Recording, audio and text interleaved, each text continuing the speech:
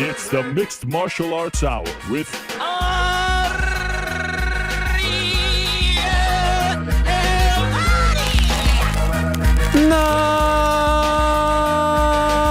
Mixed Martial Arts Hour is back in your life on this Monday, December 18th, 2023. Hello again, everyone. I sure hope you're doing well. Welcome to the final post-pay-per-view Monday of 2023. Welcome to the final Monday show of 2023. Look at this set. I mean, every time you think GC has reached the mountaintop in terms of set design, I mean, look at this. Is there anything more festive? Could you believe they just wanted to do this on Wednesday's show? Why wouldn't you want to have this on Monday and Wednesday? This is actually, by the way, breaking news, Frank. This is actually my first ever Christmas tree. Yeah. I've never had a Christmas tree before. This is my first ever. There it is, right over there. It's a beautiful one. It reminds me of the one massive from 4-footer. Yeah, Charlie Brown. Is that a Charlie Brown inspired one? Not sure if it even makes it the full 4 feet. Gonna have to call Amazon later about that. Is it real? It is real. It smells like pine in here. There? Yeah, I was gonna say we still have room to step up our game. Poinsettias. I learned that from the best. Watching all the holiday specials this weekend. You know, UFC did one, the NFL broadcast. They all got poinsettias. They're kind of ugly. I'm ashamed to say, guys, I don't know what a poinsettia is. Big red flower. The giant red flowers and the foil and like everyone's got them. We're missing. Oh, yes. Yeah. Next year. In the pot? Yep. They Next like, year we can they step like our those game. at ESPN, right? Oh, love them at ESPN, NBC for Sunday Night Football last night. I mean, we do have another show this week. I'll head to the flower shop. No, you think we're good? No, I think we're good. I think we're good here. No, the budget's been stretched as far as it can go, but maybe we can squeeze something in. I love this. This is fantastic. You know what it's reminding me of, by the way? And there's some new additions from last year. Like, I don't think we had these guys last year, right? Snowflakes. I don't even know. Yeah, Yep, they're over those there. are new. You know, Connor cut those himself. It looks amazing. I bet he was up all night doing it. As I'm like looking at all this and sitting in it, I feel like I'm in a time warp back to the Dylan Dennis episode of last December because that video has come up so much, and this was the vibe, if you recall, our last guest of 2022. So it feels like we're kind of back then, and it also is mind blowing that it has been a year. That a whole year has now almost come and gone. It's amazing, but it's a great time to be alive. Very festive time for everyone. I hope you're all doing well wherever you may be. It's a very rainy Monday here in New York City, but my friends, we got a lot to talk about. The final UFC event of the year has come and gone. The final pay-per-view of the year has come and gone. And there's a lot of meat on this bone. There's a lot to dissect. There's a lot to digest. There's a lot to talk about. I am fired up. Leon Edwards is still the UFC welterweight champion. He's still the king of the 170-pounders. Alexandre Pantoja, of course, successfully defended his title. Ian Garry didn't fight. Paddy Pimblett is back on track. Josh Emmett sent Bryce Mitchell into another universe. What a card it was. And the prelims were fantastic. We're getting into all of that and more. I'm back from my travels. Have a few things to say about that as well. As always, though, I do want to let you know that today's program is brought to you by our good friends over at DraftKings Fantasy Sports. Check out what DraftKings has to offer this season with the code TheMMAHour because life's more fun when you're in on the action. DraftKings, the crown is yours. Gambling problem, 1-800-GAMBLER. Age and eligibility restrictions apply.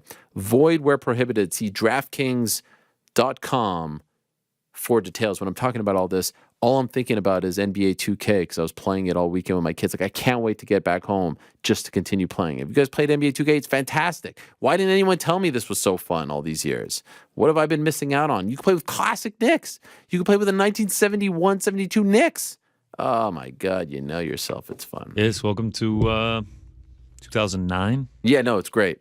I'm a little late. I've been known to be a little bit late to things in the past, but this is a great revelation. Also want to let you know that today's show is brought to you by our good friends as well from Cash App. Cash App has the tools you need to make saving easier, whether you're saving for your next vacation, a new car, or maybe you're going to pony up for some good seats at UFC 297, or maybe 298, or maybe 299. What a card that has become, or maybe 300, which you found out April 13th. much to the happiness of one GC, it is not on the 6th of April. As we sort of figured out, they wouldn't go head-to-head with WrestleMania. It is April 13th. Location, TBD, main event, TBC.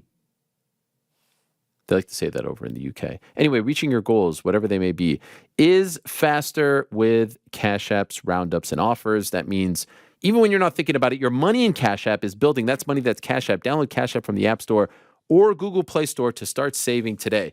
Back into the show, we'll check in with the Parlay Boys, see how they did as far as their picks, GC's picks as well. Prior to that, we're going to be joined by Geoff Neal. You may have found out or heard or saw that Geoff Neal is going to be fighting Ian Machado Garry next. It's not Garry versus Vicente Luque, which is the fight that we thought we were getting this past weekend. Hours after we said goodbye on Wednesday's show, live from Montreal, we found out that Ian Garry, extremely sick and had pneumonia.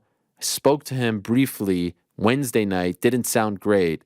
In fact, if I could break the fourth wall, he was actually supposed to join us on Monday's show and had to withdraw as of very late Sunday night because he was starting to really feel bad. They were hoping that he was going to pull through. He didn't show up to the media day on Wednesday, and then there was a lot of talk about why he didn't show up, and then we found out late Wednesday night that he was out.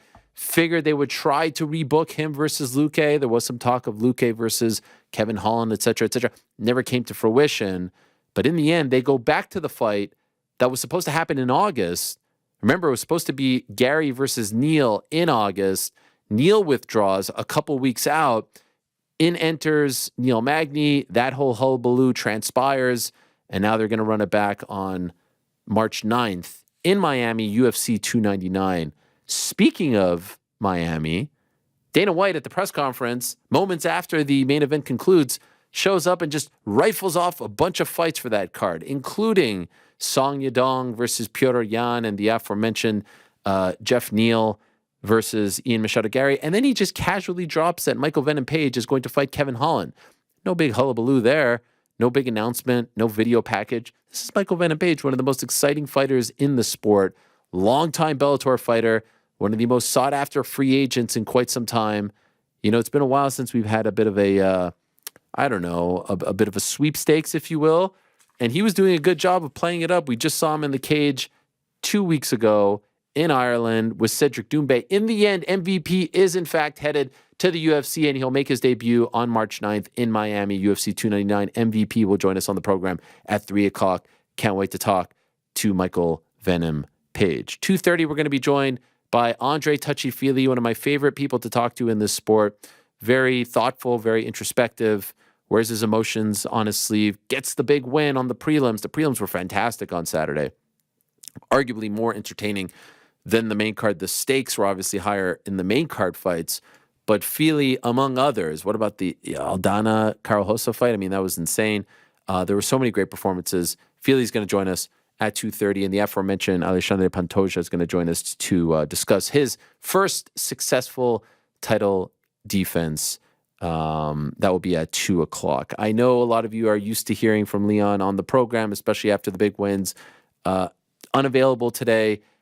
These things happen, travel, busy schedules. It's all good. We will get him on in the coming shows to talk about what was a very, very emotional and important, successful weekend for Leon Edwards. Wednesday we spoke. It's been a very eventful few days for me. Wednesday we spoke. After Wednesday's show from home, I went to film something really cool with my new colleagues over at the CBC, the Canadian Broadcasting Corporation. I'm very excited about this. You may have seen the announcement that I'll be covering the 2024 Paris Olympic Games for the CBC, which is Canada's public broadcaster. I will be there in Paris doing this, and I've learned a bunch of things already. You don't actually call the Summer Olympics the Summer Olympics. You just call them the Olympics. And you call the Winter Olympics the Winter Olympics, but the Summer Olympics are the original, and so you just call those the Olympics. So I did that. We filmed it. Thursday, I was there very early doing a bunch of sit-down interviews with all kinds of fascinating, interesting Olympic athletes, part of Team Canada, which was a wild juxtaposition to what was going on in the world of MMA with all the nastiness and trash talk and crazy press conferences. Here I am talking to powerlifters and canoe racers and race walkers and all kinds of very wholesome, innocent athletes who are just competing for the love of the game, not getting paid all that much, just want to win a medal and represent their country. So it was a very interesting time, but I'm extremely excited to continue down that path to Paris. More of that content will come out in the coming weeks and months. Very big deal for me, a huge honor. I mean, covering the Olympics for my home country's public broadcaster. I mean, wild stuff, Frank. How did we end up here? This is insane. You did it. CBC, an institution, Hockey Night in Canada. I mean, everyone grows up watching the CBC in Canada. And now all of a sudden I'm on there. What is going on? Wild stuff. And then I leave Thursday night, fly to Orlando for a very quick fight week. We were in Orlando at the Caribe Royale to see Jake Paul knock out Andre August. Everyone was locked in. Fun little venue, 4,000 plus in attendance, sold out. The main card fights were extremely entertaining, especially the first two, and it was great to be a part of the DAZN team for that. We could talk more about that. I'm sure Frank has a lot of thoughts. I'm sure you're most excited about that from this past weekend. Jake Paul, You'd be correct, with the big knockout win, and teased that he had an announcement coming this week about his next fight. Then I got on a plane Saturday morning, took a little nap, and then was locked in for UFC 296. And so now we have had a little bit of time to think about UFC 296 and everything that really transpired in a very busy week in the world of the UFC. Because in addition to the event itself, they had the seasonal press conference on Friday, or was it Thursday? Yeah, it was Thursday. And all kinds of news coming out about their upcoming events, locations, Atlantic City on the 30th of March, and Mexico in February, et cetera, et cetera. But we have to start with Leon Rocky Edwards. Leon Rocky Edwards, to me, is one of the most interesting stories that I've ever watched unfold in my years of not only watching this sport, but covering this sport as well. And I think that if you are a newer fan, I think that if you are a fan who just started watching MMA in the pandemic, you may not be able to fully appreciate just how special and how unique this story is. Leon Edwards was, at best, for a very long time, a bit player in the 170-pound division. He was someone that, would pop up here and there, mainly on fight nights, not really in high-profile pay-per-view fights, not really pushed all that much. Didn't do a great job, let's be honest, of selling himself, of promoting himself. In fact, there was a profile piece that came out last week by a very popular writer based in the UK, Donald McRae, I think his name is, about Leon Edwards. It was a great piece and worth reading even after 296, where he talked about he was so nervous in his interviews as he was coming up that he used to rehearse them with his friends and he would write things down. And trust me, we've been talking to Leon for quite some time, and that didn't necessarily surprise me. He didn't give you a lot to work with. He wasn't very verbose. And there were times where I would speak to members of his team and say, like, I wish he would just push his case a little bit more. And I remember in March of 2019, where the story really starts to get interesting for me in March of 2019, because he's fighting on that card in the UK, the very famous card, which was headlined by Jorge Masvidal versus Darren Till. And there was some talk that, maybe it should have been Leon versus Darren Till. Leon was the guy that was on a roll, and here's a card in the UK, and he's got the winning streak, and Masvidal doesn't, and Till was the big fish at the time. Yet Leon was fighting Gunnar Nelson in the co-main event. And if you recall what happened, Gunnar Nelson got cheered more than Leon at the O2 in London. Gunnar Nelson got more cheers. In fact, Leon got booed at the O2 in London, his home country, a place where he has now fought a bunch of times. He wins that fight. In the main event, what happens? Jorge Masvidal knocks out Darren Till. But that wasn't the real story of the night in the end. In the end, the story of the night and the story that, kind of lived on for months and months later was what happened backstage during the post-show. Jorge Masvidal is being interviewed by Laura Sanko on the ESPN post-show, They had some back and forth words, Leon and Masvidal. Words were exchanged. Masvidal leaves the interview, and what happens? He hits him with the infamous 3-piece in a soda. And what happens after that? The Masvidal star goes like this. The Leon star goes like this. Leon was so unpopular, and people were so apathetic towards him that there was no campaign, there was no push, there was no argument on his behalf to exact revenge. If he was Sean O'Malley, Sean Strickland these days, Conor McGregor, Khabib, if he was someone who was supremely popular at the time, there would have been a mad rush to book that fight right away. UFC never really even explored it because everyone was like, wow, look at Masvidal, the badass, knocked him with the 3-piece in a soda. What a line, sell the t-shirts, and Leon could just go take a hike. He could just go take a hike. And that to me is where my sort of like infatuation with this guy, getting what is earned and deserved for him began. Because I couldn't believe that they were not fighting to give him this opportunity. 2 people fight backstage, 2 people fight in the crowd, people fight, on media day, stuff like that. This is what Dana White said. At some point, you get locked in a cage, you figured it out. Leon wasn't even given that right. He wasn't even given that respect. Oh, you got popped backstage? Yeah. Well done. You're not even fighting International Fight Week. You're going to fight late July in San Antonio on a fight night against RDA, who's a very tough out. Masvidal goes on to fight Askren. He knocks him out in seconds. His star continues to ride. Leon is essentially a footnote that year. And that's when I did the whole thing about like, oh, he's the Tim Duncan of MMA. He doesn't get the respect. He's Mr. Fundamentals. He doesn't sell himself. And what does he do? He beats RDA. Then what happens? He's supposed to fight Tyron Woodley. He's supposed to fight Tyron Woodley in the big coming out party fight a year later at the O2 in late March 2020. And what happens? He can't leave the country. It's the first event canceled by the pandemic. And I remember what happened leading up to that. You may forget now. He was being almost like pressured when the world was closing and there was talk that if you leave the UK, you won't be allowed back in.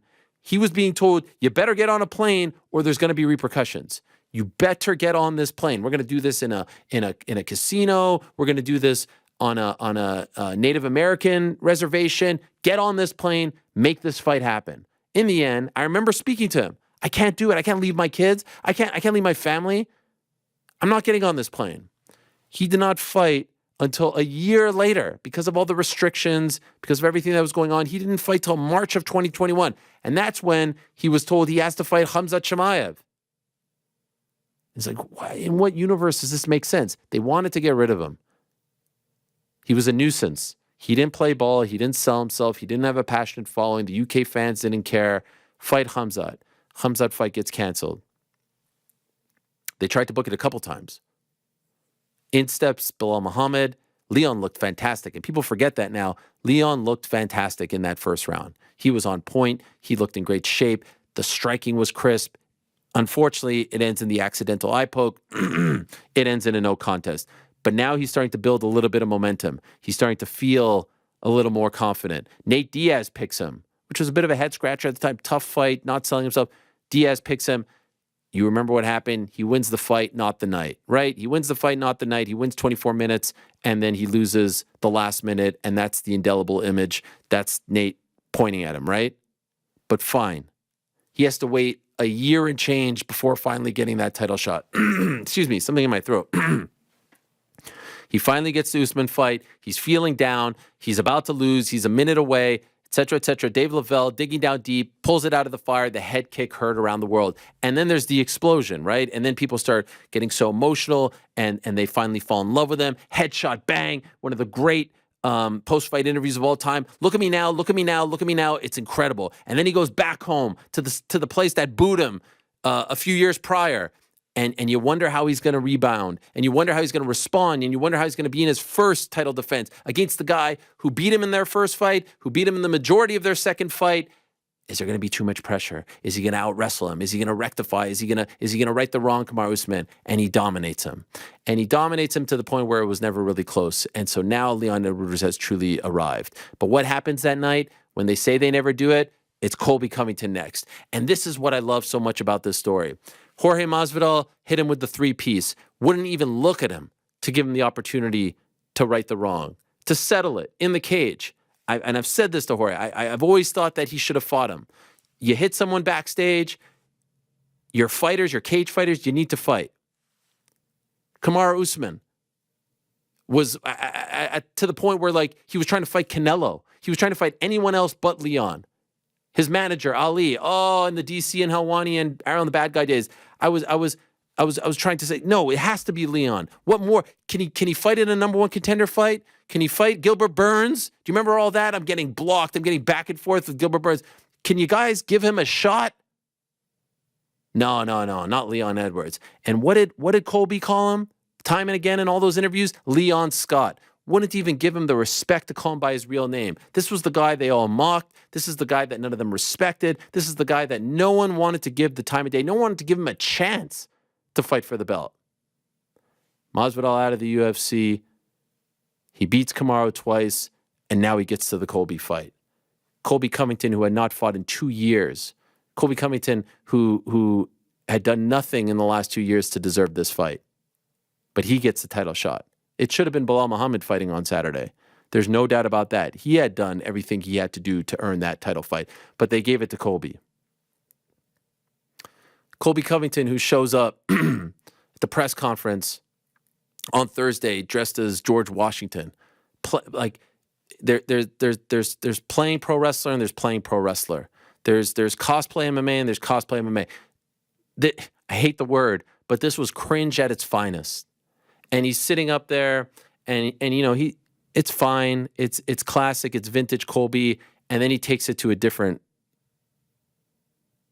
point. He takes it to a different spot, a different territory, and he cracks a quote unquote joke or whatever you want to say. It wasn't. I don't even think it was supposed to be a joke on his part. Just saying he's going to take Leon to the depths of hell, and then maybe he could see his father who was murdered. His father who, you know, obviously had his own issues back in Jamaica. The family moves to England. Leon's a teen. He's murdered in a nightclub. And you see Leon, mild-mannered, the guy who doesn't speak up, the guy who doesn't often fight on his behalf, snap and throw the bottle at Colby. And then every time they showed him there, sitting there with the sunglasses, you could just almost see the smoke coming out of his head. You could see how mad he was, how he was seething. And there was a part of me that was like, this could go one of two ways. Either Colby just made the biggest mistake of his life, or either Colby knows deep down he has no chance of beating Leon Edwards because of his skill and because of the layoff, and he's trying to break him and get under his skin, and it will work. Or Leon fights extremely emotional, loses his cool, loses his mind, and, this is going to be a detriment. And so it was a big question. And you saw how intense they were in the face-off, and you saw the next day at the weigh-ins how intense they were, and I don't think Colby said I was in character. I believe he said, you thought I was a character, thought it was a character, meaning Leon said he's just playing a character, and he's like, nah, I'm the real deal. And so I was fascinated to see what would happen in the fight. And what ended up happening was Leon, who is, once again, the Tim Duncan of MMA, he fights and plays with no emotion. And he went out there and he systematically broke down Colby Covington. And it was beautiful to watch. It was a beautiful performance. Was it one for the highlight reel? No. But what did we hear leading up to that fight? Oh, his cardio is a weapon. Oh, the wrestling. He's going to out-wrestle him. Oh, the pace. This is Leon Edwards, who went to AKA at one point because he had no wrestling. He could only strike. And now he's grappling with the grappler. He's stuffing 8 takedowns. He's reversing him. He's hardly breaking a sweat. Leon Edwards won that fight 49-46. Colby won the 5th round. I'm not one to talk about the commentary. I like all those guys. The last minute of commentary was utterly bizarre. I don't know what they were seeing, talking about talking about how like this was sort of like a moral loss for Leon. The dude, I mean, like the fight was over. He was never in danger. He was never threatened. He was never rocked. He was never hurt. Even took chances when he probably shouldn't have taken chances on the ground. It was a systematic beatdown. Colby never showed up. He never had anything for him. Leon Scott outclassed him. God, that has to be a tough pill to swallow. God, that has to be annoying. And that's something that he's going to have to live with. And I get that he has to play it up, and I get that he has to celebrate and do all these things. But Leon won that fight fair and square and very easily. And then finally in the post-fight interview, you see the emotion come out. You see him crack up. You know, his voice cracks. You see him talk about crying after the presser. And kudos to him for even admitting that. A lot of people even wouldn't admit that. But this is his father. He used his father as entertainment, as he said. Can't imagine how difficult that was. And I can't imagine how good this feels. After everything this guy has been through, after no one giving him a chance, after everyone denying him, no one fighting for him, the promotion not wanting him to be in this spot, his own country at times booing him, these guys who sit at the top of the division, not giving him a chance, who's the king of the mountain now? The glow up of one Leon Edwards is one of the most beautiful things that we've ever seen covering the sport. If you cannot appreciate this, I don't know if you have a heart, if you have a soul. I mean, did you see these photos in the aftermath? Dude at the club with the cigar and the sunglasses, living his best freaking life. How could you not be happy for this guy? Doesn't say a negative thing about anyone. Even the guy who talks shit about his dad who was murdered. He even took the high road there. Oh, it's a beautiful thing. It's an absolute beautiful thing. And on a week, and shout out to those two guys right there, Leon and Volk, two of the good guys. On a week where it felt like this sport that we love so much was turning into a gutter sport. And I get it. I know that there are some of you that love this stuff. And I didn't go to my timeline. I didn't mention it. I didn't talk about it. I didn't want to give it any kind of oxygen.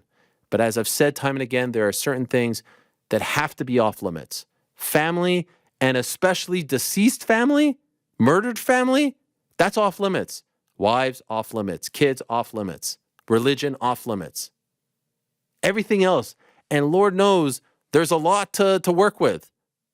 If you're just a little bit imaginative, if you're just a little bit creative, unique, smart, there's a lot to work with to build these fights, to sell these fights, to push these fights.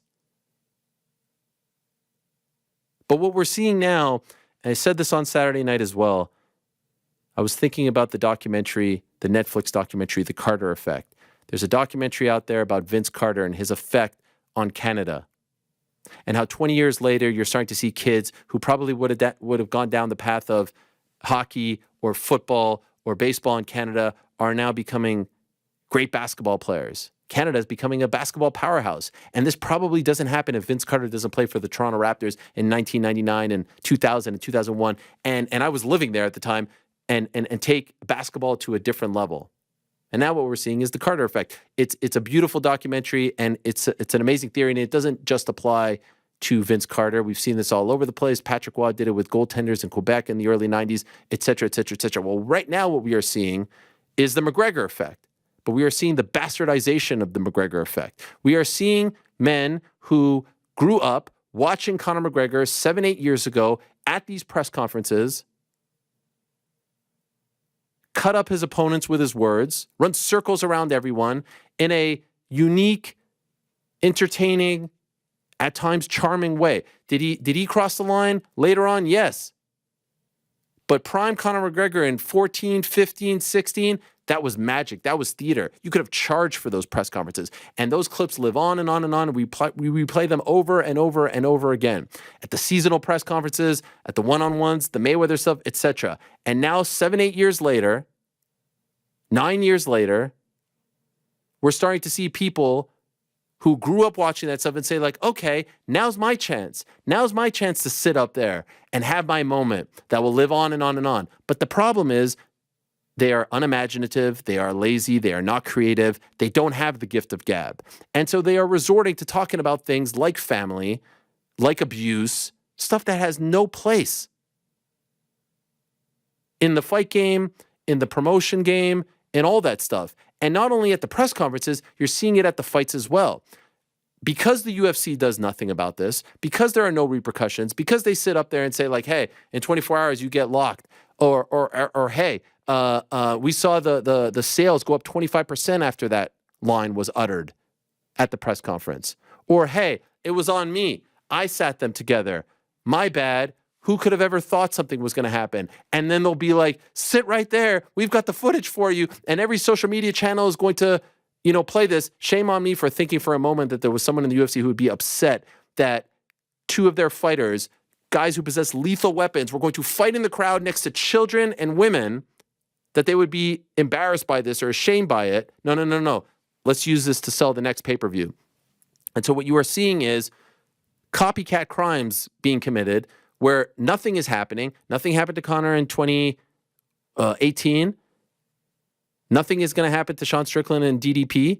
Nothing is going to happen to any of these guys because it's all fair game.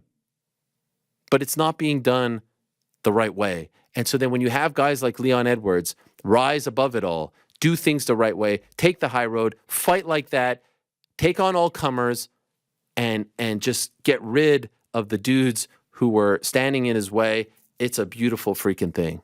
It is a beautiful freaking thing. And on a week where, I'm watching these press conferences, and I'll be honest with you, like, I think it's embarrassing. I don't know how anyone could like this. You sit there, be honest with yourselves. You're sitting there watching this stuff, and they're talking about abuse, and they're talking about deceased family members, and all. This isn't unique. This isn't creative. This isn't imaginative.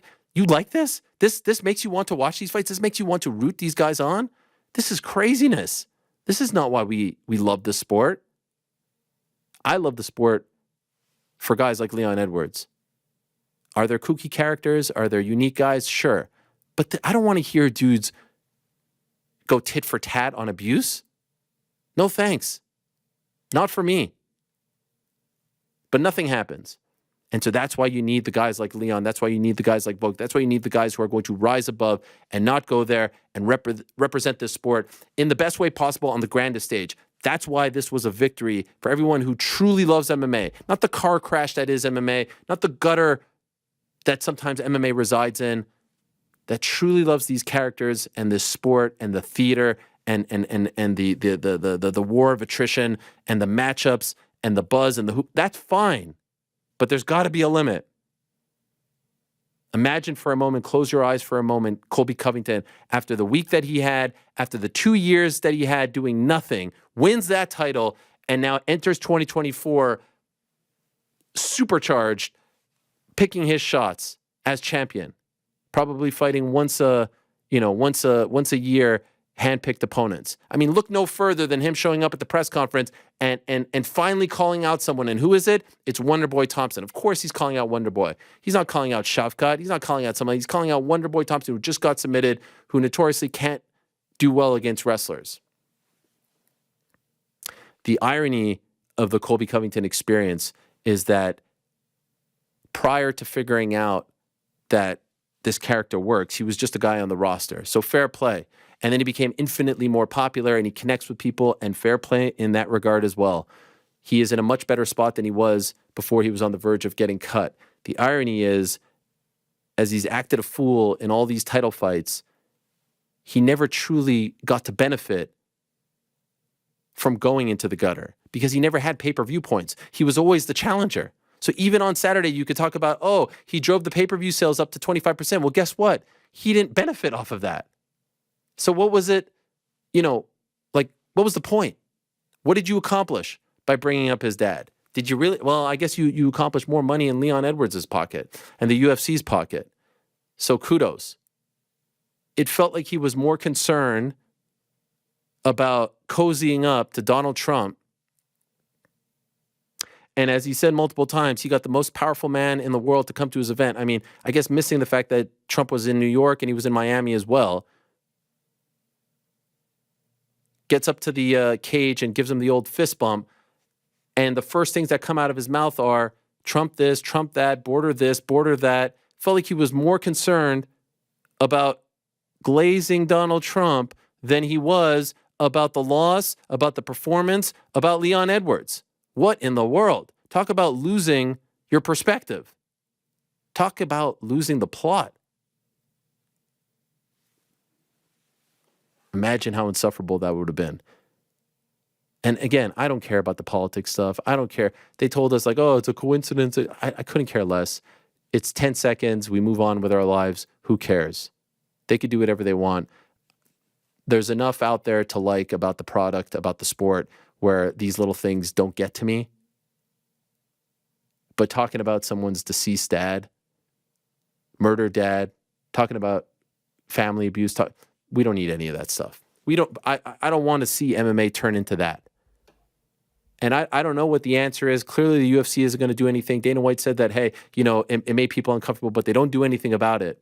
If that stuff happened in any other walk of life, it would never fly. In any other sport, it would never fly.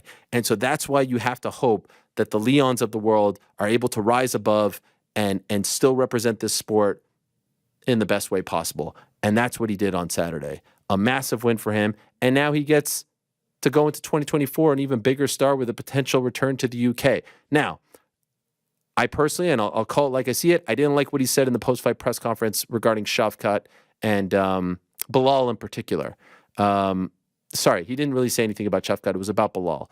Bilal has to be next. Look, I'll be honest with you. Bilal doesn't like me, and I don't like him. I don't like the way he's acting on social media these days. But I said it leading up to these fights, and I'll say it on the back end. He 1,000% deserves to be next. He has earned it. His resume speaks for itself. He should have been the guy fighting on Saturday, and if I were him, I'd be pissed. And I'd be pissed that Dana White wasn't at the press conference like he was in March, saying that Colby was next. He should be next. He should have said it at the press conference on Saturday. He weighed in. He did everything that was asked of him. He should be next. And it should have been said and solidified on Saturday. And I have no idea why it's not being said and not being solidified. And so I would hope that Leon, who had been screwed over all these years, despite not liking Bilal, would say, I'm going to do things the right way. I'm going to be the fighting champion who does things the right way. While everyone else is acting a fool, I'm going to go up there and defend the title against the people who have earned their shot. Not the ones who are getting fast-tracked, not the ones with the following, with the social media numbers, but the ones who have earned it. And I think it's like 10 unbeaten or something like that for Bilal against a very, very, I mean, the resume, no internet. What? Referral. Yeah, what the hell? You're plugged in, right? Yeah, I'm plugged in. Anyway, the resume speaks for itself. You know what he did in his last fight. It's a very impressive run. Oh, here it is. Gilbert Burns, Sean Brady, Vicente Luque, Stephen Thompson, Damian Maia, no contest, Leon Edwards, Diego Lima, Lyman Good, Takashi Sato, Carlos Milner. That's a run that dates back to 2019. His last loss was to Geoff Neal on the show today. That's a supremely impressive run. How could you possibly give it to someone else? Shavkat is there. He's one fight away. That was a great win. 18 in a row, all finishes, 6-0 in the UFC, all finishes, submits Stephen Thompson. It's fantastic. He's one away. And I know he has a huge following. But there has to be a world where wins and losses count. It has to still matter in this sport. We can't completely go down the path of like, oh, we're just going to give it to the most popular guy. That's what screwed Leon. That's what screwed Tony. That's what screwed Arnold Allen earlier this year. And I don't think it should screw Bilal. As much as I don't agree with a lot of the things that he says or the way he acts towards me, got to call it like it is. That stuff shouldn't matter. You got to call it like it is. He should be next. And I would like to see Leon, be the guy who champions those causes as well. So what a mix of emotions this week as you have all the Ian Garry stuff playing out, and then the guy gets roasted for getting sick. I heard him. He was now. Do I know like the extent? No, but like I don't think he was scared of Vicente Luque, and I don't think he was scared to show up, and I don't think he was worried about the press conference or any of this nonsense that I saw. I really don't. But man, it was those 2 days there, Wednesday, Thursday, Friday.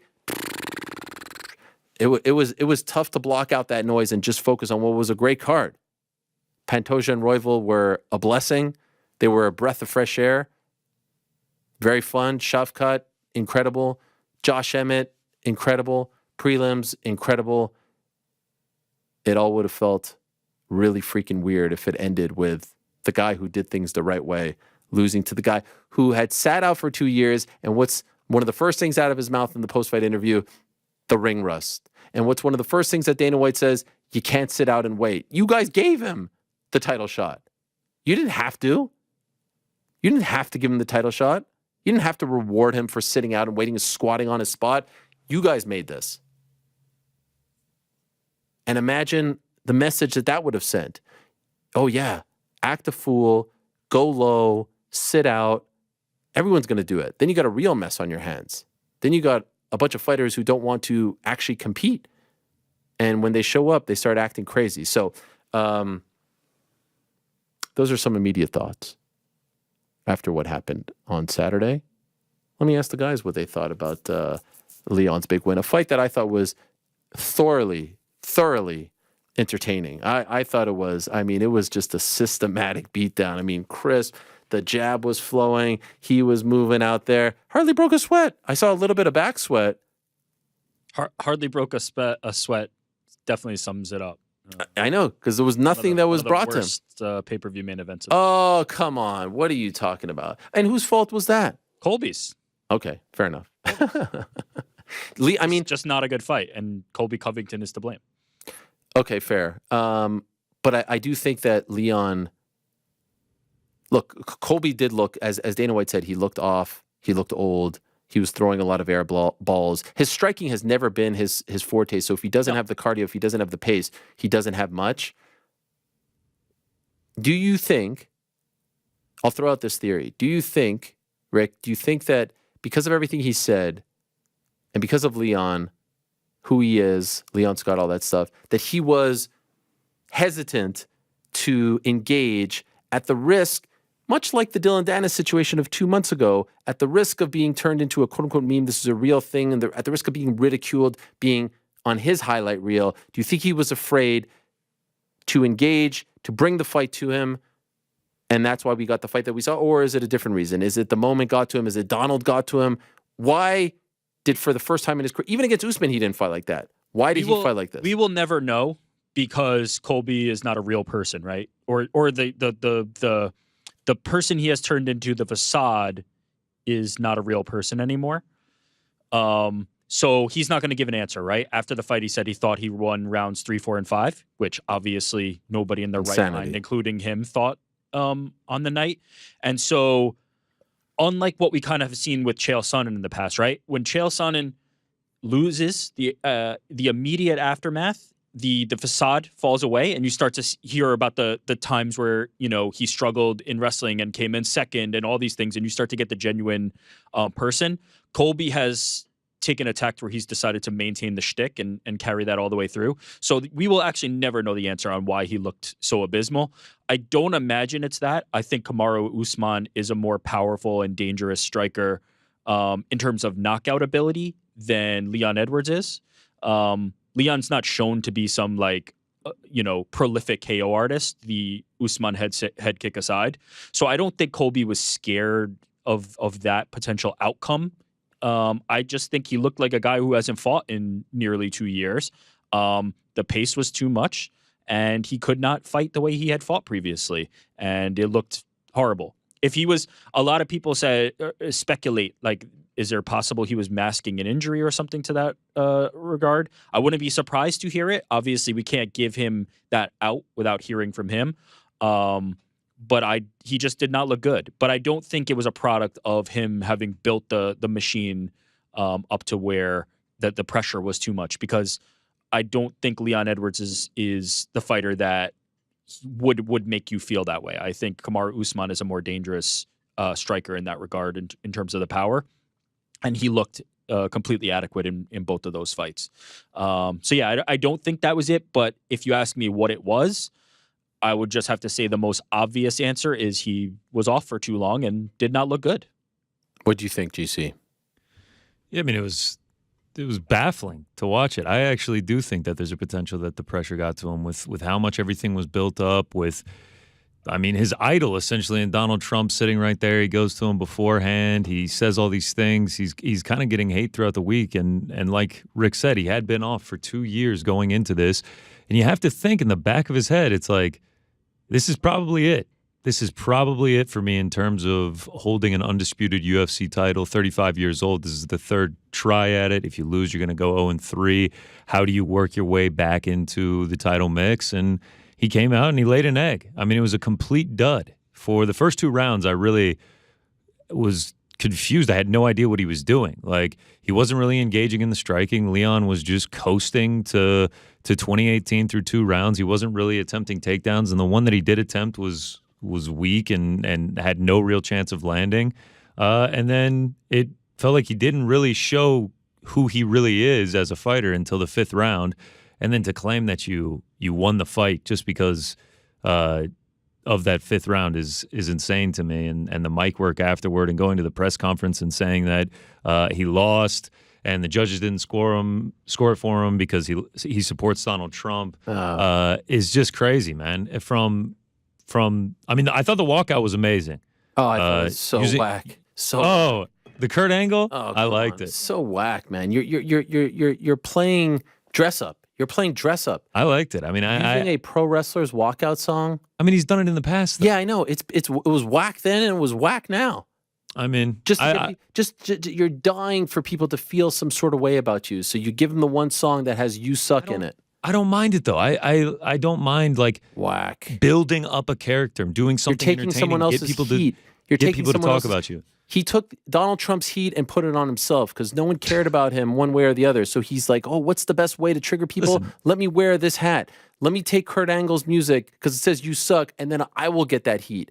People were apathetic to him, and now he played this character, and he took everyone else's heat, and then all of a sudden he's like, okay, I'm the bad guy now. And then people were still apathetic towards him. So what does he do? He starts talking about people's family. About that, you know what I mean? That means yes. I'm not arguing about the buildup. I'm not arguing about like what he said. I'm arguing Leon about the whole package. Is not crossing the line. What I'm saying though is I actually appreciated the walkout. I thought it was like decent. But from the time that he was announced by Bruce Buffer to the time he walked away from the press conference, he completely laid an egg. It was just a terrible performance. And now where does he go from here in his career? I have no idea. Like calling out Wonder Boy too. It's just like they ask him about Shavkat and he says it doesn't make any sense. Shavkat just beat Wonder Boy. If you want to get back at the title, why are you not fighting Shavkat? Why are you not fighting the next contender? It really was crazy. I don't know what happened, and we never will know. Because Colby's not going to admit to it. I don't think it was an injury. I think if it was an injury, he would have said that.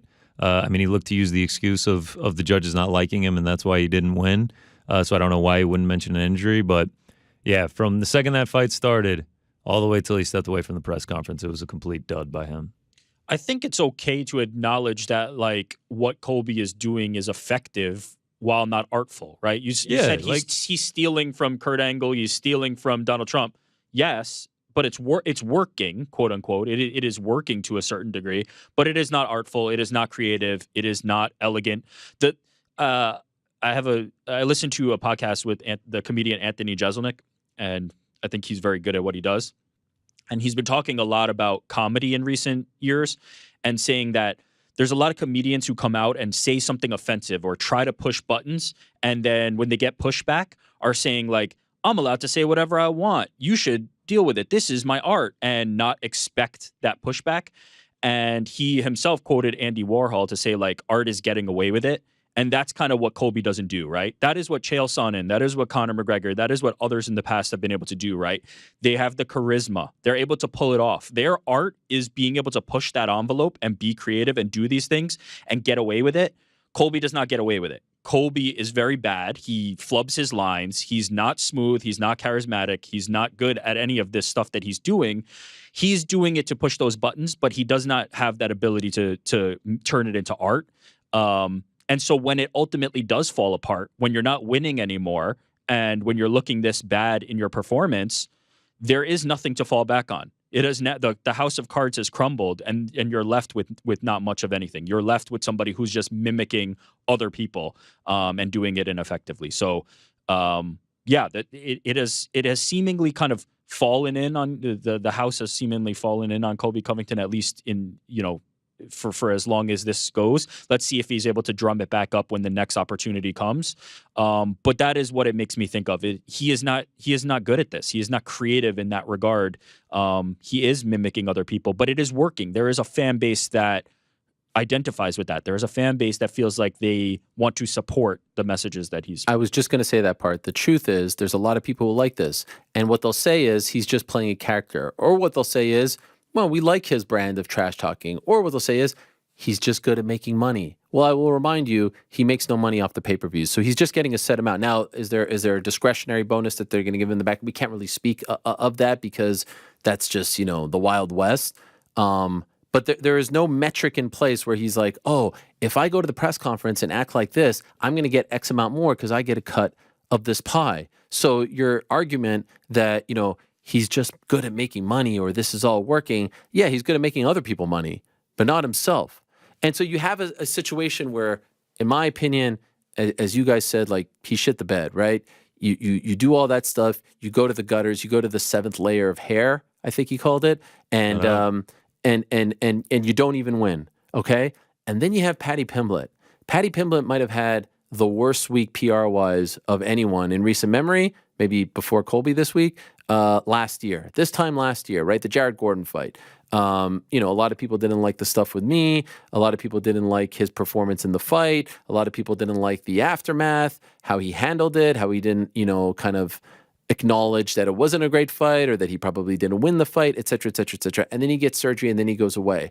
I thought Paddy Pimblett had an incredible week. I thought Paddy Pimblett had one of his best weeks since coming to the UFC. He kept a low profile. Yeah, he had a bit of a back and forth with Tony, but, that was just, you're a sausage, you're this, you're that. I mean, it was whatever. Shows up, incredible shape. Never seen him look like that before. Didn't love the cornrows, if I'm being honest, from a look standpoint, but I understand the thought process behind it. He said that, the hair was flowing everywhere and he felt like that was, a detriment to him in terms of the way the judges viewed the fight and scored the fight. Was this close to stopping Tony in the first round. I thought if he would have committed to the ground and pound after he rocked him and dropped him, he probably would have finished him in the first round. He went for the sub. It didn't work out. It gave Tony some time to ride out the round. And then Tony's a zombie out there. But he won all those rounds, in my opinion. I don't remember, was it 29-28 or was it 30-27? I think it was 30-27. Yeah, it was 30-27 across the board. It was fairly one-sided, and I know he was upset. But even this is where I wanted to see if Paddy had grown up a little bit. I don't want to say learned lesson or evolved or whatever. I just wanted to see if there was a difference in the approach. He gets on the microphone. He's gracious. He's complimentary. He's respectful to Tony. Talked about the win. Post-fight presser, talked about the win, but it wasn't the same guy that we saw last year. It's a completely different guy. He played it the right way because I do think that Paddy is creative. I do think that he is unique. I do think that he knows how to sell fights and sell himself and has a look and is able to draw his own heat, get people to care about him, good, bad, or indifferent. Like, people care about this guy, right? Colby doesn't possess that. And that's just something that you either have or you don't have. Some people have it, some people don't. So he has to draw from things like Trump. He has to draw from the hat and from the politics and from political history and talk about that's what he needs to rely on. And I acknowledge it clearly speaks to some people, but it's not my cup of tea. I'm able to acknowledge that as well. It's not my cup of tea. And it's not like Leon Edwards has the most outlandish, colorful, outgoing personality out there. But if you can cut through it all and read the stories of where he and his family came from and what they've had to overcome, much like Francis, who doesn't have the most colorful, outlandish, those are the people that I fall in love with as a fight fan. Those are the stories that I get behind. I don't need that. Maybe in a younger time in my life, I needed that noise. But now it's those guys that, again, the Volks of the world, the Francises of the world, the Leons of the world, the Tom Aspinalls of the world. Those are the guys that, to me, get me excited, that make me feel something when it comes to MMA. So I do want to acknowledge, before we get to the interviews and whatnot, I thought Paddy had a fantastic week. I really did. Everything, even the fight itself, I know he went the distance and he was unhappy about that. I thought he had a fantastic week. It was a great rebound week for him. And I'm very happy for him, honestly. All that shit that happened last year, water under the bridge. as far as I'm concerned. I mean, we don't have any relationship whatsoever. Didn't talk to him, didn't text with him, didn't do anything.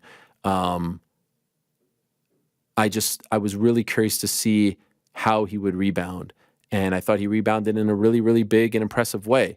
Unfortunately for Tony, it's now 7 in a row, and it seems as though his time in the UFC has come and gone, and he is not the same guy, unfortunately. And his story is a bit tragic because he had the interim title and he trips on the court and he doesn't get the Khabib fight, and he he goes to bat for the UFC, pandemic, all that stuff. But I think they have given him a lot of big fights and a lot of big opportunities. And I think that they have done their best to right the wrong as much as they could possibly do of what happened in 2018 with that title fight and the court and all that stuff. And at this point, yeah, maybe you could find someone else for him to fight. And I'm worried about if they do, part ways with him, where he goes, because I don't think like a BKFC or something like that is ultimately healthy for him. But I do think that maybe his time has come and gone in the UFC, which is unfortunate. Do you guys agree with my Patty take? Oh yeah, I thought it was fantastic, and I thought him getting on the mic and giving all the love to Tony and everything like that, and then shouting out the people that he shout out was good. I thought the performance was excellent. I thought it was good. This is the evidence, though, right? Like his other performances, when he's louder, when he's more brash, those are the ones that go viral. Those are the ones that get attention. That's when the spotlight is shining the brightest. So it shows like there is a reward for that kind of mentality. There is a reward for that attitude. There is a reward for being Colby Covington and also ramping these things up, because this is the least like attention, right? This is the most understated it's been in reaction to a Paddy Pimblett performance because of that. So I think these are contrasting sides of it and good evidence to the idea that like there is something to when you're turning that character up. There is something that there is a reward for it inherently in the MMA community. My personal preference is I like to see people carry themselves the way Patty did. I thought which Patty? This past week's Patty. This past week's Patty. Yeah, I thought he did great at the presser. The performance stands on its own. You can assess him in a much different light with the hype put to the side, right? And it was a good performance. He looked really good in somebody who was also coming back from something difficult. So I think, but this is baked into the sport at this point. It is inseparable that the hype machine, the drama, is beneficial to a career, and easily, in my opinion, steered in a different direction. But the UFC has done nothing. In fact, they have probably rewarded people who go in this direction. There's right? a reward, 100%. Look at Strickland DDP. Look no further. The next time this happens, by the way, and you're sitting there watching this, and you're like, oh man. Which assistant or which intern is going to get, absolutely blasted by the executives for putting these two guys together. When they did the thing, like, look who's sitting there. Oh, it's Sean Strickland. And look who's right behind him. It's Dricus du Plessis. And like, wow. I was watching that. I was like, who's getting fired? When they teed it up, they were like, later in the show, don't worry, guys. We have the no. But even before that, that. I'm watching it and I'm like, yo, these two guys, like, it looked like Strickland got really pissed about the comments about his dad. What, 2 days ago? You put them. No. It was on Friday. It was on Friday. The seasonal presser was on Friday. Yeah, a day ago from that. 24 hours ago. Yes, you're like, what? Why are they so close to each other? There's no one there. And then maybe 30 seconds after they showed them on camera and went to something else, I get a text from someone like, "Yo, Strickland and DDP just got into a massive brawl." What? Really? 3 minutes later, they're saying on the broadcast, "Yes, something did happen, and we have the footage for you. Don't go anywhere. We'll show it to you later on in the broadcast." They showed it on the post show. And you're like, oh, man.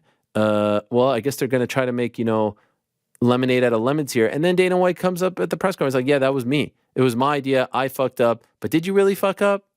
Is that really a fuck up when you're promoting the Wizard of Oz, right? Are we seeing behind the curtain? Yeah, I mean, everyone was talking about it. And it's perfect. The next pay-per-view? If you rewind, I was going to say it's incredible build for the fight. If you rewind to Conor McGregor bus incident, it was like, we're holding this footage. We can't show this. This is the darkest day, the lowest day in moment. History. Obviously, they ended up reversing course on that and showing it 100,000 times. But in the moment, they kind of played coy with that. Now it seems like it's out in the open. Like, yeah, we're just going to have them fight. They're going to fight in the crowd. Gilbert Burns' children just shift out of the way, and we'll jump over the. Well, that's the part It that is drives. funny how like Strickland was just like, excuse me, guys. Yeah, no, it was very. Sneak by you here and then yeah. just. It was very gentlemanly. But that's the part that drives me nuts the most. Like, just be honest about it. You know, Dana, at the first time they showed him and Trump and the Avengers going down the aisle, it's like that was Mario Lopez this time. Yeah, Mario Surprised to Lopez see him subbing in for the Tucker just be Carlson honest Slater. about it. Don't say, "Oh, that was a complete coincidence. We didn't plan that." Come on, Sure, it's I happened agree with 3 that. times since.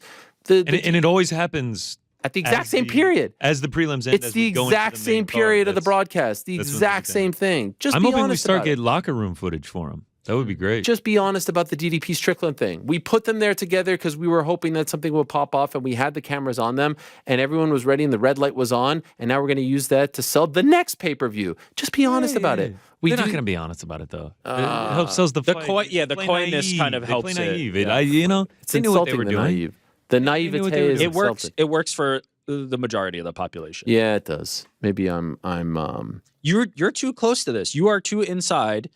That the playbook that they're running is not the playbook that's going to work on you. God, it's It's not the working. playbook. And by the way, it's all working. It's Yeah. all working. Go ahead. Oh, it's working. I mean, they're setting up for a massive 20. Their numbers are higher I- than they've ever been. I actually didn't mind the George Washington get up. As a man that's worn many costumes, I appreciated the effort from Colby. It was. This is the stuff that we see in influencer boxing. That MMA fans. Let me tell you something. If Colby Covington, the guy who we saw last week, said the same shit, dressed the same way, all that in influencer boxing, the same fans that are applauding it would have killed him last week. Would have killed him. Oh, this is cosplay. Oh, this is low level. This is the death of combat sports. But they love it when it's in the UFC. Oh, I mean, when B Dave pulls up in the Spider-Man costume, everyone loves it. yeah, right. They love it. They show up with the. I mean, we were one step I removed don't from even know like if that's right. one step removed from him like throwing a fish at Leon or some shit like that, and people would have loved that too. Oh, this is brilliant. Oh, look at him! Look at him selling pay-per-views. Look at him getting more He's a buys. master. He's a Yeah, master. listen, I never said any of it was brilliant. There are a couple aspects that I appreciate. No, as I said earlier, it's very transparently low level, right? It is not creative. It is not smart. But it is effective. It is none of those. It is not. I mean, he you- does not have charisma. You have to have a soul. You He have has- to have a conscience. If you are okay, I don't know. If you are okay with ripping someone by using his murdered father as fodder, I mean, yeah. it's just like there's no. I'm sorry, but so then what? So like, oh, it's just to sell. It's not always about selling pay-per-views. What has been the downside for him? I'm just saying we could all make money right now by selling our souls. We can all go out there and do things. There has to be a line, and that to me is the line. It Well, depends on what. I think the downside is people reveled in him losing. Yeah, but that's also good for him, to be honest. Because when he comes back now, he's got a whole army of haters, and they will Yeah, pay you to keep watch saying him At lose. some point, people are truly going to get, to the point where they're apathetic. Thank God, as we're watching that, we had Brandon Royval and Alexandre Pantoja up there because they were like a breath of fresh air in the midst of all of that. And so let us say hello to our first guest of the day. He is the reigning defending UFC flyweight champion, had a very, very impressive and successful title defense in his first title defense against Brandon Royval on Saturday. He is the pride of Brazil. He is Alexandre Pantoja. There he is. How are you, my friend? Thank you for coming on. Congratulations. Parabéns. It's always a pleasure to talk to you, my friend. Very happy, very happy. It's an amazing fight, and I just want to say thank you for Royval giving me to that fight. Yes, it was incredible, and your performance was incredible. Can I just ask you about what we were just talking about? You were sitting up there on Thursday. What are you thinking when you're seeing all this stuff and hearing all this stuff? Are you feeling uncomfortable? Are you embarrassed? Are you not even paying attention to it? I was embarrassed for you having to sit up there. How are you feeling being up there? My English is not the best one, Yeah. and at some point I don't understand what's happening there. But after the press conference, I asked someone what did Kobe say for Leo Ayrton doing that, and he talking about his father and everything. And of course, I don't feel good with that, And after that, you see Dana White say how many pay-per-views sell after this press conference, And I feel the same, but that's entertainment business, I don't want me putting me in the wrong place, because UFC is my company. I love everything UFC do it, because he do it for me, for my family, and I can provide for my family, and I'm so grateful to, and I feel so blessed to be part of the UFC, the big show, and UFC give me the opportunity to fight with the best fighter in the world, and fight with in the T-Mobile Arena, full arena. UFC is the best one for promote the fights, and you is a different example, Ariel, because you try to give some media to good examples, and I don't feel this happen with all the medias, I try to be a nice guy. I try to say a lot of good things for the world, something about you stay together, your family, you try to look yourself, try to take care about your kids, your children, try to be to take care about your parents and everything. And I don't think the social media, the media guys like to promotion that, because I don't see a lot of comments about that, The people look more for the Sean Strickland fight to Duplessis. I don't know how to Duplessis. Yeah.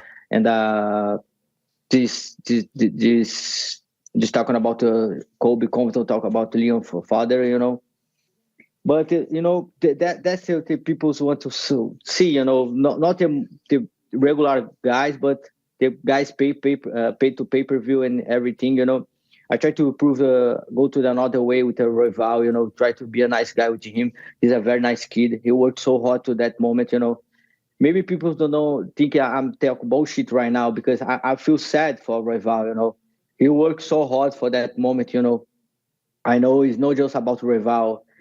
He have a lot of people his side, And I lose a couple of times, And when I lose, my family lose with me, My kids lose with me. And it's not just about one guy; it's about all people together. Try to get that dream. It's really hard to do that with someone. You break his heart.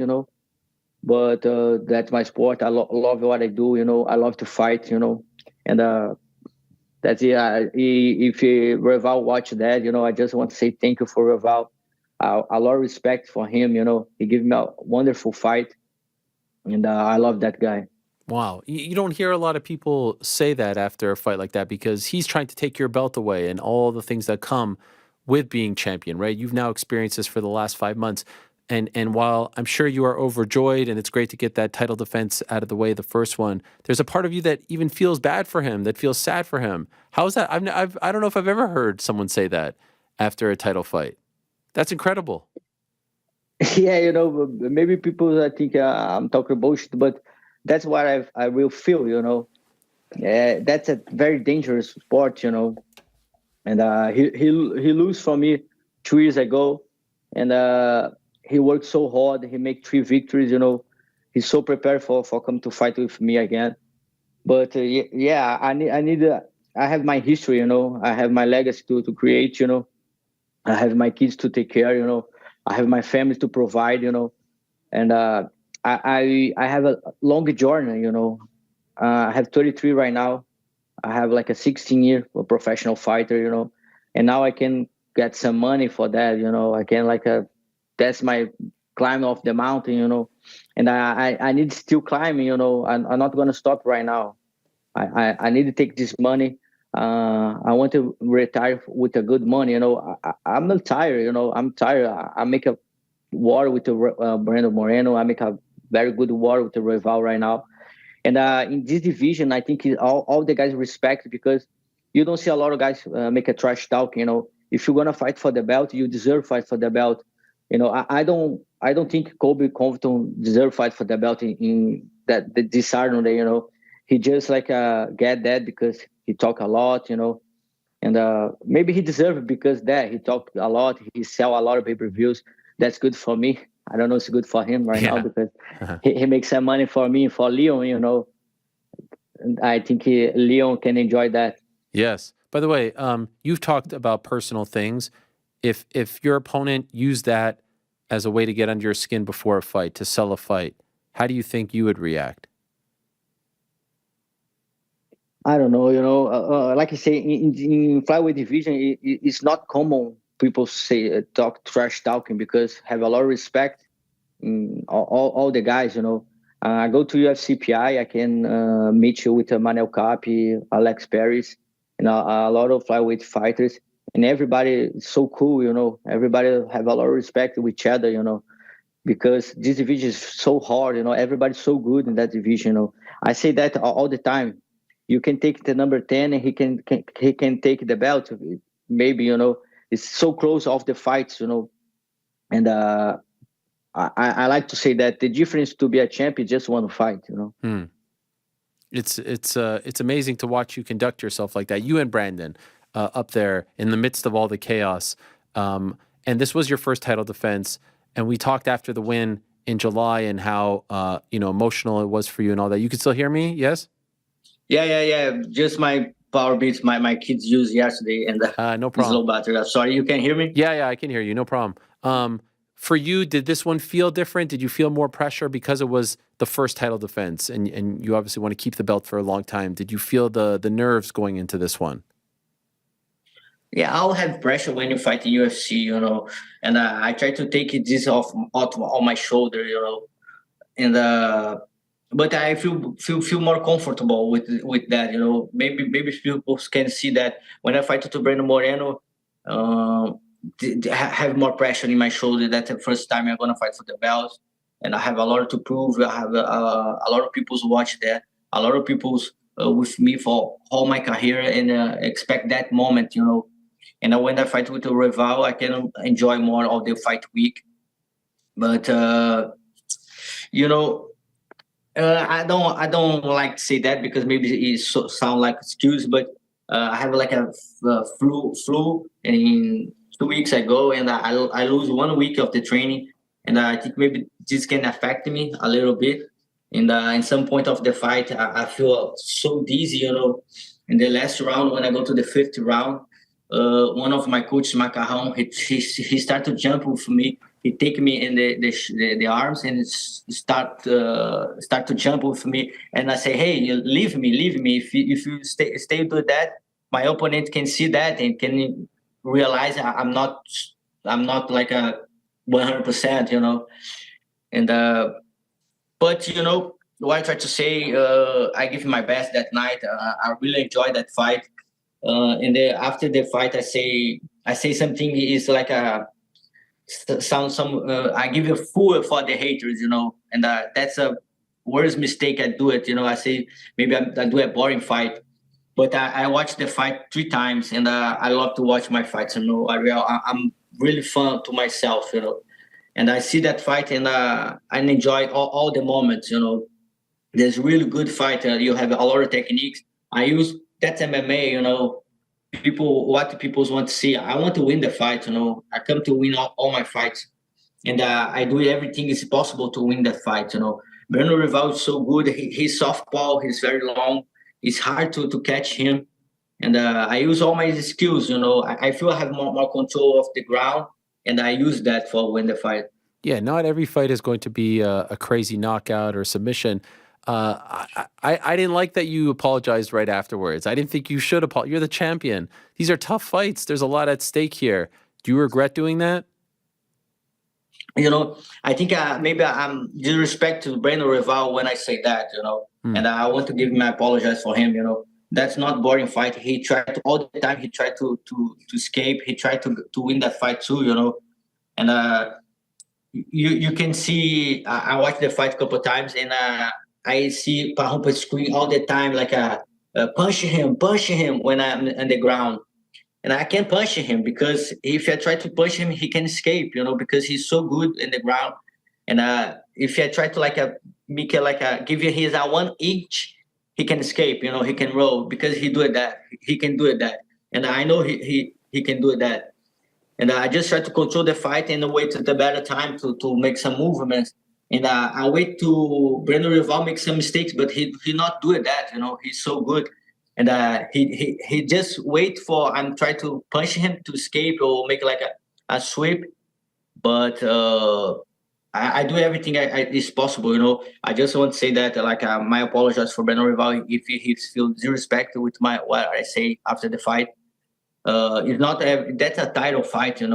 He's so ready for that fight. It's a prime moment for him. I have this chance with Brandon Moreno, and I give my life in that fight. And I understand he do that with me. He's so good. He has so much cardio. It's so hard to control one guy like this high level for 5 rounds. Is he much better than the guy you fought 2 years ago? Oh yeah, definitely. And he used that. He used all his stands, and he know he can knock him out because after he fight with the Brando, with the Mateus Nicolau, he do that so well with his knee. And I'm very prepared for all these moments. He finished Chanel too. He win Venturini. He have a fight to win with King Elliott. And when he fight with Brandon Moreno, I don't see Brandon Moreno beat him. He have an injury in his shoulder and the fight's over. And he the only one TKO he have. It's not real TKO. And when I see I like to watch the shared dog after the fight. Because I can see who he fighting, how he win, and I can take something, with that. And I see the only take KO he have is for Brandon Moreno. The only submission he have is with me. That's a very tough opponent. 100%. No, he's come a long way. I agree with that. It was nice to see you and Leon in the locker room together. I saw the footage of you guys celebrating together. What was it like being there with him as you guys are about to fight, the two champions together? His team is a very respectful team. Your team is a very respectful team. And it was cool to see you guys taking pictures together after you both defended your titles. What was that like for you? In that moment, I'm in the closed locker rooms and I go to the shower. And when I go to the another room, all Linha Ederson team is there. And everybody starts to celebration when I go to the room. And that's so nice, because I respect all the history about Leon, I feel very close to him about his history, create of his mother, all the sacrifice she do it for him, because it's have the same history, my mom does all the sacrifice for me, and that's all my respect for the woman, because one woman create a good man, and that's so nice because that's a real hard fight for Leon. Kobe is not a joke. He talk bullshit. That's okay, but he's a very good fight. He's very good athlete. Everybody know that.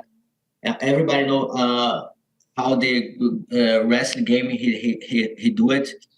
But see Leon win is like I say. You can say the world go to the right direction. And I can celebrate after that fight and say that's the family time right now. Yeah. And nice to see your family in the cage. That was Gilbert's kids in the cage again too, right? They've become like an extended part of your family. Yeah, of course. He's the best friend of my kids, Now it's good to have Burns family with us, He have like a lot comfortable zone for us and good times. Bruna is so nice girl, the wife, Gilbert Burns' wife. And he can give to my wife good moments because he walking around after UFC for a long time and can introduce my wife for all this world, and especially with during your kids too, can relax my kids for all the moments, and that's so nice because they both Durinho have 2 kids and they both Joshua and Pedro feel so comfortable in the UFC, and especially when Strickland fight with the Duplass, they both kids just enjoy the moment. That's so great. I'm happy that they're okay. That's a very good friendship I have. Yeah, it's amazing, and I'm happy they're okay because I saw Strickland told them to move there for a second, so I'm happy. Strickland is so confused. He had good times, and after 1 second he do something bad again. And I love when Strickland talking about the American people about this, what the Kobe say about Leon. that's so the right point, that because I not agree with Sean Strickland talking about the family division, because like I say, this is like a, don't try to respect someone's job, that's the job for the girls, that's why he's paid the bills and everything, and then he said that about Kobe. That's so good, man. One guy like him bring that for everybody. I don't can see better people, better guy to say that. Keystone Street in that moment. If we would have talked December of last year, so December of 2022, going into the new year, and I would have asked you, like, what do you think is going to happen to you in 2023? Could you have predicted any of this? Winning the belt, title defense, massive cards that you fought on, International Fight Week, end of the year card. Did you feel like all of this is coming, or is this more than you ever dreamed of going into this year? I say something. I say the word of the fight don't need to give to me anything, because this word gives me so much. I bring my family to US. I create my kids here, and like I say my life is like the movie Who Want to Be a Millionaire. I like to say that God gave me all the answers after the questions. And when the moments happen, I know what I need to do. This happened when I fight with Moreno the first time, man.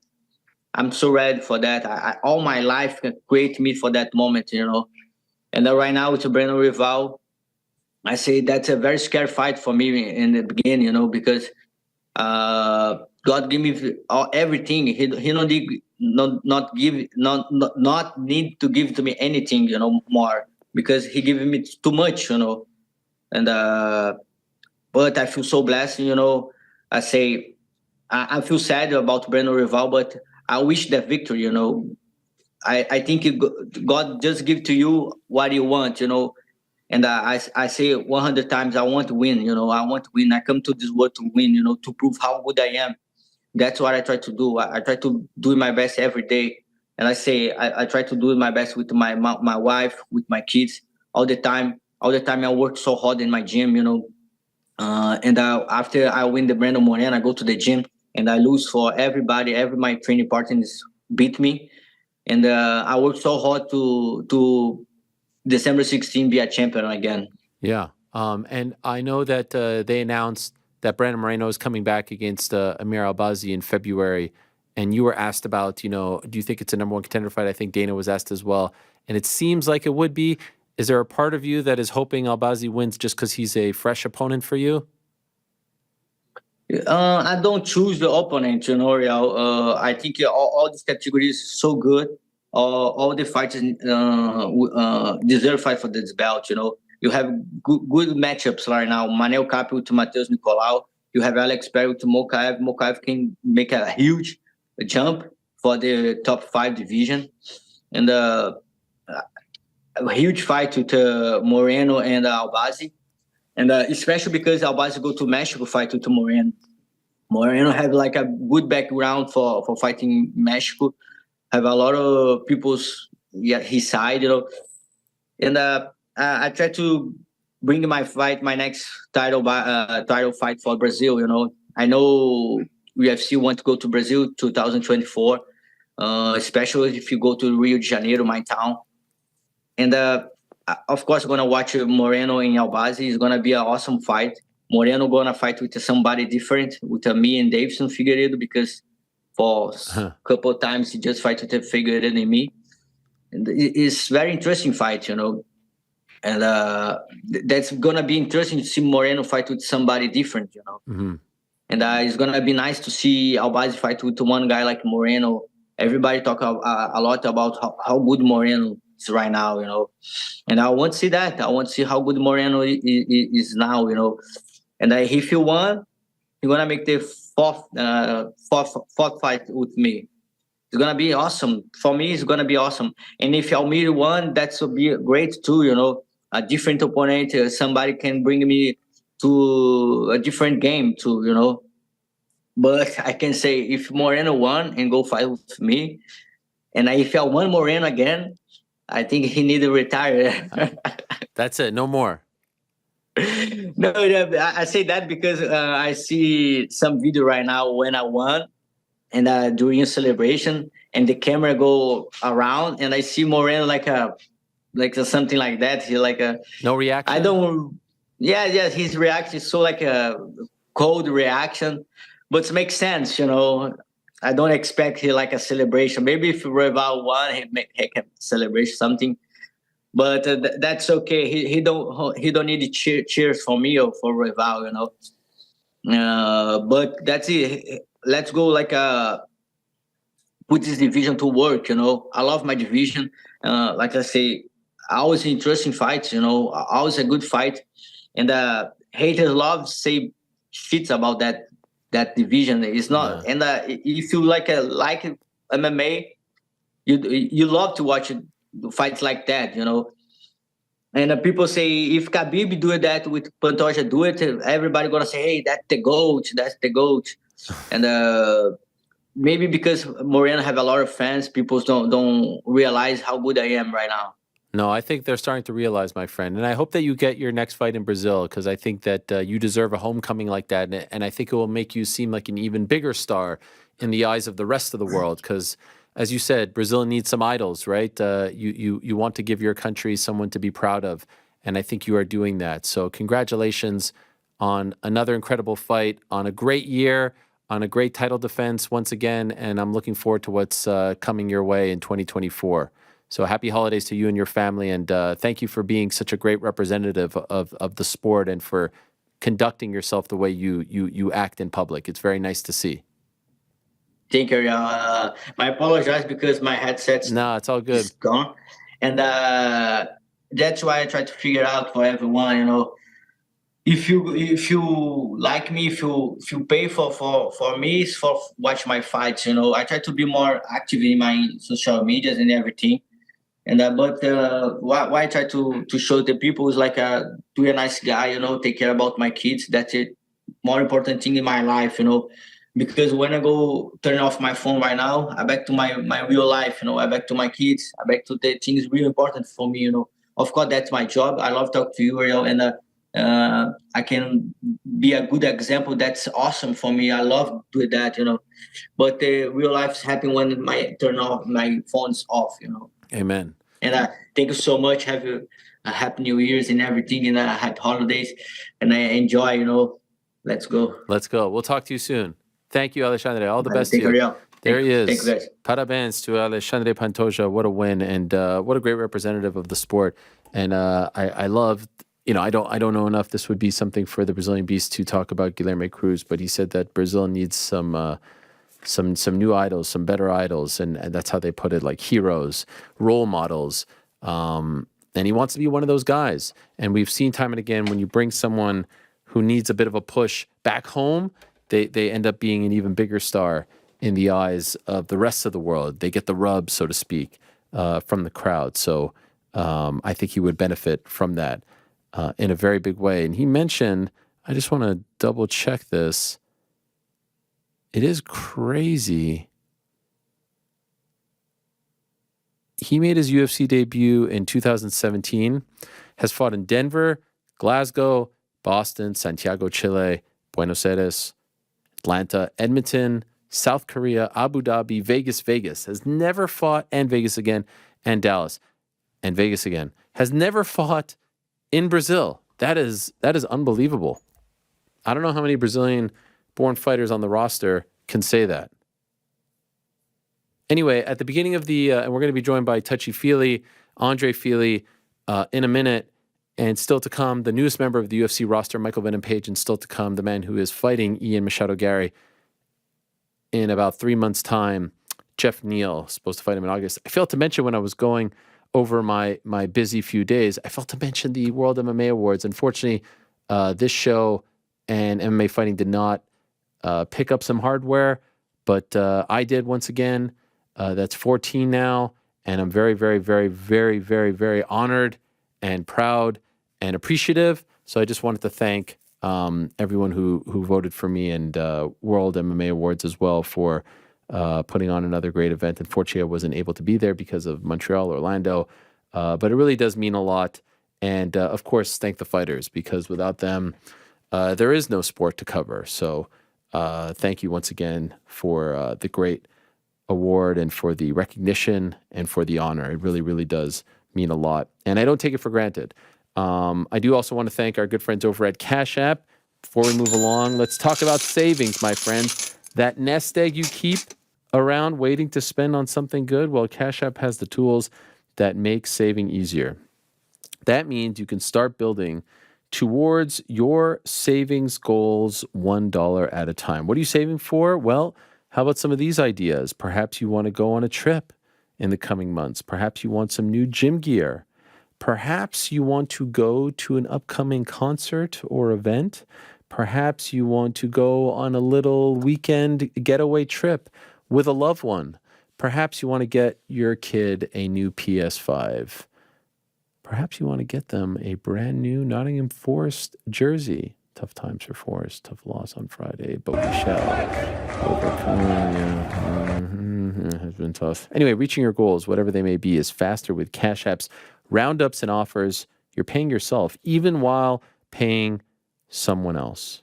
And while your money in Cash App is building, you don't even need to think about it. You can be literally doing anything else, and that cash will continue to grow. Think of it like financial self-care. That's money. That's Cash App. Download Cash App from the App Store or Google Play Store to start saving today. Thank you very much to Cash App. In a minute, we're going to be joined by Andre Fili, one of my favorite people to talk to in this sport, because like I said at the top of the show, always so reflective and thoughtful and introspective. He had mentioned something in the post-fight interview on Saturday. He won on Saturday against Lucas Almeida, a very impressive first-round TKO win over Lucas Almeida, that it was just the second time that he got a chance to speak to Joe Rogan in the cage. And then I went back and looked at it. And yeah, UFC 166, I remember it very well, in Houston, Texas. He makes his debut 10 years ago. So at that point, he is just 23 years young. He wins that fight. The next one was 179. That was in Brazil. No Rogan. Then it's a fight night. Then it's a fight night. Then it's 197. Didn't win that fight. Then it's a fight night. Then 214. Didn't win that fight. Fight night. Fight night. Fight night. Fight night. Fight night. Fight night. Then it's 246. That was the Conor and Cerrone card. Then it was more fight nights. And it's actually only been fight nights since then. So I was like, wow, 10 years in the game and just a second time. And so that was really, really cool to see.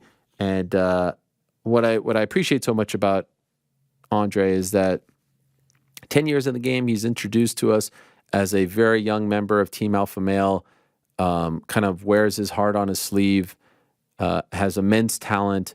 And as he said over the weekend, like, yeah, maybe it hasn't worked out perfectly for him, but he said that he felt like this was his new MMA debut or UFC debut. He felt like he was in a much, much better place. And a tough week for him, because I saw on social media that his dog passed away. And as I've said on the show, that stuff really speaks to me now, because I was never a dog person myself. I actually couldn't really fathom how people could live with a dog.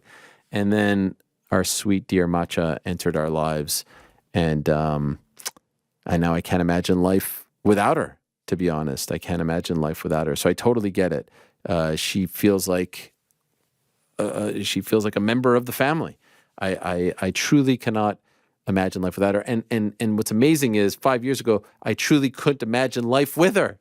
I was on the fence. So I get it. All you people out there who are dog people, who love your dogs, who sleep with your dogs, who kiss your dogs and all that. I don't, there are some people out there who take the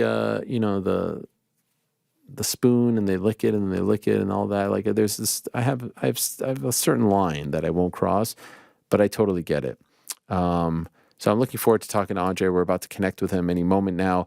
And then still to come, Michael Venom Page, who of course it was announced on Saturday, is going to make his UFC debut at UFC 299 on March 9th in Miami against Kevin Holland.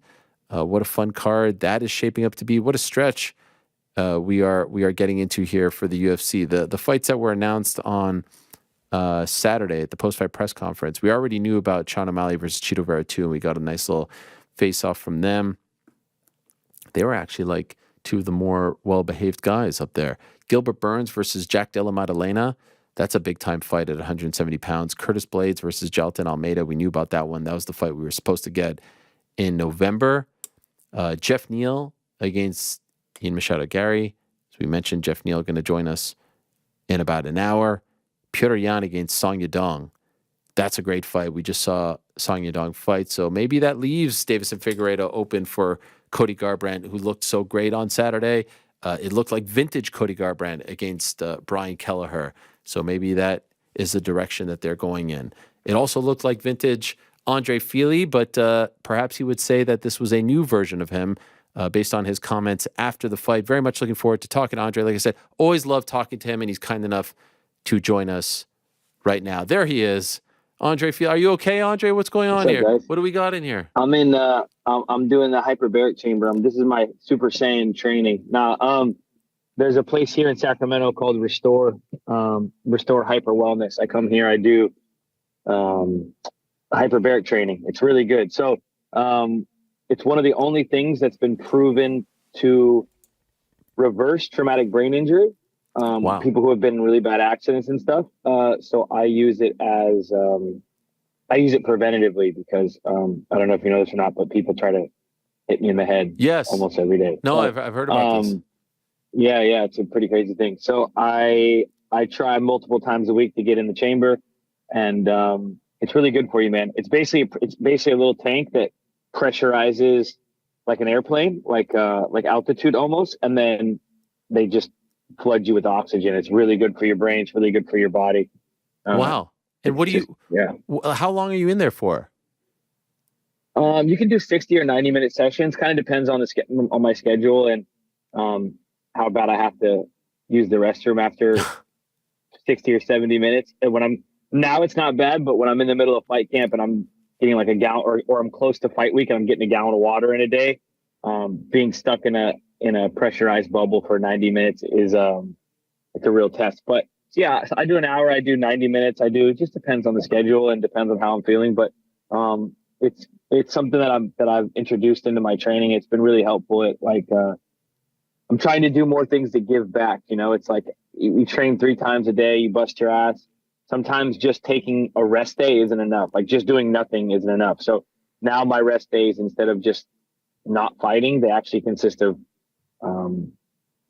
active recovery. It's like you can't just withdraw from the bank every single day. You got to put stuff back. You got to put stuff back in. So this is one of those things. It's been good for me. And by the way, what do you do to pass the time when you're sitting in there? I read comic books. Nice. Read comic books. I heard you and Jose on the Saturday. I had no idea what you guys were talking about. I mean, all of that seemed very foreign to me, but it sounded great. Yeah, he's the man. He's super knowledgeable about comic books. I really enjoy Jose Youngs. I don't know what you guys. He's with you guys, right? Yeah. Yeah, I don't know what you're paying him, but you should triple it. You guys are the man. I'm sure. He's one of the only MMA journalists I look forward to talking to. There's some great MMA journalists, but Jose Youngs is he's the man, dude. Yeah.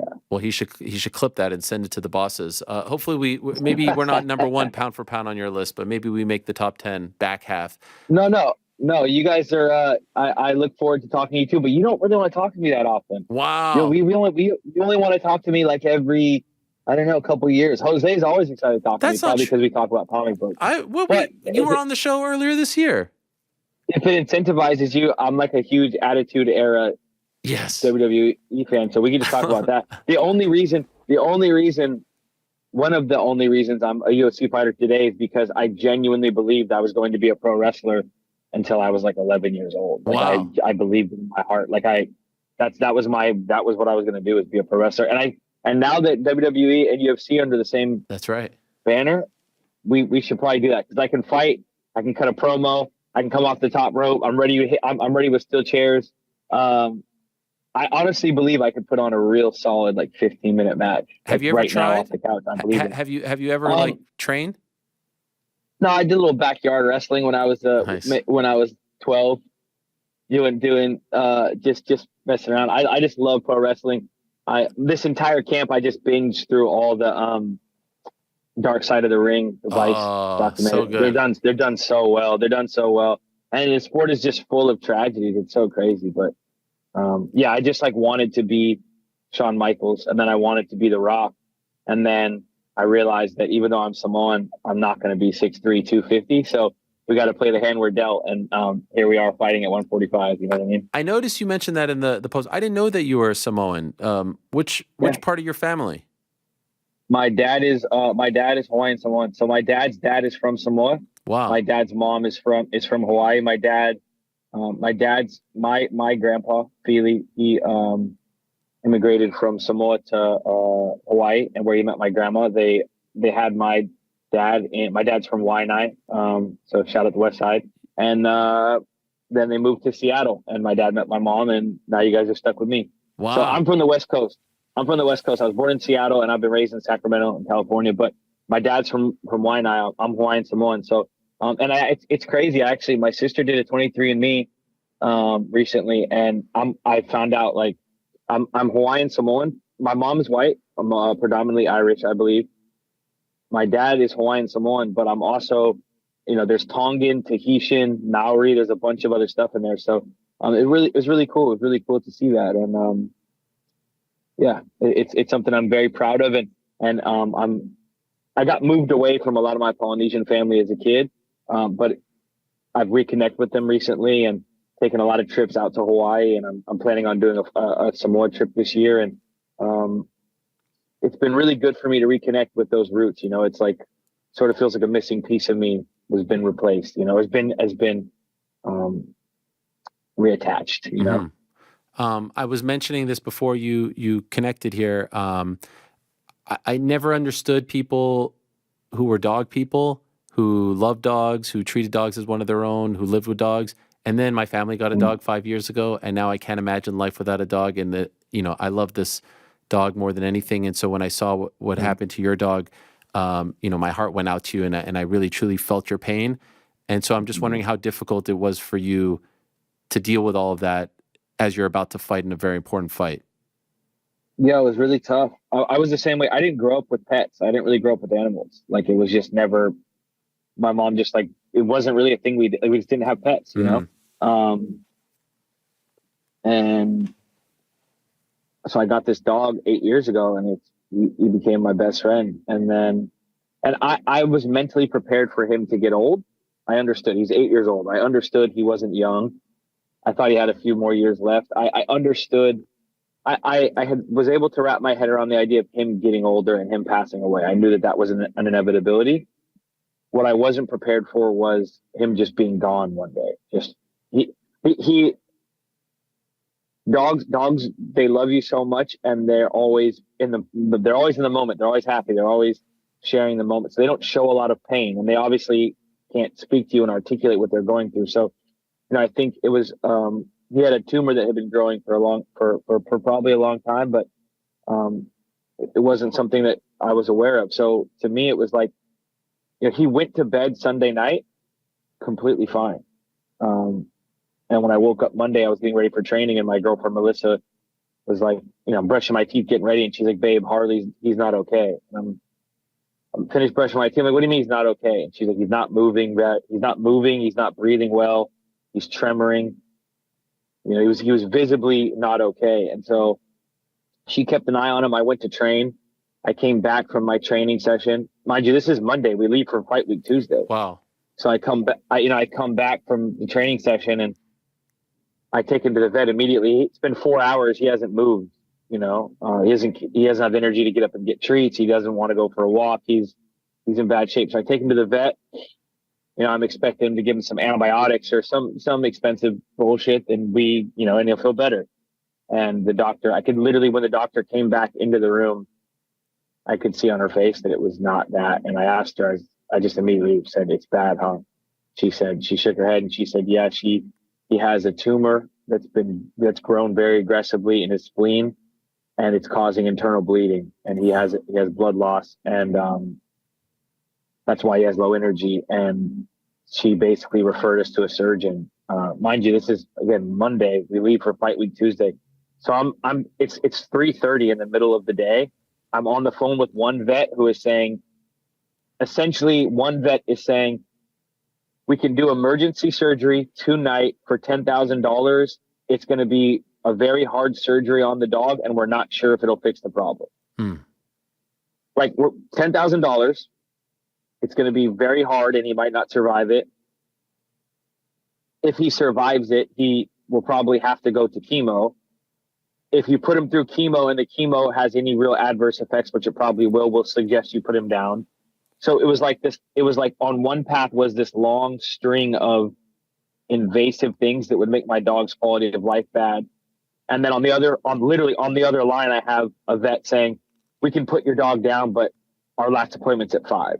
Oh. And this is 3:30 in the middle of the day. So I have like an hour and a half to make a choice and say goodbye to my dog essentially.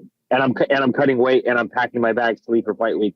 So I just sucked it up. I went to do cardio. I went and cut some weight in the garage, rinsed off, and I had about 45 minutes to say goodbye to my dog. And then we drove him to the vet. We put him down and said goodbye to him and came home, packed our bags and went to sleep and woke up for fight week. You know, it legitimately happened like Sunday. My dog's like a lazy bulldog, right? So by 10 p.m., if you don't put him in his crate, he gets up and he goes. Like Right. He puts himself to bed. He's an old bulldog. So he got up. We were cuddling on the couch. He got up, took his ass to bed like he does every night. Told him I loved him. Locked him in his crate. Went to bed. That was Sunday night. Everything was fine. Monday, he didn't feel good. By Monday afternoon, he was gone, man. And we didn't even have time to process it. Like we packed our shit. We got on the plane, and it was time to go to work. You know, so. I didn't have any good options. It was like put him through these really hard surgeries and chemo that he might not survive and that might not fix the problem. I couldn't leave for a week and just leave him in pain. I wasn't going to do that, you know, and I just had to put him down. You know, it was really tough. And, you know, it sounds bad, but it was harder on me than, you know, I've lost family members. I've lost friends recently. And for some reason I don't know. It was just tough, man. It was really, really tough. I didn't handle it very well. I didn't handle it as well as I thought I was going to. I put him down and I broke down, man. The vet was great. It was very, it was quick. It was painless. It was peaceful. He laid down, and after he passed, I don't know what, something switched in me and I got super protective and I just told all the staff to get away from, like, my dog's, he's an 85-pound bulldog. He's heavy. I'm like, don't touch him. You're not dragging him through here. You're not going to drop him. I'm not letting any of you touch him. So they brought a gurney back and I scooped him up and I laid him on the gurney because I just didn't want anybody to like drop him, or I don't know. It's dumb, but I just was overwhelmed and I was like, don't touch my dog. Even though he's gone, like I picked him up, I laid him on the gurney and they took him back. And that was the last of it, you know? So how were you able to at least compartmentalize things? And you looked so good, and you even looked to be in great spirits in the presser afterwards in the cage. I know you talked about this being sort of like your new debut or another debut for you. Yeah. So how were you able to not let this break you? I just feel like, yeah, it's been a tough. I had the thing with my dog. I also had a friend get hit. He was riding his Harley Davidson. He got hit by an Amazon truck and died almost instantly. He was like a little brother to me. That happened at the start of the camp. I'm sorry. Like 6 weeks out. And there have been, I had 2 weeks after that, my friend got hit on his motorcycle. I had another friend who I've known for 20 years pass away. He overdosed. And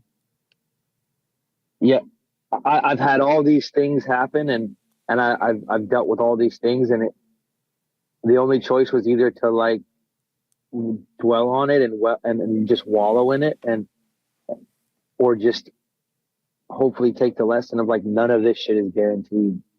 Like you could be like, I don't mean to be morbid, but like this could be the last time you and I ever speak. You know what I mean? You have to, none of this shit is guaranteed. And it's a cliche. People say it all the time, but you know, it never registered until recently, where you really have to appreciate each moment. Like we might only get to do this one time, man. And being able to do it this one time is a gift. So I went into fight week like it was my debut. I went into fight week like I'm doing everything for the first time. When I see Heidi Dean, I give her a big hug. When I shake Sean Shelby's hand, I tell him, thank you for getting me on the card. When I see my manager, Jason House, I tell him I love him for everything he's done for me. When I see these people that I've seen 20 times for 20 other fight weeks, I make a point to appreciate it. When I walk that cage, it's the first time when I get in the cage, when I feel the canvas, when I hear the crowd, like, appreciate every fucking second of it. When I win the fight and I hug my teammates and I tell my coaches I love them, like, it, just be present and be grateful and enjoy it, because, you know, I understand that loss is part of life, but the losses I've taken recently have happened so fast that the only way that I can deal with it is to just take the lesson of being grateful for right now. And that's what I leaned into this fight week. So every moment of the fight and every moment of the process, even the weight cut, every single piece of this fight camp and this fight week and this fight night, I was great. I practiced gratitude for. And then I left the arena, shook hands, laughed, hugged, said all the I love yous, got escorted from the front of New York into an elevator to go back to my room. I was in an elevator by myself. I was finally alone for the first time the entire week. And then I broke down and cried in the elevator by myself. I was able to finally get it out, but it took a whole week of not being able to process it. So, yeah. The end sequence there after you knocked out Almeida, very impressive sequence. Then it looked like you were going to jump on the cage, and I know you said that they threatened to fine you, and then you said, all right, and then you went to the other side of the cage and you got down on your knees. What were you thinking? What were you feeling? What were you saying in that moment? I wanted to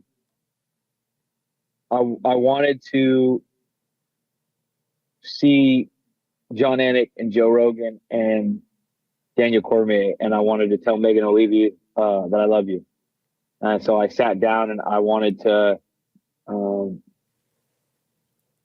don't know. It just was like the final cap on, like, I'm in the UFC, man. I just won my UFC debut. And I wanted to sit and I wanted to hear what Rogan and Anik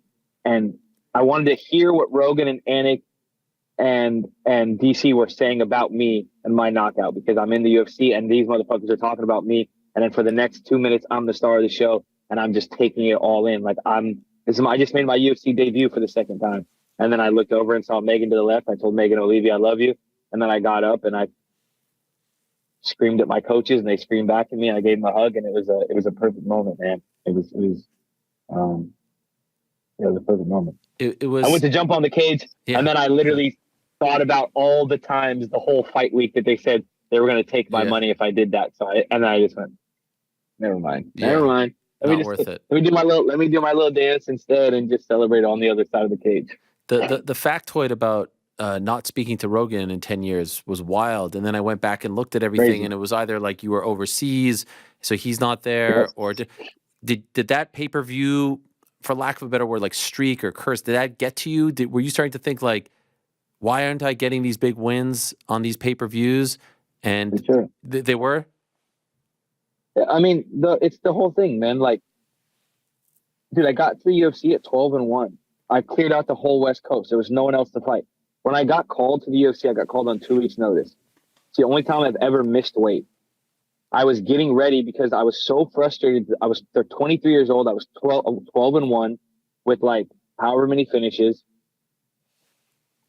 I was so frustrated the UFC hadn't signed me yet. I was going from 145 to 170, and I was going to fight Max Griffin for the local 170 belt because he was the other biggest name on the West Coast. So shout out to Max Griffin. That's my buddy now. We're teammates, and I love seeing his success. He's in the UFC. He's a 170 pounder.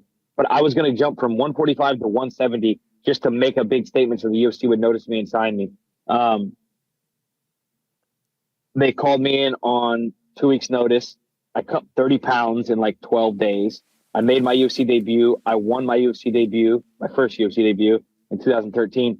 I was 13-1. Like I was that fucking kid, dude. I was like, I had a conversation with a UFC and with a UFC management person the night before my second UFC fight, before I was going to fight Max Holloway. I was 13-1. And they said, after you win this fight, we're going to have a big conversation. And I didn't win that fight. And from that point on, it's been up, down, up, down, up, down, up, down, up, down. Like, it's been 10 years of me losing sleep at night because I know that I went from being a kid that guys were real excited on and real hyped on, and a prospect that was really like highly touted, that was 13-1 with like 12, with like however many finishes, to being a guy that people look at as like just a UFC fighter. And I'm not just a UFC fighter. There's nothing wrong with being just a UFC fighter, but I'm a fucking I'm one of the best, if not the best 45er in the world. When I'm in my flow, when I'm in my zone, I'm the best in the world, man. And not being able to prove that for however long it's been has, I think we've seen flashes of it. If I'm being objective, I think we've seen flashes of it. The Daniel Pineda fight is a pretty good testament to that. There have been other ones, but the Shaman Moraes fight in Sacramento, there have been things, but I haven't found that consistency yet, and I'm excited to do that now because it's been kind of a fucking nightmare, dude. It's been kind of a nightmare when people say, "Oh, I lost sleep" or keeps me up at night, I have legitimately lost sleep and stayed up at night, kept myself up at night, racking my brain like, how did I end up an almost 500 fighter in the UFC? It's a fucking nightmare. But I'm the one that's able to pull myself out of that. And the place that I found Saturday night, the place I'm at in my life now, the love and the gratitude that I've cultivated in my life, just where I'm at, I'm able to perform how I did Saturday night for the rest of my career. And I can't wait to show it. For me, fighting was always about love. Like, no one loves you the way they love you after you win a fight. And I was 19, like, fighting at Indian casinos for $500, fucking stealing groceries, like putting gas in my Cadillac, fucking from the change in my ashtray, like struggling to make it. But the reason I fought was because no one loves you the way they love you after you win a fight. Strangers are cheering and people hug you and everyone loves you. And you get to be the man for those 5 minutes after the fight. And I was chasing that for so long. And now I'm not chasing that anymore because I've cultivated love in my life. I have so many people that I love and so many people who love me. And I'm just such a healthier, stronger, hopefully better person that my whole view has changed. My whole motivation has changed. My whole driving force is so much more powerful and authentic now because, I'm chasing different things. So I was just going to ask, like, what do you have to do to get back on or go on a streak and not go up and down? And then you just answered it right there. It's you found the thing that was sort of holding you back, right? You were doing it for maybe the wrong reasons. And now that you've unlocked this is because we've seen Masvidal, who was a 500 fighter, and then he explodes. We've seen Oliveira, 500 fighter, and he explodes. You feel like that's around the corner for you. In your heart, you feel this. I feel like I know for a fact. I know it. In my heart, I know it. It's not around the corner. It's here, man. I'm going to try to get right back in the cage. I felt so good. I haven't felt that good in the cage, moving, seeing everything, feeling everything since I was 19 years old. And I can't wait to do it again, man. I'm just excited. I'm so excited to just have fun again. I love fighting. I'm a born fighter. And for whatever reason, I kept just piling all this shit on, like leaving a legacy. And I wanted people to know I was one of the best ever. And I want to make all this money. And I want to prove this point. And I want to do all this external validation bullshit. And like, it's not that, man. It's just a fight. I've been fighting my whole life. Before I was getting paid for fights, I was getting fights fucking behind the school. And then I started getting paid a couple $100 for fights. I started getting paid a couple $1,000 for fights. And now I'm getting paid 6 figures for fights. But it's like, it's because I love this shit. Like, I love to do this. There's nowhere else I'd rather be than in front of thousands of people on a Saturday night getting in a fight.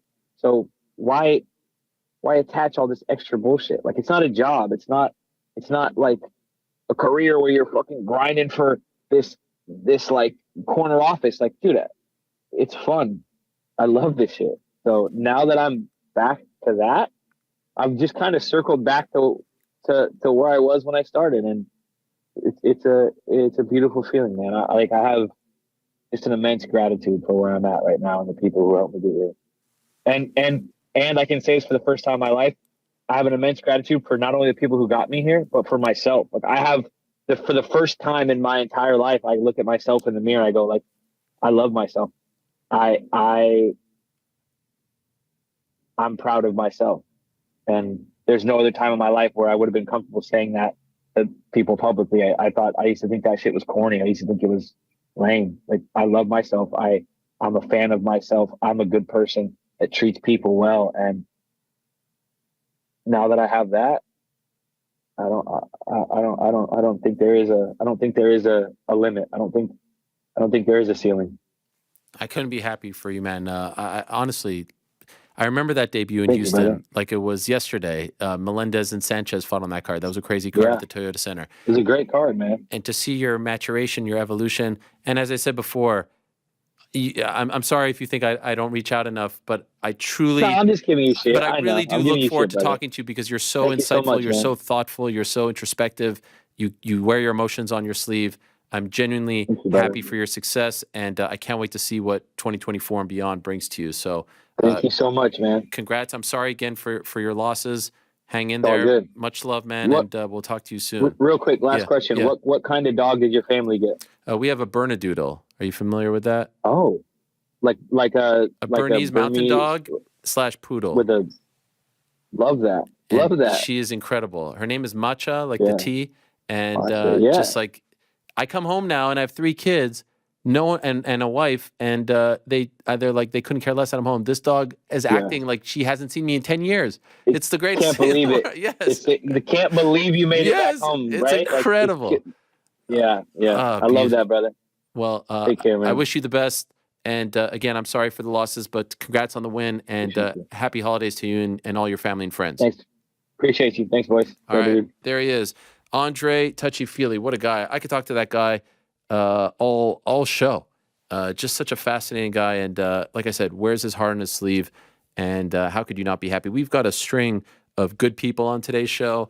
Perhaps subconsciously, this was the antidote to what we saw last week at all those press conferences and brouhahas. And so let's continue with that theme. One of the big stories of the past week was the answer to the question that we had been pondering for quite some time. Where is Michael Venom Page going to sign? We saw him obviously in Bellator. We saw him at a UFC event or two. We saw him in the cage at PFL, but then we found out it is official. He has signed with the UFC, and he'll be making his highly anticipated debut on March 9th in Miami, UFC 299, which, like I said earlier, shaping up to be a fantastic card. Let us say hello and let us welcome the newest member of the UFC, our good friend, Michael Venom Page. There he is. Ah, yes, beautiful stuff. Congratulations, my friend. Thank you so much, man. You know, as you say, it was building. You know, it was building the anticipation of where we're gonna go, and it literally over Friday and Saturday, I don't think I had any sleep at all. I was trying to finalize everything, and I've landed. We landed in the UFC. Okay, could I ask who it came down to? What were you debating? Again, it's more to do, as you know, the contracts are very detailed. Yeah. And it was just kind of nitpicking and going back and forth with the contracts. But it was it went down to the last two, which was PFL and UFC. But the brand of UFC is just unrivaled. That match with what I've managed to kind of create in my name outside of UFC, I think it's a match made in heaven. You did such a great job of building interest down to Saturday afternoon with the video of you digging into the gym bag with the 2 gloves. Was this all you're doing? Like, was this all? Yes. All you. Yes. So I got a great team behind me, and I always, look at the creativity I've had for years. Yeah. In the cage, my celebrations. I like to think about this kind of stuff, and I envision it way beforehand, and we had that stuff ready, just ready to go. When your final fight in Bellator came and went, and you became a free agent, in the back of your mind, was the top choice the UFC, or were you truly just waiting and wanting to see what would come to you? The top choice was definitely UFC, but at the same time, it was nice to feel wanted, should I say. Yeah. It was nice to be able to hear offers from loads of different people. And everyone was just excited that, you know, it was just nice being a free agent. So definitely the goal, I think the goal since joining mixed martial arts was UFC. And the longer I was away from UFC, it was kind of harder to see it. And then obviously this opportunity came again. And I'm just super excited, super excited. In Abu Dhabi in October, you took a photo with Dana White. Was that your first time meeting him? And regardless, what was that meeting like, that particular one now as a free agent? Yeah, I'd actually come across him a couple of times, but not actually been introduced formally.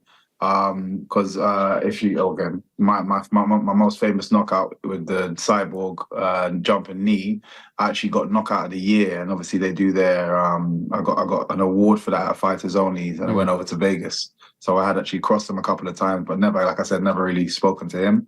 Obviously this time very different, formally introduced, and it was nice, man. It's always different. I feel like similar to myself. He is a showman. When the cameras come on, he turns into this guy, you know? And meeting him, I was expecting to still see that guy. And it's weird because people are the same with me. And he was so calm, so relaxed, so nice, so friendly. Kind of opposites from what I've been seeing on camera for many years. So it was very nice, very nice. You mentioned, you like the feeling of being wanted. I said earlier that it's been a while since we've had kind of like a sweepstakes in MMA for a free agent. It doesn't happen often. Guys will often re-sign before their deal is done. You know, us in the media, we enjoy this thing because we could ponder and we could talk about the different, the different scenarios and whatnot. Would you recommend to your fellow fighters to try this, or is this only for a certain type of fighter? You know, like you could leave the company and test the waters. It might not work out, and you might piss people off, whatever? Or do you think every fighter should go this route and truly test the free agent market?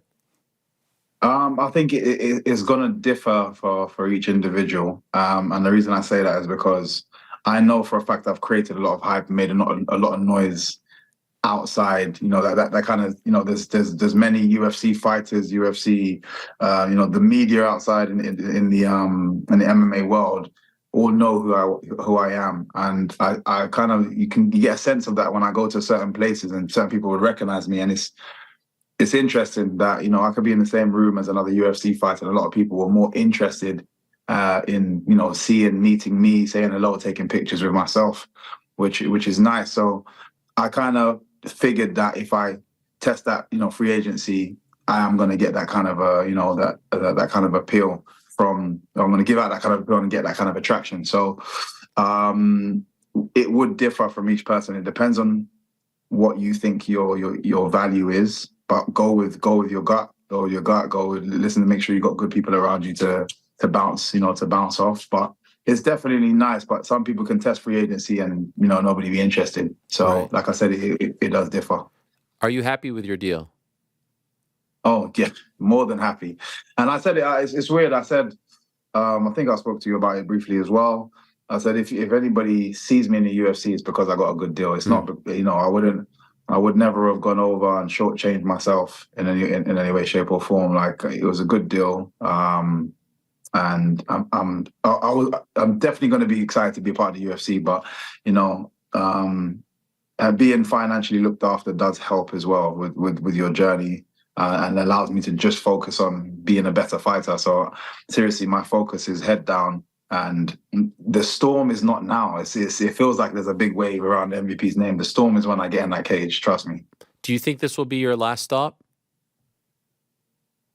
Yeah, you know what? I think this contract was like, okay, this is going to be, you know, the finale of the MVP journey.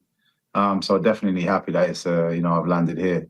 I'd say 3-4 years, you know, I've got a lot of other things going on in the background, and they will develop quite big over the next couple of years. So I'm excited to have things going on. So if I choose to leave, I've got things going on. But at the same time, I want to be in a position where I don't have to fight. I can just choose to fight. And those things will only get bigger because you're in the UFC. I mean, look no further than Michael Chandler and what's happened to him, right? Compared to when same guy, but he comes to the UFC Yeah. now. He's a megastar. I'm sure you saw that and think the same will happen to you, right? Well, there's no reason why the same won't happen to you. Definitely. And seeing Chana it was nice to kind of see someone kind of take that step ahead of me, and see how he's been received on that side. He's an amazing athlete, exceptional person to watch in the cage as well. Regardless of his results, he just puts it. He leaves it all in the cage, and that's exactly what you want to see from fighters. We're different styles, but equally as entertaining. So it's definitely gonna blow up. Did you know that your signing / arrival would be announced when it was announced and how it was announced? I just, like I said, it was the 48 hours. That was crazy, just finalizing everything. Then it was like, look, we want to get it done so we can announce it. So I kind of knew that it was going to be announced in the post press conference of the UFC. But yeah, he did it so casual. It was very interesting to me more than anything. I'm not sure who it was that said it. He was like, "You're just gonna drop it like that?" Like he did it so casual. I kind of like the fact that he did it in such a blasé way, because and then he just made loads of noise afterwards. Were you sleeping? Because that was like 6 a.m. your time, right? 6 a.m. Like I said, I genuinely, Ariel, I had zero sleep in 48 hours. Because the night before it was the negotiation. So I'm staying up because obviously the time difference. I'm staying up. So Audie is messaging me saying, look, this is what's being said. I'm messaging him back. He's going back. And it was just back and forth. I had a long day Saturday in the day with family and everything. Announcing to my family, basically, like, look, it's confirmed. It should be announced after the UFC. And then I stayed up to watch the UFC because we had the trailers and stuff that we wanted to put out. As soon as he said it, we threw it out. So it was it was a long 48 hours, but it was weird. I was legit. Everyone was like, I don't know how you're still up, but when it comes to work, I'm ready. And did you so something like that happens, and I'm sure your phone is now being flooded, right? And there's so much excitement. Could you even go to bed on Sunday? I needed to. Okay. I needed to, and then when I woke up, I was like, I'll deal with that once I'm up, and literally just bit by bit, been chipping away and kind of just receiving the blessings I've got from. I've got a lot of good people around me, and it's nice to kind of hear friendly messages and congratulations, and how excited people are. It's been nice so far. And then even down to the my excitement in the cage, in the gym, I'm training, and it's just there's a different energy and different air around me. I can feel it. So I'm looking forward to just going through this camp now. I appreciate what you're saying, and not every fighter is going to be as savvy as you are and have all these, videos. Even Paradigm had the photo of you with the gear. By the way, we were trying to decipher, was that Photoshop or not, or were you actually wearing the gloves and the shorts?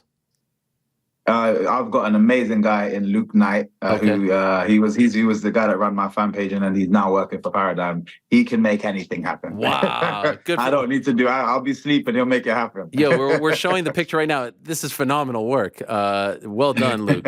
It's a beautiful photo, and the promo was great as well. But can I be a nitpicker for just a slight second? Let's go. Come on, MVP, big time freak. Can you drop a promo on the pay-per-view? Can we get Joe Rogan talking about it and Anakin? Like, it was a little too nonchalant for my liking. I mean, just I was like, what? Come again? What? MVP UFC? Come on, dog. Like, could we make this into a bit of a bigger deal? Am I allowed? Is this fair? Is this fair? We are gonna. Don't worry. We're gonna make noise. It's all good. They know what I'm working with. Like, they don't even need to do too much work. And like I said, I got a great team behind me. I've just set up a new channel, shall I say, which is now these two guys are going to be my eyes and ears of combat world, similar to like the Mac Life for Conor McGregor. I've got the KO show, and it's with Kaz Crossley and Ollie Sutherland. These two are some of my closest friends, but their energy and everything, people are going to love them. They're everywhere. They're massively into combat, and yeah, we're going to be doing some work there. I'm going to be doing some promo videos. Like I'm getting to work. Trust me. Okay, fair enough, fair enough. And welcome KO Show. Where can people see the KO Show? Yeah, so on Instagram, it's the Kaz and Ollie Show, and it's going to be on my YouTube channel. Okay. So they'll see it there. So you just jump on my YouTube channel, and you'll get to see some great stuff. They're coming for us, huh? So you're saying like they're coming for our necks? Yeah, we are coming for you, but you are the GOAT. So okay, we're how did we end up with Kevin Holland? And were any other names discussed for your debut? I think quite a few names were discussed, but they, initially it was kind of like they asked me, like, well, who do you see yourself fighting? And genuinely, I was like, I don't need warm-up fights. I'm not interested in any of that. I've done my time in terms of my career. I simply want to jump into the deep end and start making a lot of noise. They had mentioned Kevin Holland. They had mentioned a few other names. I'm not gonna ruin it. I'll just wait for once I've gone past Kevin Holland. But Kevin Holland just makes sense, man. He's a great guy, great athlete. He's a guy that is game. That's going to be an amazing fight. The talking, the trash talking, the build up is going to be good, but respectful. What I've been seeing so far in combat sports, I hate. I don't like it. I don't like people talking about people's fathers, people's wives, people's girlfriends, people's kids, all of that kind of stuff. We need to go back to martial arts. It's mixed martial arts, and everyone seems to have lost themselves a little bit. I have zero respect for people that feel the need to go there. We're skillful athletes, and that should be enough. I'm more for the banter. I'm more for the jokes and keeping it kind of friendly, and that should be enough to build a fight. And again, we can keep the intensity, but it should stay between me and the person that's fighting, and that's it. I couldn't agree more. I just spoke an hour about all of this. How it feels like last week was a very dark time for the sport, and it's been building up. But it felt like we were rolling in the gutter with some of this trash talk. This is insane. For me, I feel like the UFC could, hand out fines, just do something, just to kind of alleviate. So people don't. If you're gonna step over I'm not gonna punish you open to the public, because I guess it helps with sales, I guess. But there you go. Have that fine. Let's see how often you're gonna want to do things like that. There was once a time, like a yellow card in football. Absolutely, there was once a time where they policed Twitter, and Miguel Torres. This is like way back. I'm dating myself here. Got released from the UFC for saying a horrible joke about rape on Twitter. He eventually got rehired, but he lost his job, and all of a sudden, Twitter was becoming a crazy place when it was exploding, and the fighter started acting accordingly. Now you've got guys fighting in the stands. You've got guys talking about parents. And there's no repercussions. That's only going to make it get worse, and more people are going to copy this and say, "Oh, if I could, if I could do this, maybe I could get a main event or a title shot or more." That's what I mean. I think you don't want to kind of promote things just the wrong way, and also on top of that, when it gets that kind of personal, real stuff can actually hapen. Yes. And for me, it falls back on the UFC. So hopefully, they've seen that it's getting a bit too much, and they tighten that up, but. On a positive note, I think me and Holland is going to be the way it should be. You know what I mean? It's going to be good fun watching the build up, good fun, kind of people picking sides and our intensity, but it'll be done correctly. Okay, so I was just going to ask, do you like this matchup? Clearly you do. And it feels like this is like a bit of a fast track situation, right? Like you're not here for a long time, you're here for a good time. Let's go. Like give me the top dogs. I want the top dogs, and seeing some of the fights on the weekend, I was drooling. I was like, yo, get me in this cage as soon as possible. Like I can see what I can do to some of these guys. So yeah, I'm looking forward to it. Can I ask you about the main event? It is your weight class, so I'm sure you were watching very closely. What did you think of the main 100%. event? Yeah, you know what, Leon, exceptional performance in terms of how he held pressure on Colby for the majority of the time. I feel like he was still being a little bit tentative, especially after you've clearly won 3 rounds. You should let go, open up a little bit more. He's already damaged the leg. I feel like he could have done a little bit more to capitalize. He's already taken him down. You've already stood up on him in that time. Now it's like, well, this guy can do nothing to me. I should now start landing a few more combinations and actually trying to finish the fight. Even if it was a case of tell your coaches when there's a minute left of this round, let me know, and I'm going to open up because I'm going to control that round to the 4th minute means you're not going to win, and then I'm going to open up and try and put you away. Just for the last 2 rounds, I feel like he literally could have finished that fight. But outside of that, I'm happy for him, especially that he kind of explained how his head was spinning, with all of what Colby had said. For me, he's a disgusting person. I haven't met him, and I never like judging somebody that I haven't met, but based on what he's doing and the actions that he's doing, I don't like that kind of stuff. So I'm glad that he lost, and he's kind of left himself in where does he go from here kind of thing, But yeah, congratulations to Leon. And I just kind of look forward to being a part of this whole package that's in the UFC. By the way, on the flip side, what did you make of Colby? Like, this wasn't the same old Colby, right? There was no very pressure. Weird pace. enough, I was talking about this today with some of my teammates, and I was actually thinking maybe the mind games that people that claim that he was doing mind games by talking about Leon's father, maybe the mind games backfired because he was like, how angry is this man? So I feel like he started on the back foot, kind of like worried that he's just opened the gate to a dragon, and that's allowed Leon the pressure, and he was never able to bring that back, especially after I think literally the first kick ruined his leg. When I looked at it properly, I think the first kick straight away was like he was already on the back foot anyway, just worried about what kind of person he's let go. And then when he got that kick, it was hard to kind of ever come forward. I don't even know what he was doing, raising his hand and then shaking his head like I don't understand this guy. But yeah, he was a shell of himself, of his former self. What kind of relationship, if any, do you have with Leon? We're cool. We're cool. It's not best friends. Go restaurant and sit down, but we talk. Every time I see him, it's cool. Shake hands, no issues. I have actually been out of him a couple of times, but it's just usually just because we just happen to be in the same areas and stuff, or around the same events and stuff. And again, no issues. He's actually been to one of my events before that I put on. Again, it's chill. The fact is, we're prize fighters, and when the time comes, we're gonna get to work. And I can already see it. I can already envision it. I can already see MVP, Leon, Rocky Edwards in the UK, 2 British fighters. That is going to be unbelievable. Well, that's why I was asking, because I feel like this would be gigantic, right? I mean, this would be 100%. 2 British guys fighting for the belt. How far away do you think we are from that? If you look at the Chandler route, I'm definitely in that. I'm definitely on that mode. It can't be long. Like you said, in here for a good time, not a long time. So I just want to come in and make as much noise as possible. Golly, that would be fantastic. I mean, we keep talking about the stadium show. 2 British guys fighting for the belt. If that wouldn't warrant a stadium show in the UK, I think that's a stadium thing. Like I said, if all goes according to plan, I make the noise that I know I can make. I never overlook anybody. Yeah, I'm taking Holland extremely seriously as a fan as well.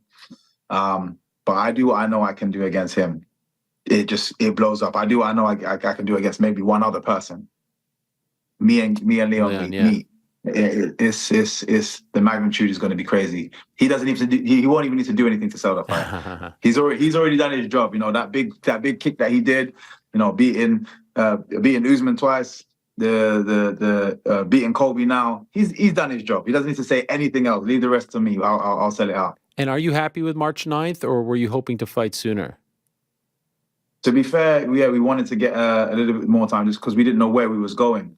So I've been training, but it's more to do with the weight cut. I've definitely each camp I've gotten a little bit bigger and bigger and bigger. So I always need that little bit of time just to cut. So it's a perfect amount of time, and I was already booked to go away as well. Okay. So I'm actually going to see my family for Christmas in Miami. Oh. So it's great. It's weird how everything's aligned. So my first fight in the UFC is going to be in Miami, and I've got so much friends and family over there. So all my siblings are going to be there. I seriously cannot wait. What a card, and I love everything about this. I love you finally being in the UFC. We've been watching you for so long. Thank you. Couldn't happen to a better person. I do have to ask, though, Man, you and Cedric Doumbé in that cage, it did get me a little. That fight would be incredible. And you made the right call. And look what happened to Chandler. But if there was like one fight just on the outside that I would wish for, it'd be that one. Was that ever a serious consideration, or were you just messing with us there?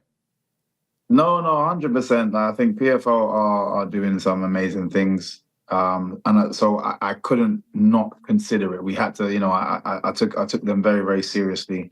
And what they're doing is great. And as you say, there's fights over there that are equally as interesting. But personally, as you said, as we've spoken about a couple of times, I'm in here for a good time, not a long time. I feel like the strategy for PFL is a bit more of a longer period, and I'm not in the age bracket to kind of wait for you to get to that point, So UFC made the most sense for MVP. Okay. Can I ask you one last one before I let you go? Every time I see KSI fight, I think of you because it looks like you out there.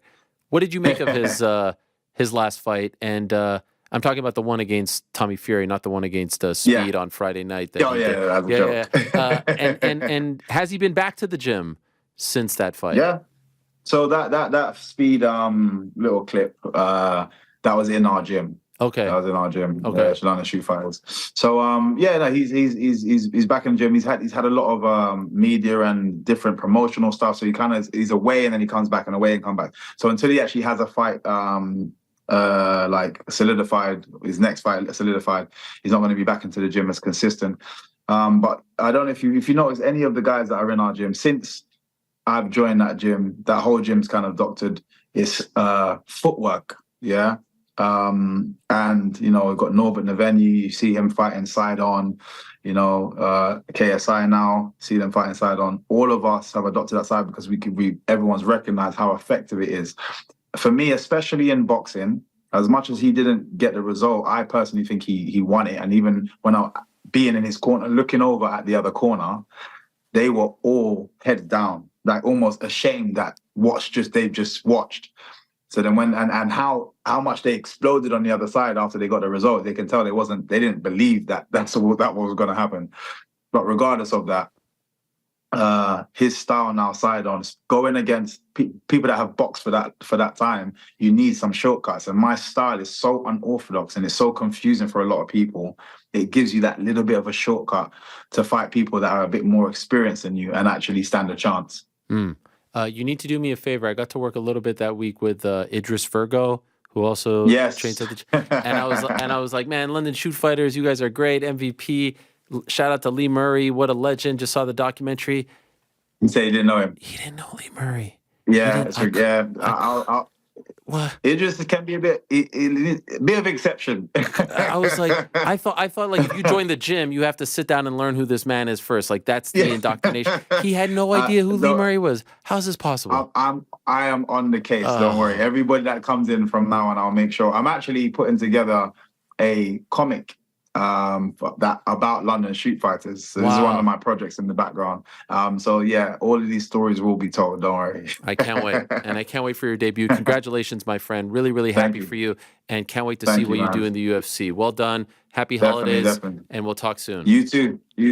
Sending love to all your family, everybody, man. Much respect. Same to you. Congrats, Michael. There he is, Michael Venom Page, the newest member of the UFC welterweight division. He is fighting Kevin Holland on March the 9th.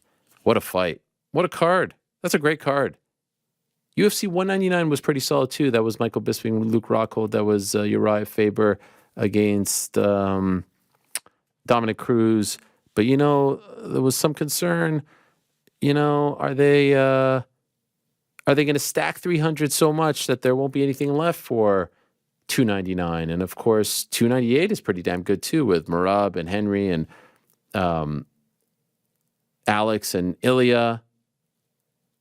297 solid, but man, this is a great fight. This is a great card. This is a really great card.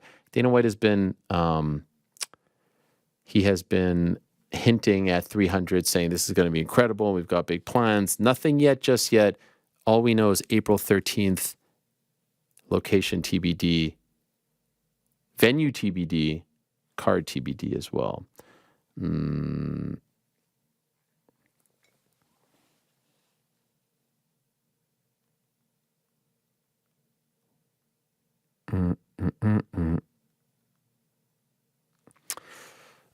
My internet isn't working, so if you're trying to Slack me something, I don't have it. I don't know what happened here to the internet. So you guys, I think, have to let me know when the next guest is. Will do. Okay. In a matter of moments, we're going to be joined by Geoff Neal. It was also announced that he's going to be fighting on that card against Ian Garry. So stay tuned for that. I do want to let you know that today's program is brought to you by our good friends over at Cash App. Thank you to them for their support. Cash App has the tools to make saving easier.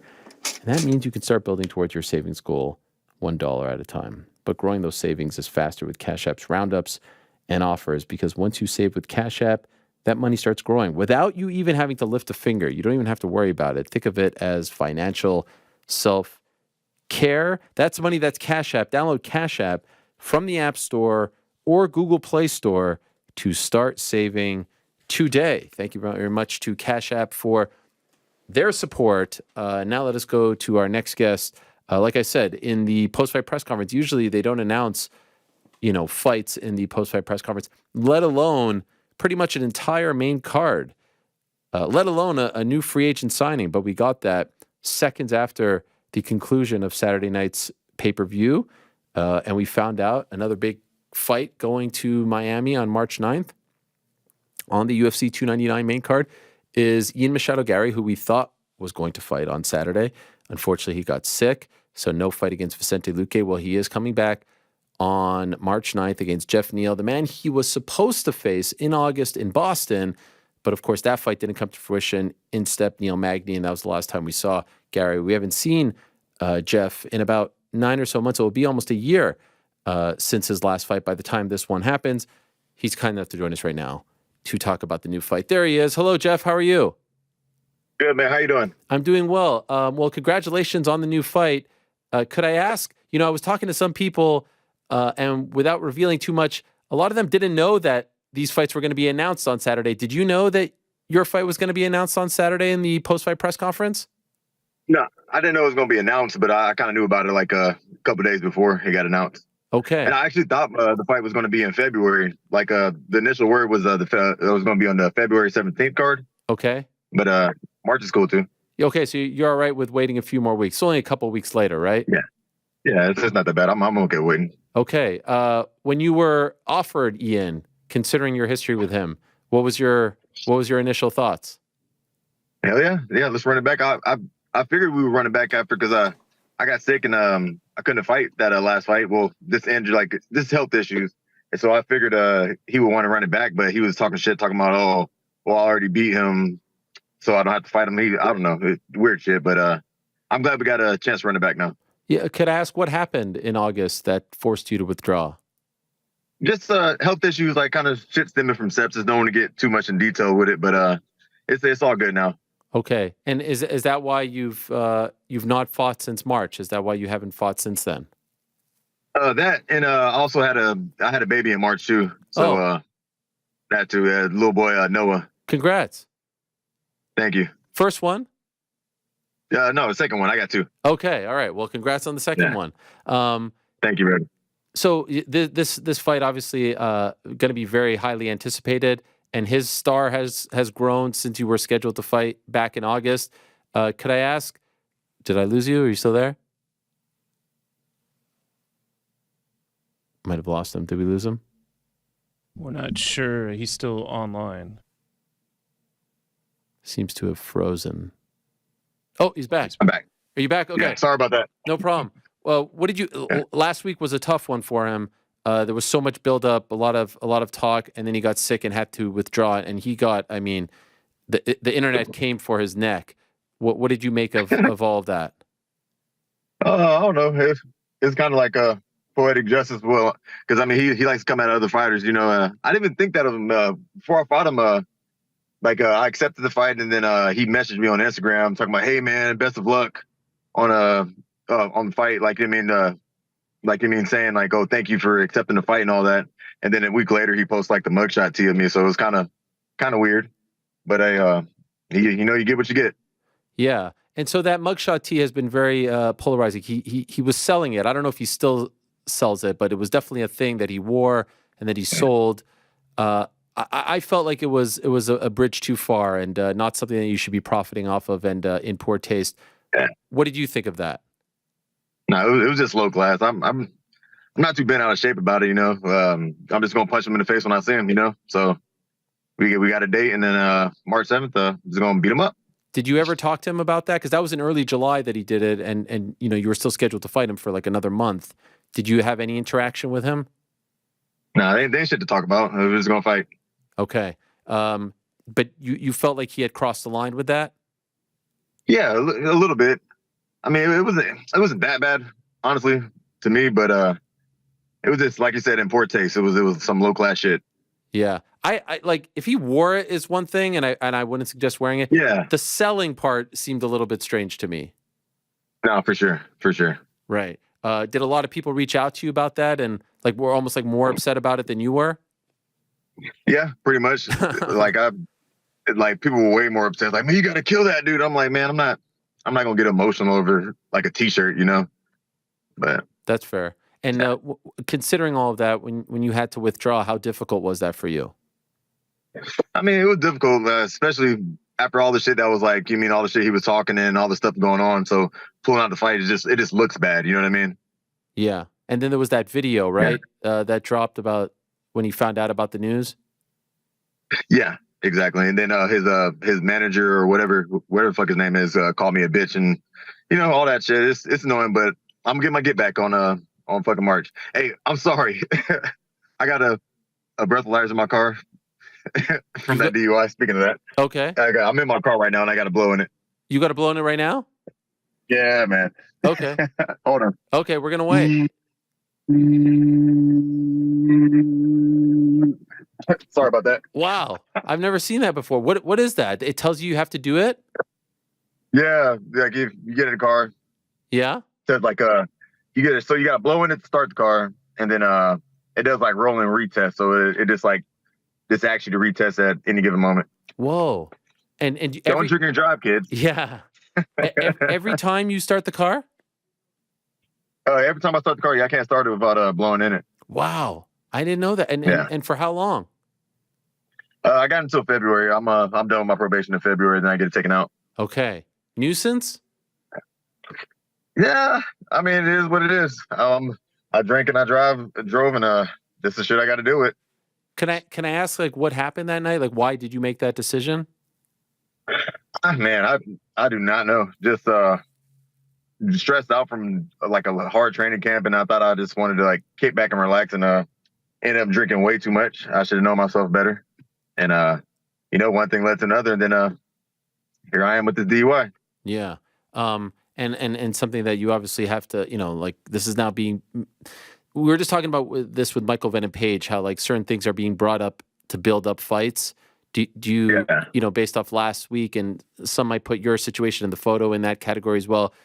Do you like, or do you have any issues with the way things are going in MMA, the direction that we're going? I mean, I don't like it personally, but that's just me, you know. I just want to fight, you know what I mean? I like doing violent shit. I'm a violent person. You know what I mean? I specialize in violence. That's all I do. I like the shit talking side of it. That's not it's not me. Mm-hmm. You know what I mean? I just want to get in the cage and beat somebody up. But and then like bringing up personal stuff, like it's getting to a point where it's getting a little too far. But you know, it's a fight game, like Dana said. So it is what it is. Like if I don't like it, I could find another job. So I'm just gonna have to deal with it. Right. Do you think that Ian would have beaten Vicente Luque? I don't know. I wasn't even really looking up too much about their matchup. I just know I'm gonna beat Ian Garry. That's the only thing I know. Okay. Was the plan he beats Vicente, he gets you? Like, were you the guy that he was going to fight next? That wasn't his plan. I know what he was going to do. He was going to try to fight Vicente and then try to jump leapfrog over me and fight somebody else. Okay. But I mean, everything worked out the way it's supposed to. You know what I mean? Me and him were supposed to fight before, and that shit fell out, and now we're about to fight again. Do you think he is worthy of all the hype that he is getting and all the attention and buzz? Like, are you impressed with him? I mean, he's talented. You know what I mean? He talks like he puts himself out there. So worthy. I mean, he's all the shit that the shit that's behind him is from him putting himself out there. So yeah, he deserves it. But he also deserves an ass whooping. So I'm gonna give that to him. Sort of like a you reap what you sow type of thing. Straight up. Yep. Right. And did you watch the main event on Saturday? You're a weight class, so I figured it would be of interest to you. Yeah, I watched it. What'd you think of it? I mean, I was low-key disappointed. I was just expecting a more competitive fight, just like more action. It just like I wanted to leave in the fourth round. I was watching at Buffalo Wild Wings. I was about to get up and just leave in the fourth round, but I don't know. It just I don't know what was going on with Kobe. He wasn't trying to press the action, and then Leon was being real passive. But I don't know. I feel like I beat both those dudes. I didn't see nothing special out of either one of them. So you watch that; it gives you even greater confidence. Yeah, I mean, it just gives me, it just reassures me, like I already thought I could beat him, but like after seeing that, I'm like, okay, I know I could fuck these dudes up. And the guy who's probably next is Bilal, whose last loss was against you a few years ago. Do you think that he could beat Leon? I mean, I don't know if he could beat Leon, but I know he deserves the next title shot. Like all this other shit, like people talking down on him, saying he's a boring fighter. I mean, he earned it, man. He's 10 straight after his loss with me. Yeah. You know what I mean? Just give that boy what he worked for. You know what I mean? And then if he gets the belt, I'll go up there and I'll beat him up again. Are you surprised that he was able to win 10 fights against really tough, top guys after you?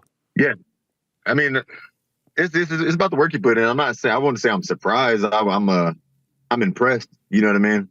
To get 10 straight wins in the welterweight division, like that's not an easy thing to do. Mm-hmm. So is the perfect scenario for you, he becomes champion, and then because of your history, you win a couple, and now you're in that discussion? Yeah, I mean, that would be perfect. I mean, honestly, anything that leads me to the belt is perfect. You know what I mean? So I don't care who it is. Fuck it. So where are you at this time next year? Where I'm at this time next year, I beat Ian Gary. I'm trying to get 2 more fights. 2 more fights before that year is over, and then hopefully, like towards the end of the year, I'll be in the title talks or fighting for the belt. Okay. And how do you think the fight with Ian goes? Like, you've obviously thought about him for a while. You thought you were going to fight him. How do you think it plays out? I feel like I could take him out in the second round. You know what I mean? First round is probably going to be a lot of feeling each other out because he has a different style. You know what I mean? And feel him out. And then once I figure out how to close the distance, I feel like I could take him out in the second. All right. Well, looking forward to it. Thank you, Geoff. Good luck to you. Congrats on the new fight, and can't wait to see it on March 9th. Hey, thank you, man. Appreciate you having me on. All right, there he is, Geoff Neal, joining us. That is a big fight for him, a big opportunity for him, and it goes down on March 9th in Miami. I never seen something like that before. Did you know that was a thing, Frank? Yeah. Really? Yeah, I had a buddy that had one down in Arizona. It's pretty serious. Wow. So if you get a DUI, you have to do that, and it's connected to your car? Yeah, it's connected to your car, so you have to pay to get it installed. You have to pay to maintain it like every month or every 3 months. Then you have to pay to get it uninstalled. And then it's designed that you can't just have someone start your car for you by blowing into it. That's why it checks you randomly. Oh. But apparently it could check you randomly at like an unsafe time, because my buddy drove stick, and as he was taking a turn, it beeped at him, and he's like, both of my hands and feet are busy. How do I do this? And you only have like 30 seconds. Oh, that's why he had to do it right then and there. Yeah. Because if you don't do it, it counts as a ding, and you have to keep it in your car for like a year and a half. At least this is Arizona. And if you get dinged, they'll make you keep it for like another year. Wow. But what if it comes on while you're in the middle of... Which is what happened. Yeah. Yeah. So what does someone do? I mean, I guess you could make a case in court of like, if hey, you're on the highway or something.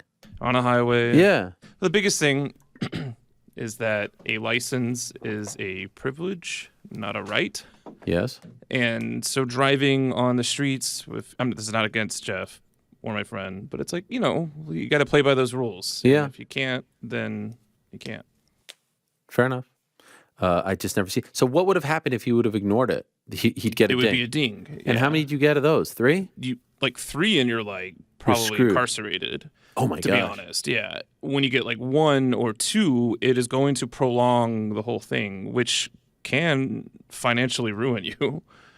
I was explaining to the people back here, like, because you're incarcerated, then you had to pay to get it done, then you paid the maintenance, and pay to get it taken off. You may have lost your job while you were incarcerated, and Right. now you're going to have a hard time finding one when you have this on your record.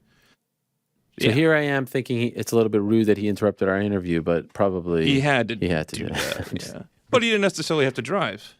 Shout out MTA.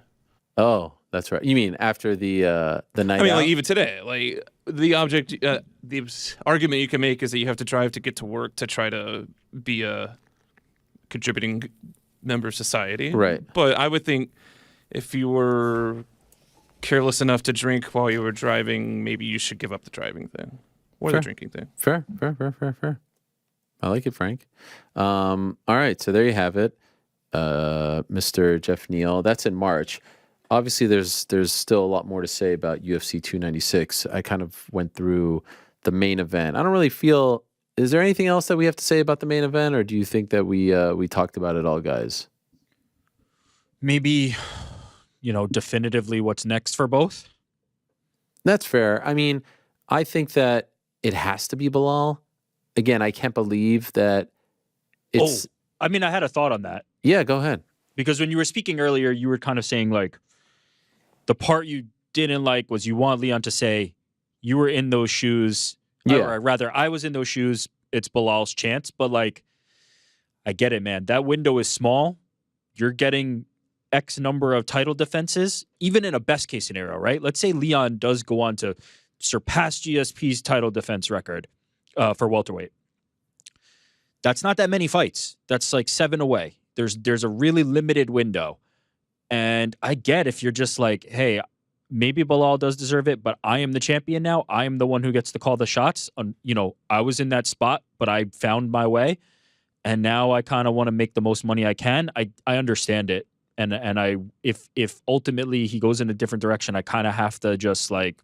Okay, but other than Bilal, you know? it's Shavkat, right? Ian Garry. Ian Garry's fighting in March. Win it, come back, title shot. Could see it very easily. Golly. There's a lot of ifs attached to that. Sure. I was just thinking of the two options for him, it's Bilal and Shavkat. I know Shavkat has a very passionate Dedicated, following, yeah. yes, but that doesn't really affect pay-per-view points, so it's not like you're making more fighting him. It seems like the perfect environment for Bilal to get the shot. There's no one else. But also, I get why Leon would say it's a much more winnable fight, right? I think we saw that fight already. Bilal is tough, man. Yeah, but we saw that I think fight. both of those. I think both of these fights are very difficult fights. Like Shavkat, there's you don't think Shavkat's a tougher opponent for Leon? there's less. Here's what I'll say. The ceiling is higher. I think Shavkat could be an absolute nightmare for everybody. Yeah. But I've seen enough tape on Bilal, whereas I haven't seen enough on Shavkat to say that definitively, right? Shavkat's kind of one of these uber prospects. There's limited tape. The tape on Bilal is pretty damn good. This recent run against top ranked competition has been really nice. Oh, the most impressive one, in my opinion, is the Brady one. He just dismantled him. Yeah. Oh, it's incredible. But I'm just saying. I don't think either of these is an easy option. I don't think. I also don't think Leon Edwards is evaluating it that way, if I'm being honest. I think it's a money thing, as it should be. And I think he's smart to just say, hey, let's wait. Let's wait and see how this shakes out. I'm not going to commit right now. Sure. And honestly, Leon's not the guy who has to call someone out. The champion shouldn't have to call someone out. Exactly right. If you want to, like Sean O'Malley says, hey, I want Cheeto, that's fine. But that's on the UFC. So I was a little bit more. It helps things move along, but I think you're right. Like, it's not up to him to say, I want this guy. I was just a little bit surprised, considering we literally saw this in March. Fight ends. Dana White says, this is the guy. Like, the exact same scenario played out. This guy weighed in. I don't get that. It tells you what I said last week. Like, there's something that Bilal Muhammad has done or not done that the UFC weird. Doesn't want to just get behind it. I can't identify it because I think he does enough. He does enough like talking. He does enough promotionally that I think, he at least can make some noise around the fight. And the work in the cage is, the proof is in the pudding there. He's done everything he can do there. So I don't know, but I understand when you're in Leon's shoes after you had that struggle, after you did have that grind to get there, where you have to say, I can't just take next one up. I really have to figure out how to maximize this window. I get it. I totally get it. You like that fight, GC? Bilal? Yeah. That's what it's got to be, in my opinion. I mean, the resume is there. I don't know if Shavkat's win was impressive enough over Wonderboy, a guy that Bilal dominated as well. First time he subbed. Yeah, first time he subbed. I mean, it was a very impressive win. But Bilal's resume it's just there, man. I mean, you went through it earlier. The amount of top 10 guys that he's beaten on this run is incredibly impressive. The longevity of the run as well. And in the rankings too. He's the number 2 guy behind Kamaru Usman, who just lost 2 in a row to Leon Edwards. There's the backstory involved. You said we've seen the fight, but it ended in an eye poke. So it just seems like the most sensible decision is to put Bilal in the title shot. The bar is really high for Shavkat, huh? Like first one to sub Wonderboy, and everybody's like, it was like okay, Yo, the guy, it was fine. What did this? I mean, it's one more for Shavkat. You don't have me listen. I mean, I am a very, very big Shavkat fan. Every time he gets in the octagon, it's must-see television for me. But I think it's just one more, and then he's in. Yeah. It's a weird thing because it's a bit of a ho-hum first round, and everyone's like, this guy sucks, this guy's like, meh, boring. whatever. I mean, that's like an insane take. That's an insane take. I saw it all over. Especially because Shavkat, if you go back and watch his fights, like, he's not like the guy that comes in and just ices you in the first 60 seconds. He's kind of meticulous, and he takes his time, and he's patient with it. I mean, the Geoff Neal one. Yeah, he finished Geoff Neal, but he finished him in the last 60 seconds. I think the Neil Magny one took him till like the end of the second round as well. Yeah. I think the comparisons to Hamzat did him no favors early on, right? Like, because Hamzat is that buzzsaw. Hamzat's coming for bell rings. I'm coming to absolutely maul you and kill you. And I think that kind of got people confused at what Shavkat is. Like, Shavkat's like a technician. He's a clinical kind of, that's the way, he has all these finishes, but they're not just because he's a berserker blitzing people. He's very technical, and he just works it until he has the opportunity, and then he takes advantage of it. It's very impressive. 1000%. He's a very impressive fighter. The fact that he's fought 18 times and he's found that, like, finish every 18 single time. finishes is It's just insane. Like, it's like, it's got to be one of the best runs in the history. gotta be. It's of like the a sport. legendary record at this point. If he can get the belt without losing and maintain the finish streak, like say he wins one more fight, he gets the title shot, and he's 20-0 with 20 finishes. I mean, that's just like absurd. That's unheard of. Oh, and by the way, he was dealing with a very significant ankle injury. Oh my God! That's By the way, crazy. just what, a little sprinkle on top. Henry Hill's post was like, I mean, he was like seriously hurt, like showing the text, and it's just like, "Good morning, Shavkat. How's the ankle?" It's just like it's getting better, and it's like 3 weeks ago at this point. Like the pictures were insane. So the sky is the limit for him. I mean, I say, I mean, he's a great piece to have on a pay-per-view, but let's give him a main event. Let's see the 5 rounds In Kazakhstan? show on the road show, Kazakhstan. Could you imagine the scene? I don't know what's going on. I cannot imagine the scene. It would be insane. The amount of like hats or hats that were in the stadium that you could see on Saturday. Imagine Kazakhstan. So the fight that I want to see next for him is Colby. I think those both make a lot of sense. Historically, though, they try not to do those things because, let's say Colby beats him. Now you've just knocked off a number 1 contender. Yep. With a guy who there's no one out there clamoring for him to fight for the belt again. So it's playing with fire a little bit. What was that? I'll take my chances on Fair. He's one of those that you can kind of see it being possible, you know? Sure.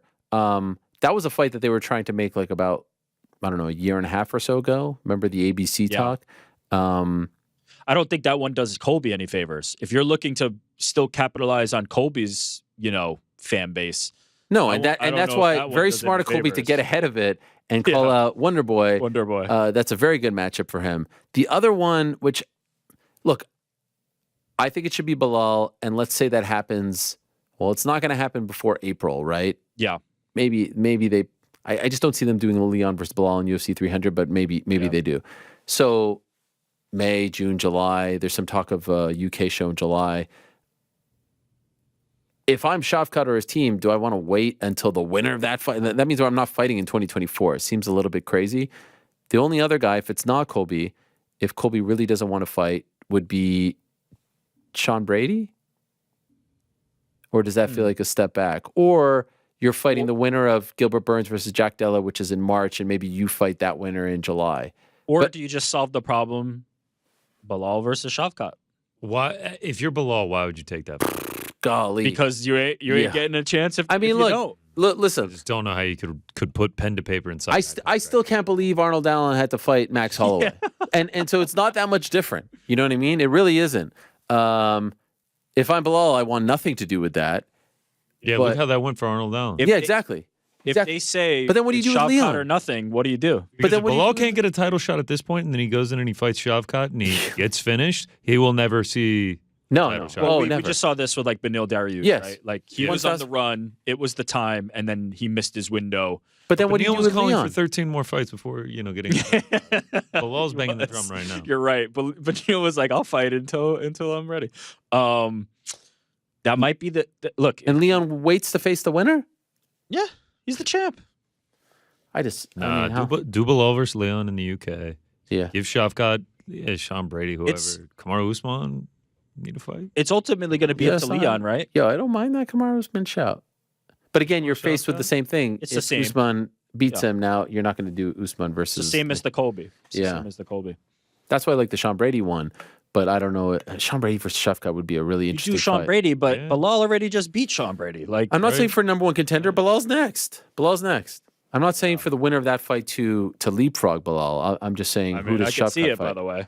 And honestly, we may be getting ahead of ourselves. That ankle injury might keep him out Yeah, for a exactly. bit. That's anyway. That's a good point. Could be. Kazakhstan, top 5 flag. If Bilal does Great not fight flag. for the title Great now, flag. you just have to start wondering when it's ever going to happen. Like, what is Never. the If it's not roadblock now, there? it's never. Okay, then let's go Colby. one step above the card. If Moreno wins, does he really get another crack at Pantoja? Why not? Right? Like it says, I saw everyone saying that winner of Albazi Moreno automatically gets the title shot, but it's just like Moreno, it's just like title fight. All right, he just has to win one more fight back in the title fight. I mean, Pantoja Moreno was fantastic. You could make the argument for fight of the year, and it was razor thin on the scorecard. So, yeah, that might be it. Unequivocally, yes. Okay. Davis and Figueiredo is out of the division. It is Moreno versus Pantoja forever. What about 10 times. What about This is Manel like Kape? DJ and Benavidez. Let's do it. Yeah, I knew you were going to say that. nothing? Manel would be what- fun. Manel would be If those fun. guys can enter the conversation, I would love to see Manel Kape yo, fight if anybody. Moreno wins in Mexico, he is going to come across like a superstar, and it's going to be Like Do it. hero. Hero's Yeah. welcome. I mean, that's like putting Shavkat in Kazakhstan. The Right. quality of the fights matter when you're talking about like, should they get another shot, right? Max Holloway's a hard sell for Volkanovski because in the third fight, Volkanovski just destroyed him. right. Volkanovski made him look like he didn't belong in there. It's not the same when it comes to Pantoja and Moreno.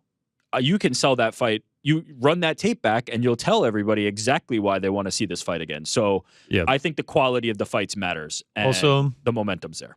I guess I hadn't looked at the rankings, and I know rankings aren't always used to make title fights, but it is Moreno 1, Albazi 2. Feels like it's kind of a shoe-in for winner's going to get the shot at Pantoja. If it comes to be that Moreno wins that fight and everybody's like, nah, I don't really want to see this because he fought him 3 times, like, what are we doing here? That fight was fight. absolutely amazing. Like, Pantoja's the man. this is too. what we want. We were talking about Paddy Pimblett and Tony Ferguson. First, let me ask you, was that Ferguson's last UFC fight? Nope. Wow, really? I hope so. When Dana Okay. drops the I think he should retire, that's, I feel like his way of saying, out of respect, we don't want to cut you, so I'm going to throw this out there. 7 straight losses. They're It's going to like, have to cut him. Are Yeah. they going to cut Tony Ferguson? yeah, What's the most yeah. losses? Why wouldn't they? without It's not. being- We're not BJ talking about. Penn had the most losses with 7. 7? We're not Oh, talking- didn't Sam Alvey have 7 as well? So if But Rick, Ferguson what do you would've think? fight Like, again and lose- this isn't Conor McGregor here. It's not like they have like some deep like connection with Tony Ferguson where they won't say like, "Look, the time has come. God bless you," and you know, That time was how many fights ago? yeah. But it to me, like I said, I think they were trying to sort of right the wrong of 2018 and 2020. They Wow, gave him we're plenty of going on opportunities. A lot of time now. No, and now we have reached the end. He looked older, did he not? Like just his He looked body. fine. He looked exactly the same as he's looked in his last fights to me. There was no significant decline and no significant improvement. Yeah, I mean, 7 in a row is tough. Listen, I don't think he embarrassed himself.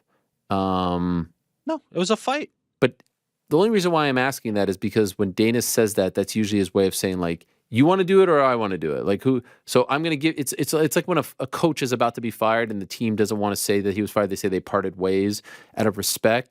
I felt like he was giving them respect of saying like, you could either say you're leaving and we're parting ways, or we're just going to cut you. Does the PFL Bellator change any of this? Does Tony Ferguson going to PFL Bellator strike a blow? Do they care? Listen, over the last few years, in the midst of this class action lawsuit, they have actually been more inclined to part ways with people like Tony Ferguson, meaning former stars who they can't really squeeze anything out of, so that they can then say, look, there are other options for these guys. Look at Anthony Pettis. Look at Yoel Romero. There are other options for these guys. Yoel Romero fought for the belt, and they said goodbye to him. Pettis was not that far removed from being a title contender, and they said goodbye to him. I think it comes down to, I think you can squeeze something more out of Tony Ferguson, to be honest. Oh, gosh. Certainly not a top 15 guy. No, this is the thing. You don't put him in there against those guys. You put him in a lower, how long has Jim Miller's career gone? And now we're talking about him fighting at UFC 300. That's the level of competition that Tony Ferguson should be facing and should have been facing, quite frankly. Now, are you getting your value out of that if you're paying him X dollars and he's only facing that level of competition? Perhaps not, and maybe it becomes a financial decision. But Tony doesn't see... I'll put it this way. Tony's last couple of fights are not as sad to me as like the decline of somebody like a BJ Penn, right? Like where 1,000%. BJ was a shell of himself. You could not watch him fight anymore. Yeah. No, 100%. Tony Ferguson lost to Paddy Pimblett. It was fine. He faced a young dude who's skilled, and that was it. It was not some like indictment on Tony's skills. There's fun fights that could be had for Tony Ferguson. The how much it costs them to pay Tony Ferguson to have those, I think is a relevant discussion to have, because he needs to be high on the card. Otherwise, you're not getting your money's worth. He needs to be fighting at something that people will watch. But I think you could get another fight out of him. What about that Goggins corner work? No. What? I thought it was like kind of funny how like all the fighters were just like, this guy's a cardio trainer. Like I think DC said on the weigh-in show, he's just like, all he is a runner. He just runs. Yeah, he was like a mental coach. If that's what Tony needed, God bless. Like, I'm not gonna judge or shit on. Like, for me to sit here and say Tony shouldn't have had him in his corner because what does he know? I don't know more than them. So if he decides that that's the right you call, get three corners. Great. Some people have their manager. Yeah. Some people have their wives. Yes, David Goggins is an incredible motivator. Yeah, to have that guy, and he wasn't talking all that much. I think I think it was the first round. He didn't say a word going into. I think he knew his role too. Like when Tony walked out, you could see Goggins was way in the back. He wasn't trying to steal the spotlight. He wasn't trying to capitalize on anything. I think Tony Ferguson probably reached out to him. They had a good training camp. Yeah, I'm actually happy that the UFC is see, like if you're in the corner, you're in the corner. But even the Tenacious D thing, which I loved. There was a time where the UFC never let that happen. What was the start of this, by the way? The earliest one in recent memory that I can remember that I was like, what is happening here, was when Latari was in Mike Perry's corner. Well, you remember there was a very public thing with Chael and CM Punk, right, in Chicago, where Chael said he wanted to have CM Punk at the height of his WWE run. It was, I think, against Bisping, UFC on Fox 2 in Chicago. In January of 2012, and he wanted him to walk him out, and the UFC said no. Dana said no. He didn't like that sort of thing. But now he seems to have reversed course. Because when did that start? I don't know. Maybe Endeavor. I'm just trying to think of who's the first person with like zero fight experience. Okay, but the cool thing about the Tenacious D thing was they weren't actually in their corner. In Wonder Boys, walked out. They walked out wearing the uniform. I couldn't get enough of it. I couldn't get enough of it. And how long has Wonder Boy been coming out to that? I mean, like well over a decade, 12 years. He's been coming out to that song, and they've kind of hinted at it, flirted, and then you see them. It was fun. It was harmless. It went viral, so it's another way to get the word out about the pay-per-view. Like if you're a guy being like, "Wow, Jack Black is walking out Wonder Boy, I'm gonna buy this." Like there's no harm, no foul at all. It's not making a mockery of the sport. They do it in boxing all the time, and I'm actually totally on board with what Dana said. As long as you're not coming out there singing, the singing never really works. It has worked maybe like once, and I can't even think. You come out there supporting your guy. Why not? Eminem walking out Terrence Crawford, that was cool. I didn't mind that. These dudes walk. We were going to see DT45 in a Venom fight, Kit. Can you imagine? I don't think it's going to be Kobe. I think the look on his face. Can I give you a hot take about this? And I hope I'm not. Yeah. I don't actually think Donald Trump likes Colby Covington. How about that? He doesn't show him the same kind of love that he shows Jorge. He walked there's out. Evidence to say Do that we you're have right. the footage of him walking out mid post-fight interview? We do. Now I'll make an argument for Colby here. Actually, is that the dude is a former president. Like the security required. Come on, you can wait the 2 minutes for the guy's pouring out his soul. He's talking about border control. He's talking about rigging the election. He's literally stumping for him.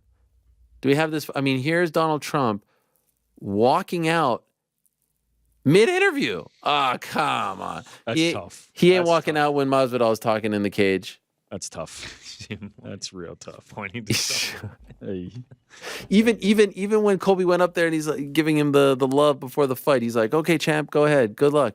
You know? He hit him with the hand on the knee. A very yeah. move. It was very frank. Yeah. Frank, It was very frank. Frank Like, all taught right, him bud. everything he knows. All right, bud. Come on. It was actually, we should have known As soon what as he was gonna did it, happen. the odds changed He completely. was just like, he's like, I didn't Good luck even in think that, of that. I didn't. Good luck even in that. It was all like, You let's hurry franked this them. up. I've got a 9 o'clock at catch. I got a Right. Like, come on, Wow. kid. Come on, kid. Go in there. Give him hell. one of the best, we didn't show it, was the picture of Pantoja and Royval, and they just didn't catch What it. a shot. And he's into it. He's into it. He's into it. locked in.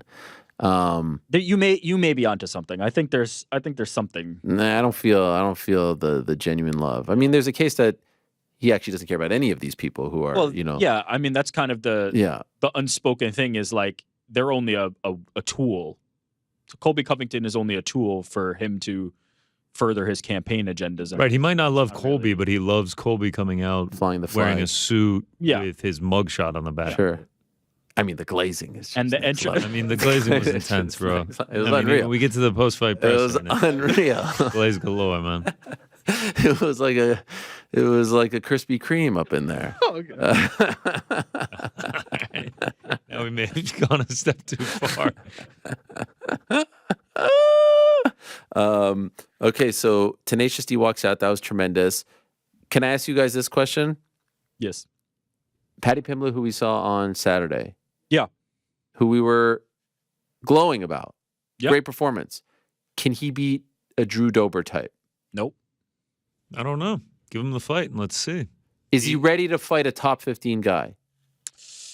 That I would say, yeah. Like we have to. Yeah, I was right? gonna say, when do we make this step? Is If it not now? Yeah, it's now. Yeah, let's do it. Let's do it. He looked good, man. And honestly, I thought his body looked great. the problem was he did look good. start. It did seem as got if he was tired. gassing out Yeah, in he the got third tired. round. But he even acknowledged, and I'll say this: his gas tank looked, even though that is true, his gas tank looked better than previous fights. He acknowledged, like, I tried to finish him in the first round. Yeah, and he was very close, man. And he was very he close was- to doing that. He had him dead to right. So I can understand why the gas tank would have suffered. And even then, like, he was still in complete control in round 3. So, Top 15, man. yeah, get it's him top time. 15.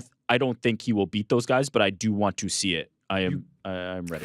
Drew you think Dober, you could- Bobby Green, Renato Moicano, BSD, RDA, Jalen Turner. See, now Yeah, we're hitting a that's- level where once you said BSD, that's the one BSD step level too far. was too far. That's the top 15 right there. Turner and Benoit is not the fights that Yeah, like that- Drew Dober, Paddy Pimblett. Matt Frivola keeps calling for it. He was ranked during the BSD fight, so he's right on the outside. That's not a bad shout. Frivola versus Paddy Pimblett. Yeah, those are. Can I those are throw the one fights out? we need to see. Two Please. coaches for tough. Oh, stop. Oh Jesus! Oh, Frivola Pimblett. Tough season 2 is just. Ugh.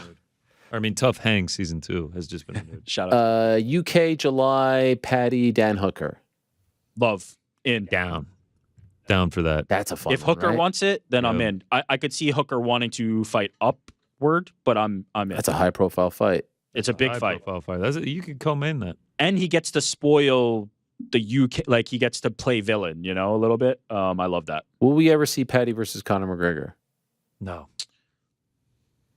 I'm not That- gonna say no. I could see. You it. remember on the come up There's in a Cage world. Warriors, it was always that was the fight.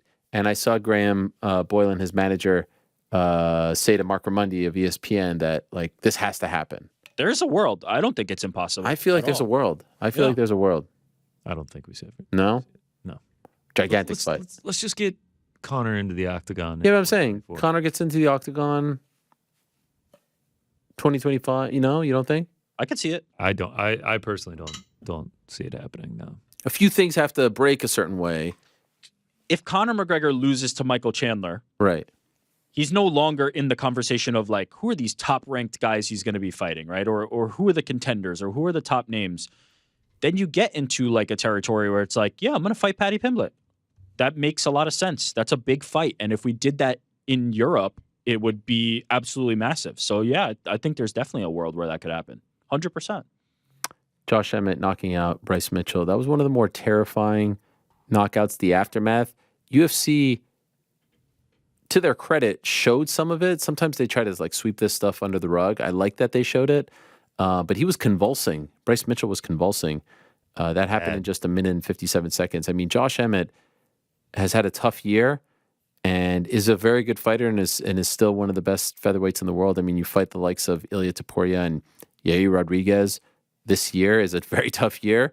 Yes. That was, I mean, that I hate that the fifth to last fight is top of mind for knockout of the year, but I feel like that's one of the contenders for knockout of the year. It might be my front runner at the moment. Yeah. That was an absolute icing. Like, that was insane.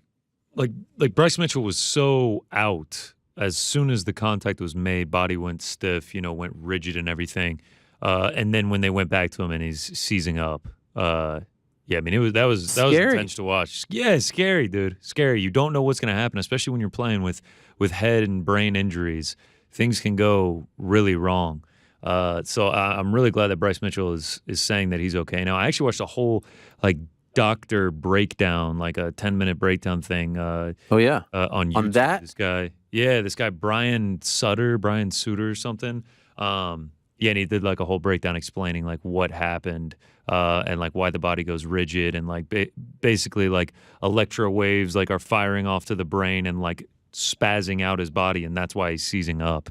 So yeah, it was interesting to watch and hear a doctor kind of explain, and like he was sort of saying exactly what all of us are saying, like how scary of a knockout that is to see happen. Yes. I mean, also big credit to Emmett after the fact in the immediate aftermath at the post-fight scrum/press conference, just being like, yeah, it was hard to celebrate. Yeah. I can't be happy right now. I just hope Bryce is okay. Like, that's good guy Josh stuff right there. Shout out to that dude. Yes, and afterwards, Bryce made a short video about him, and then Josh wrote back saying, wish the sport had more fighters like you. Yeah. You're a class act. So a lot of love there between the two of them. One of the things I love about a really good knockout is the sound of it, more so than the visual. That one sounded pretty sweet. Oh my God. Sounded like a baseball bat. Is there a thing, maybe this is just wishful thinking, but it does seem like even a couple of the fighters today mentioned the trash talk. Yes. Do you think the fighters are almost going to take this into their own hands? Nope. No. Okay. Nope. It's only going to get worse from here. Yeah. Because there's always going to be the 1, 2, 3, 4, 5, right, however many that are going to be continuing to do it. But to the point, I mean, first of all, the fight in January is going to be absolutely. It's going to escalate way higher than it's already. Poor Canada. So press conference going to do insane numbers. So we're going the wrong direction to start. But as we've kind of pointed out, this is encouraged. This is rewarded. This is led to bigger fights and bigger opportunities and more attention. What would compel a fighter to go the other direction? There's nothing compelling them. No. I mean, you remember the Miguel Torres thing? Yeah. And the Forrest Griffin thing. Oh, yeah. And, the UFC was like, we have a code of conduct. We've got a policy. We've got a way in which you should behave on Twitter. We're going to release you. We're going to fine you. Where did all that go? It was a bell curve. When they were down here, they needed to. They were in the gutter. When they were down here, it was the when they were trying to sell the company. Barometer. No. This is the early days. I'm talking like drinking beer, and then going into fight era. Then as the sport got more legitimacy, it got up. You had to be respectable. We're cleaning up the sport. You saw us here. No more TRT. It hit the top of the bell curve. Then the UFC sold. Then as the notoriety kept increasing, then the required respect and martial arts stuff went out the window, and now we've reached the bottom again as the sport is up here growth wise. The level of respect and martial arts involved in it are back at the very, very bottom. And again, I love showmanship. I love trash talk. I love pro wrestling. I love the bells and whistles. I love the hoopla. But this isn't fun. This isn't entertaining. Imagine, and maybe To us. Imagine, yes, of course. I can only speak. I know there are people out there who will say, he's making money. He's playing a character. This is fun. Don't be so soft. Don't be a snowflake. Don't be this. By the way, Are you reading these? Because that's exactly what I'm sure it says. This is 100% it. Yeah. If y'all, can I just address one thing? I saw what was this in reference to? I don't even remember, but some people were, the glazing thing about the Tucker Carlson tweet that I had. I mean, this is just the internet in a nutshell. I was joking about the Tucker Carlson. I think you need to give more context. The first time they showed Tucker on the broadcast when he was walking out that time, yes, you tweeted he walked out at MSG. Yeah, the Avengers, Trump Jr., Tucker Carlson, Dana White. Was there anyone else? Kid Rock. Kid Rock, of course. And I wrote, Ayo, look at Tucker Carlson getting to live his best life. TC finally getting a shot. because he's like bright-eyed. He's just loving he's it. like loving it. It looked like he had just won some sort of contest and he gets to walk out with Dana White, like some fan. And I was like, I he think gets Trump to make that is walk. probably- And people use that tweet again. Now, I will say, I had a lot of people be like, oh, wow, Ariel, you're one of us. But a lot of people bringing up that, like the irony of me not liking Colby's shtick, but also being a Tucker fan. Yeah. I was being facetious, guys. I guess the sarcasm doesn't break through. So I saw that tweet a bunch of times being like thrown back in my face, sort of like when they throw the old Everton or Leicester City tweets back at me to prove some kind of point. I never knew the Tucker Carlson thing would be brought back, shoved down my throat. But I will tell you all, like you need to be careful. The amount of Fox News that I've been watching these days is very, very high. I mean, I'm not gonna lie. So like, I'm not sure. I'm playing tricks on your mind here. Loyalist, that's not where we go. We go to Exactly. Twitter now. That's what I'm saying. There's a lot. on X. I'm gray right now. I'm You're here. up for grabs. You can be. Yes. Had. There's things that are happening. It's easy to find. You can't define me. You can't define me. Glenn Beck. Is he still around? No. I heard. By the way, I heard Tucker has got his own like platform now. That's what it Yes, I seems believe like, that's right. I believe he's launching something. Anyway, how did we get down that path? I forget. You led us there. No. We were talking about is respectability returning, and I said absolutely. Oh right. Oh no, we were talking about Bryce naming his son Tucker. No, we weren't, but now we are. That was Nice transition. Did you see that clip? Tucker's face. By the way, he for sure knew what was coming. He was trying to sort of pretend like he didn't know this beforehand, but you could just see the face, like he couldn't help himself. It was incredible. Anyway, so that was fun stuff there. Alonzo Menefield and Dustin Jacoby, great fight. Feature prelim fight. The whole thing, the whole prelims were amazing.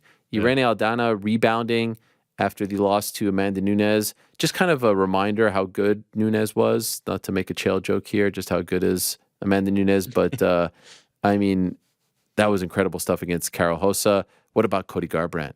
Turning back the clock there. Vintage Garbrandt against Brian Kelleher. That was the fight that was made by that special matchmaker kid. Yeah. Tough one for Kelleher. And had some success with the leg kicks. But Cody is feeling it. So does this mean we're getting Cody versus Figgy? I certainly hope so. I hope so. UFC 300? Shout out. Now that Jan and Song is off the table, like let's roll. Yeah, that's a great fight too. 299. Ariane Lipski defeats Casey O'Neill via armbar. More on that fight in a moment. Tagir Ulanbekov beat Cody Durden, and I saw a bunch of stuff from Cody Durden on Twitter here, accusing Tagir of some sort of blood work. Did you guys see this? I see the Band-Aid on your arm. I heard you say you had blood taken after your weigh-ins in the post-fight press conference. Something isn't right. You could easily flush your system and pass a drug test. Since we are tested via urine Saturday morning, he has a picture there.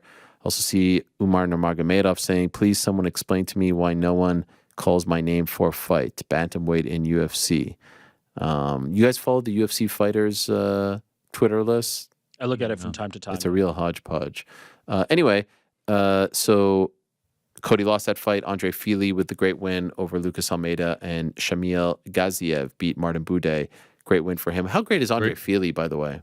Yeah. Oh, incredible. I actually had my roommate texted me. He said he was about to tear up listening to Andre talk about his dog. And all the losses he's faced recently. God, he's just so likable. Like, you just want to root for that guy, you know? Yeah. Just wears his emotions on his sleeve. It does show you, though, that there's a path to, like, getting people on your side and charisma and being able to speak and opening yourself up that doesn't involve, like, oh, your dad this, you know? Like, sure. There is a way to engender that. There is a way to get that type of response from people that isn't, like, lowest common denominator, lowest brow. And so, hopefully he can parlay that into something huge and go on the run that he's saying he's going to go on. And so let us quickly go back to the DDP Strickland thing, because I feel like a lot of fans are having this existential crisis with Strickland going after Colby. It's the same fan base, right? They're both fighting for the same fan, in my opinion. And Strickland is kind of like the voice of the voiceless, where he's trying to, like, rise above it and tell it like it is. And I see him connecting with a lot of people, and even Pantoja, and I saw Gilbert Burns' wife talk about him in a positive way as well.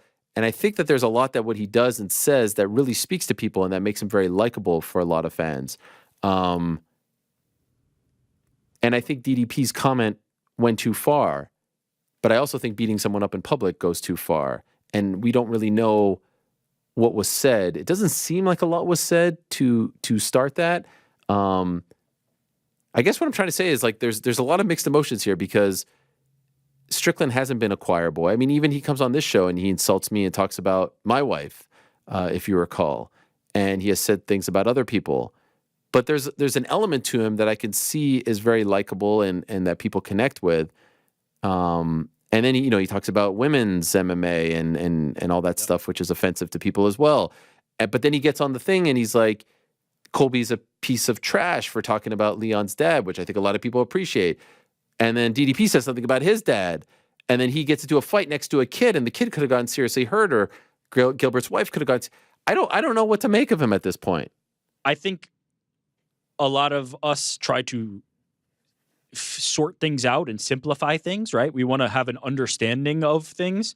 The reality is everybody's multifaceted, everybody's very complicated, and this situation doesn't have, like, I'm the hero of the story and I'm the villain of the story. Like, he might be the most complicated of all time. Complicated. Yeah. He's a complicated figure. He is a very complicated figure. You're 100% right that there are parts of him and things that he expresses that people want to identify with and support and figure out a way to connect with. I identify with it. When he talks about absolutely what Colby said about Leon's dad, I'm like, yeah, you're right, Sean. 100%. But then he'll say something like women belong in the kitchen, and all of a sudden it's like, well, don't agree with that. And the reality is, we don't have to agree with everything that everybody says. They cannot be these, like, idols, these beacons of 100% purity, where everything they say is right and everything somebody else says is wrong. There is nothing like that. It is a fantasy to believe that. I think there is a big difference between Colby and Sean Strickland, though. I understand the comparison because a lot of it is, like, right-wing ideology based, but man, they could not be more different as characters, in my opinion. Like, Colby is empty calorie, like, idolatry of Donald Trump specifically, and Sean Strickland is more right-wing ideology and, like, wanting to express personal freedoms and then kind of lean into that. But they feel very different. They're definitely coloring in the same shade, but I think there's something to Sean Strickland that there isn't with Colby. So what happens, like, in a brawl like that? Should there be repercussions? No. Why? First of all, the UFC president seated you in those specific spots. Sure. And kind of set the environment for this, right? Like, right. He was almost like willing this to happen. Yeah. Second, like, let's flash back to Khabib versus Conor. Yeah. Ultimately, what happened there? There was, like, suspensions and fines by NSAC, I believe. Yeah. But did the UFC do anything to them? So what would be the reason that now all of a sudden the UFC is going to crack down on it? It feels like because you are is not Let me just play devil's advocate. I don't know really. I want you to. You are top level athletes. You are fighters. Like you possess skill and power and strength in these hands that most normal human beings don't. Yep. You're about to fight in a month. You're going to be locked in a cage. You can't go around beating each other up next to civilians. As guests of ours at our event, you can't go around doing that. This is something that we don't like. We don't think it's a good look because there are going to be other civilians at future events sitting next to fighters. We don't want them to feel unsafe or uncomfortable that things are just going to pop off among you crazy people who can't control your emotions, right? That makes sense, and I think there's a world where you could have pulled that off. You can't pull that off when in the middle of the broadcast you say, "Stay tuned because we're going to show you the brawl." Well, that just shows the line of thinking. That shows where they're at, but taking a step back, like, is there someone at Endeavor, or there's someone on this board who's like, hey guys, we sell fighting for a living. This is what we say. This is our product. We don't need to sell fighting in the stands between our own fighters. Because the truth is, if those were two fans, both those guys would have been ejected and probably banned for life, right? Now, I know that they said that, Sean could go to the back, cool off, Peach Host to go home. I don't think DDP was removed. Why should they get to play? In that moment, they are civilians. And again, I don't really know what the answer is here because ultimately they're okay with it. I'm just sort of workshopping this right now. I just think it's a bad look for the sport. Now, for the pay-per-views, for the ticket sales next month, for every promo that we're going to see between now and January 20th, they're over the moon, right? I mean, this is a gift from their promotional gods. But I just don't want the sport to go this way. Like, it doesn't have to go this way. They're gambling. They're taking a calculated risk. The risk is we want to encourage this because we think that it will sell more pay-per-views and do the business that you just talked about. But we're also fairly confident that DDP and Strickland are the two that are going to do it. And most of these other guys are going to get in each other's faces and not end up doing it. So they're taking a calculated risk that it will not happen enough to outweigh the potential monetary benefit.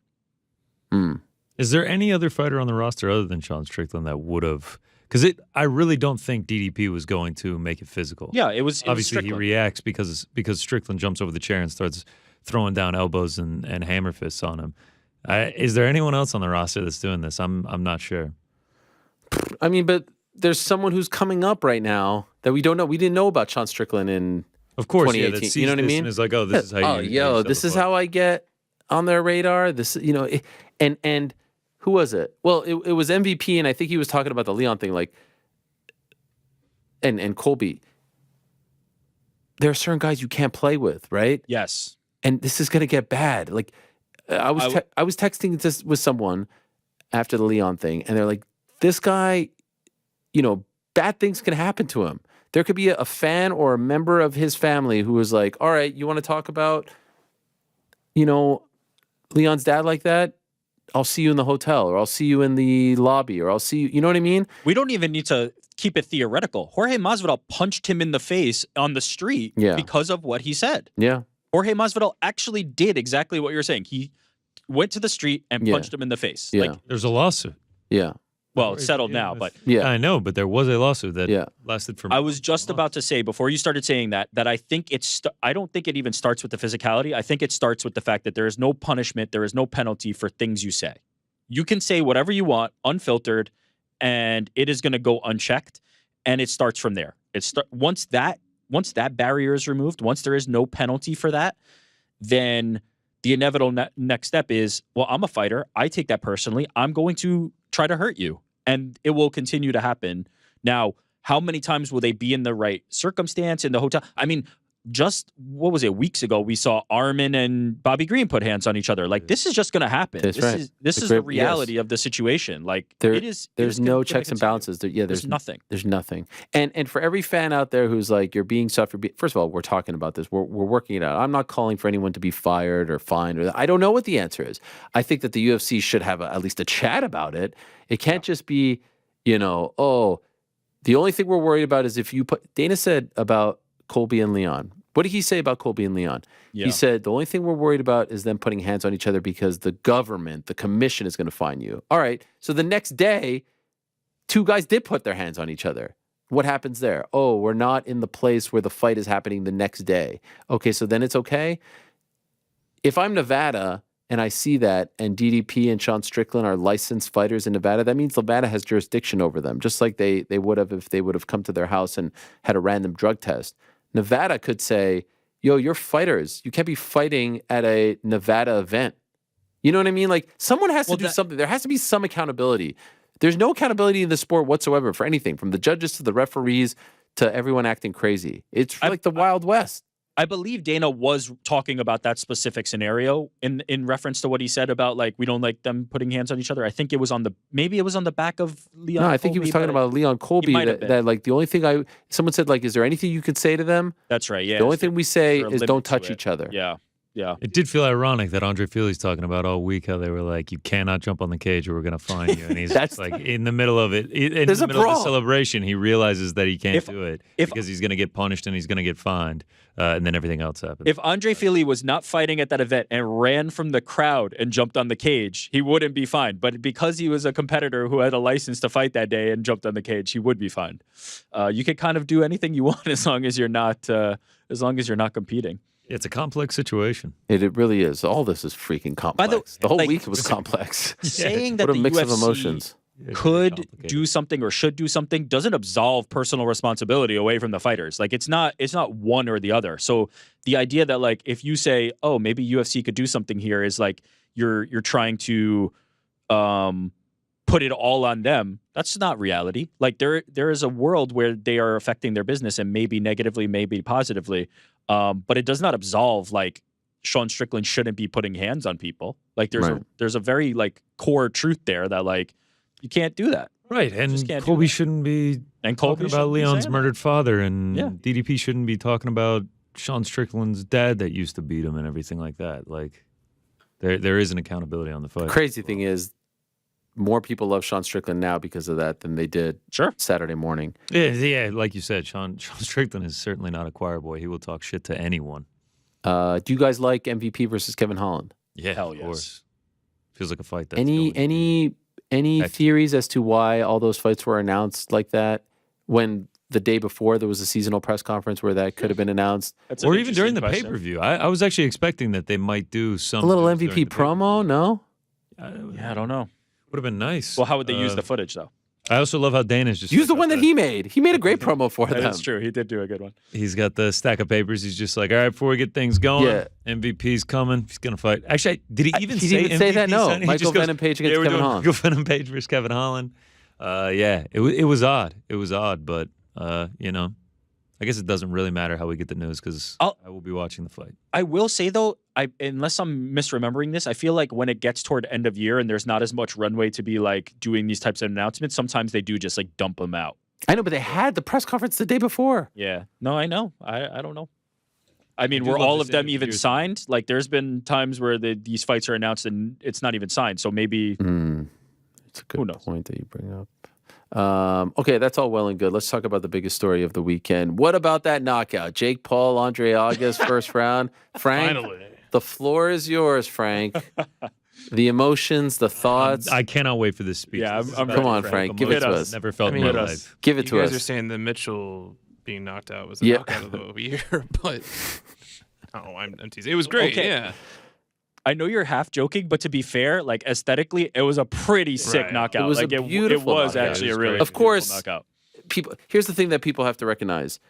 Jake Paul is a neophyte when it comes to boxing. A neophyte. He really is. His current record is 8-1. He doesn't even have 10 fights on his record.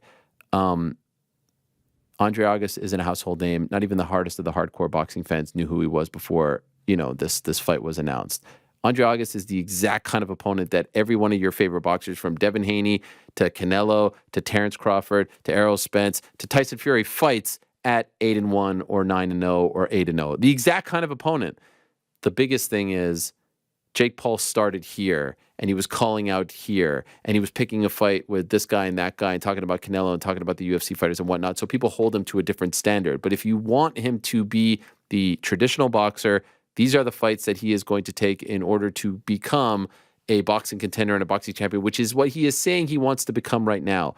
Ultimately, this is why I thought there was so much pressure on his shoulders, because if you can't beat this guy, none of this matters anymore, and it all comes crumbling down. I know you disagree with me, New York Rick. What was so apparent to me when I was there working the broadcast was this is old hat for Jake Paul at this point. He has been in the spotlight for over a decade. He thrives in situations like this. He thrives with millions of people or thousands of people watching him in attendance, at home, etc. The whole event is built around him. A guy like Andre August is foreign to these situations. He's fighting in untelevised bouts. He's fighting in regional Golden Gloves tournaments. He's fighting, on the come up. And so when I went to the back and interviewed Jake Paul, and there's literally 40 people in there, from his brother to his brother's fiance, to his parents, to his whole team and gurus and Aubrey Marcus and all these people, and they're all dancing. You would have thought, when I went into his locker room, you would have thought that it was the post-fight celebration. That was the mood. Yes, let's go, let's talk, this and that. And then I walked to Andre August's locker room, and it was him and his 2 or 3 coaches. I don't remember. I think it was 3. It might have been 2. They're watching TV. There might have been no sound on the TV or very low. There's no music. There's no nothing. They're sitting there. And he looked like someone who was about to be sent to the principal's office, like a kid who knew he was about to get a punishment, who knew that he was in for it. And I asked him to, answer a couple questions. I haven't been doing this for a very long time, this particular role. No one's ever said no. And he said that he wasn't in the right headspace to do it. And I knew right then and there he was done, unfortunately. And you saw him when he walked out. Jake's walking out to Rocking Around the Christmas Tree, and it looked like he was a dead man walking. It looked like he was being sent to to an execution, unfortunately. And he was stiff. And what about Tyron Woodley? Talk about calling it, saying on the broadcast he needs to stop dipping. And what happened? He dipped, and he got nailed with that uppercut.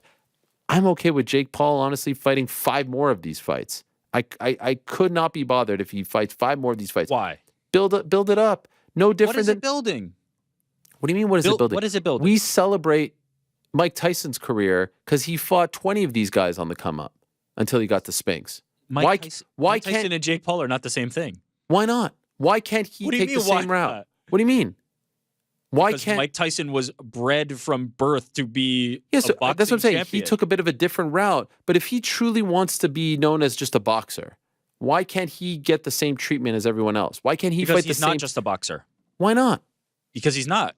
Because But he is who he is. Because he is somebody who came from somewhere else, has a built-in fan base, is putting on big fights. He is not just anybody else. He is not the guy who's in the But his in the skills are shadows like everyone beating else. up. His persona and his fame is not like everyone else, but the skills are rudimentary. So why can't he fight the same guys that everyone else fights at 8-1? Because that's not the product he's selling. Because Jake Paul is selling on I'm Friday, the biggest guy in the world. Was he telling you any differently on Friday? Yeah, he's tweeting out the ticket prices for his event. Yeah, because of his fame. As the biggest. That's my point. He's not that guy. He is not the guy beating up amateurs in the shadows. He is not the guy who's facing the same.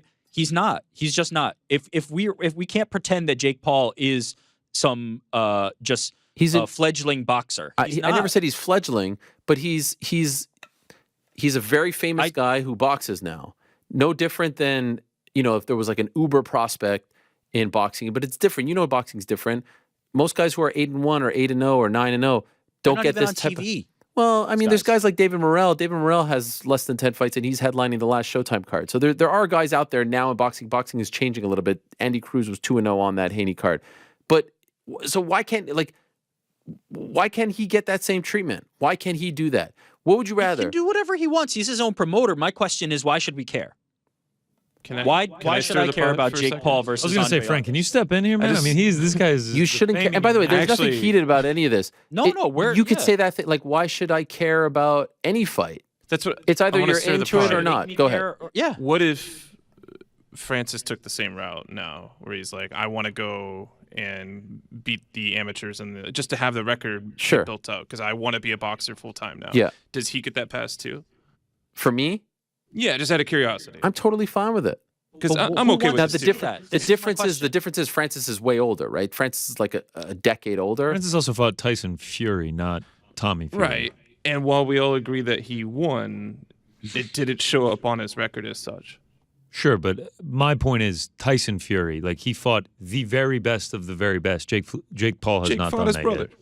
I'm teasing. My position is not one that is. Let me clarify my position. Jake Paul is a better boxer than I thought he ever had any hopes to being, and I think has fought tougher competition than any boxer with the record that he has. To this point, the record that he has, he's fought tougher opponents than any boxer who has fought that number of fights, right? Agreed. Because of the systems that we're talking about.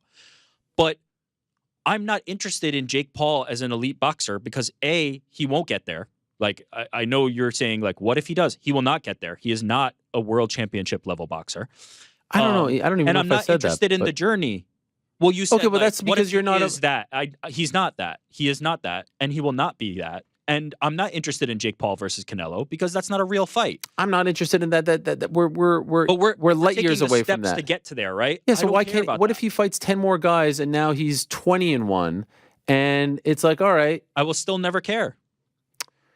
but that I think people will, though. I think people think- will. yeah, he is If he wrong. racks I up think these people will care. knockouts, He even can- saying that this is the route that he's taking, I'm just saying.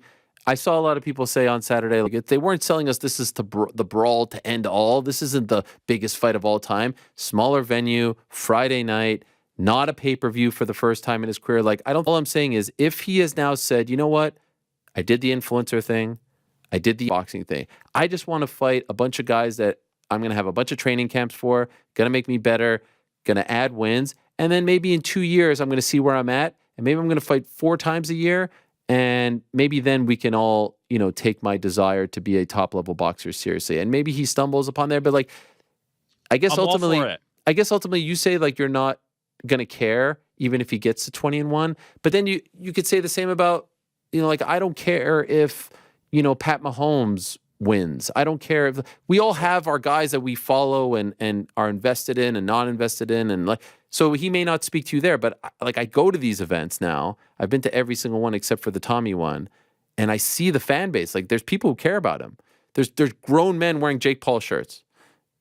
Frank. Hello. You know what I mean? Yeah. So I do think there are some people. And by the way, when I went to the school, remember I told you when I went to all they wanted to talk to me was about him. There's an inauthenticity into this, which is that no, it's not just like, oh, I'm going to fight these guys. He's also selling us on the idea like this is a legitimate boxer. Andre August was not a legitimate opponent. Let's just be. But real what does about that this. mean? What does that mean? He wasn't a truck driver. Like he has fights on his record. He just beat a undefeated guy. Does he have any wins over anybody with a winning record? I've never not looked this up. I can bet that he doesn't have any wins over anybody. Yes, the guy he just fought 7-0 What are we doing? in St. Louis. Go Brandon- to BoxRec. I'm on the way to BoxRec. I'm literally on break it. down The his guy record, he huh? just fought was 7-0. What about before that? Any other wins before 10-2. 4-3. But again, Yeah, he's these coming off a win against Brandon Martin. Undefeated 7-0. Brandon Martin 7-0. Before Maybe that, threw real punches. in before first that, round. no but no one who Yeah, no, so no one actually who Joshua fights, Kahn 1-0. no one who fights anyone at 9-0. All I'm saying fine is with that. I am But those I am are actually happening more somewhere intrigued else. now in the are we just going to do like the traditional boxing route and like we'll see you in 3 years in a big arena than I am in the okay, who's the next MMA fighter I can fight?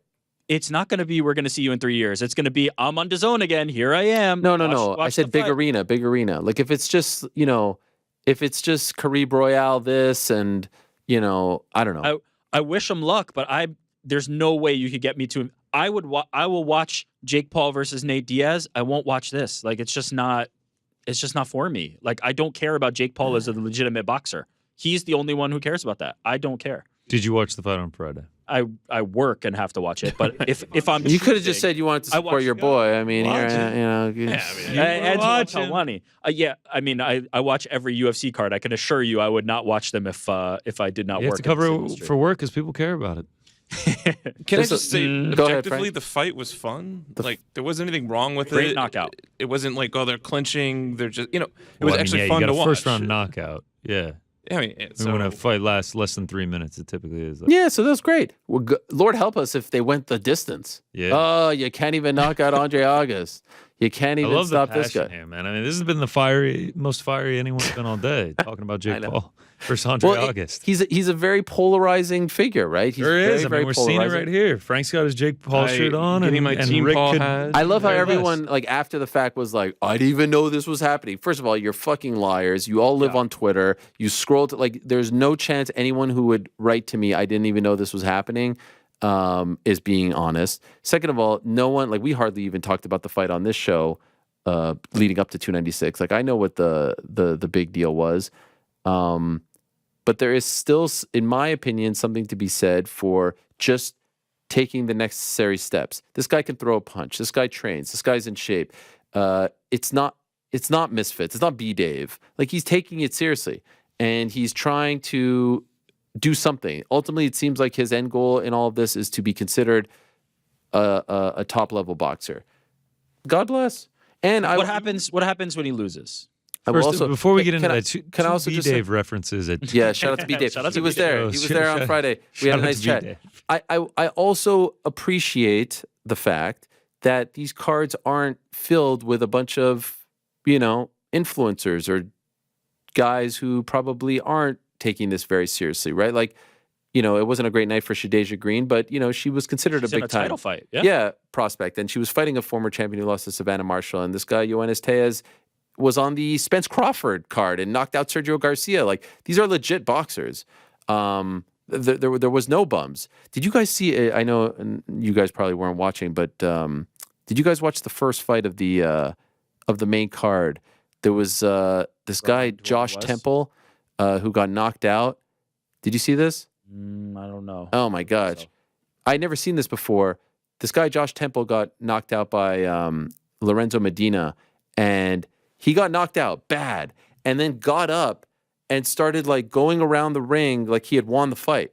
Like was doing the dance around the ring and put his hands up and was like going like this. And that's scary. Had no idea where he was. And I couldn't believe that his team, like the Mitchell thing was bad. This was worse. I was going to say that's more scary than, than the Bryce. He was going around the ring thingy. Like the music was on at this point. He thought he won the fight. That was crazy. Rough. But anyway. Wow. What's his name? Joshua Temple. Yeah. I'm gonna you can see the clip. Someone sent it to me on Instagram and is like, "Did you see this?" I was like, "Yeah." You can hear my voice saying that someone should go grab him. But I don't know. Look. Okay. So what happens when he loses his next fight? Yeah. Well, that's what I said. I said if he loses to Andre August, the whole ship sinks. But I don't agree. The ship doesn't sink. The idea of like Jake Paul, legitimate boxer, is over. But he lost to Tommy Fury. We saw. We literally watched it. It's already been over. Like, what are we continuing to do here? I feel like we've had this conversation like as many times we've had the favorite holiday movie conversation. Jake Paul can make a lot of money boxing people that people care to watch. Lots. There's so much good boxing on now. I mean, I was locked into Sonny Edwards and Bam Rodriguez. I had the two screens up. There's a lot of good boxing on right now. Every 3-4 months, having these fights doesn't bother me. But those are those every 3-4 months fights. Those are the fights I want. I want that every 3-4 months he's fighting somebody relevant in a big arena so we can see an event. I don't want to hear about Andre August in a ballroom. Like it's just not. Yeah, shout out to Kareem Royale. It was nice. I'm just gonna say Frank would have loved it. Frank, you would have loved it. I was there in spirit. Yeah, there was some good merch there. You would have loved it. The outdoor thing, they had a nice little thing to buy. Like I got some. Did you ride on the slide that kept showing? Didn't do the slide. No, didn't do the slide. No, but there was these nice like candied pecans that I had, which is a real risk, by the way. You eat the pecans, you're speaking on the microphone, they could get stuck here. Like I was playing with fire with those. I'm not gonna lie. Did you put some on the carry-on back here? Nah, none of that. Yeah, that's cool. Couldn't be bothered. Got to work with Chantel Cameron. That was cool. We're like BFF now. Obviously, we have the allegiance to Katie and whatnot, but I thought it was interesting she was at an MVP card. So anyway, listen, Frank, any final thoughts on Jake and the win? I mean, you were actually the quietest one of the bunch here regarding. Do you want here's the big question. I give two shits about his influencer career. And I said it in Dallas, and I was like, look, when he wins against Diaz, I am going to ride hard on this for the rest of his career. So that's what's happening. Yeah. And he's not disappointing. Like, he looks like a boxer. Okay. Who's in a neophyte boxer, someone who's growing his way up. Sure. Yeah. I mean, that takes technique, power, skill. Right. Here's my question. Let's say Jay, because he was sort of hinting at this in the post-fight interview, if he wants to go down the path of just beating or fighting a bunch of these guys as opposed to mega event, MMA fighter, or whatever it is, which do you prefer for him? As an actual fan of his, right? Which would you prefer? I wish that when he was calling the people out that they took him a little bit more seriously about getting those fights. And when that didn't work and he had to kind of pivot and decide like, well, I want to be world champ, and there's a path to get there, I'm now supporting that because he did the call outs, and it was always a stipulation of like, well, I'm not doing this, I'm not doing that. You have to meet me here, and so now I'm like, get the guy what he wants. Like he certainly can make it happen. Okay. Listen to the emotion in Frank's voice. Yeah, I'm he's fired up. He's invested. Honestly, here's the bottom line when it comes to Jake. You know, if he would walk on water, they would say he couldn't swim. It was a good line. It was a good line. It was a great line by But him. he has said it a lot of times. It's so weird. I actually respect him a great deal more than I respect a lot of like I respect what he's trying to do here. But my position is I'm not interested in seeing it. Like the same way I'm not like I respect a really good carpenter, but I'm not going to sit there and watch them build a chair. Like that's great. I'm happy you have that skill. It's very useful. Who just but sneezed like that? Who was that? Golly. It can be very satisfying to watch a craftsman work. No, their it can craft. be very A grown man satisfying. sneeze over here. It's like Bob Ross. I man. enjoy That sneeze. That was I enjoy amazing. watching Bob Ross But you're paint. watching. That's a perfect example because you're watching for Bob Ross. You're not watching for some schmo painting. Do you ever randomly. watch? I'm watching for Jake Paul, the character, the influencer, the person that I want to see him fight real interesting matchups. Do you ever not watch cooking real videos? boxers. You Or ever watch- glass blowing or I sand art. don't watch cooking videos because Ever I seen don't someone cook, make a but- mandala? My kids love cooking videos, and so I would say to you, New York Rick, let Jake cook. Yeah, let them Let Jake cook. That's a good one. Let Jake cook. All right. It's enough Riz out of you, New York Rick.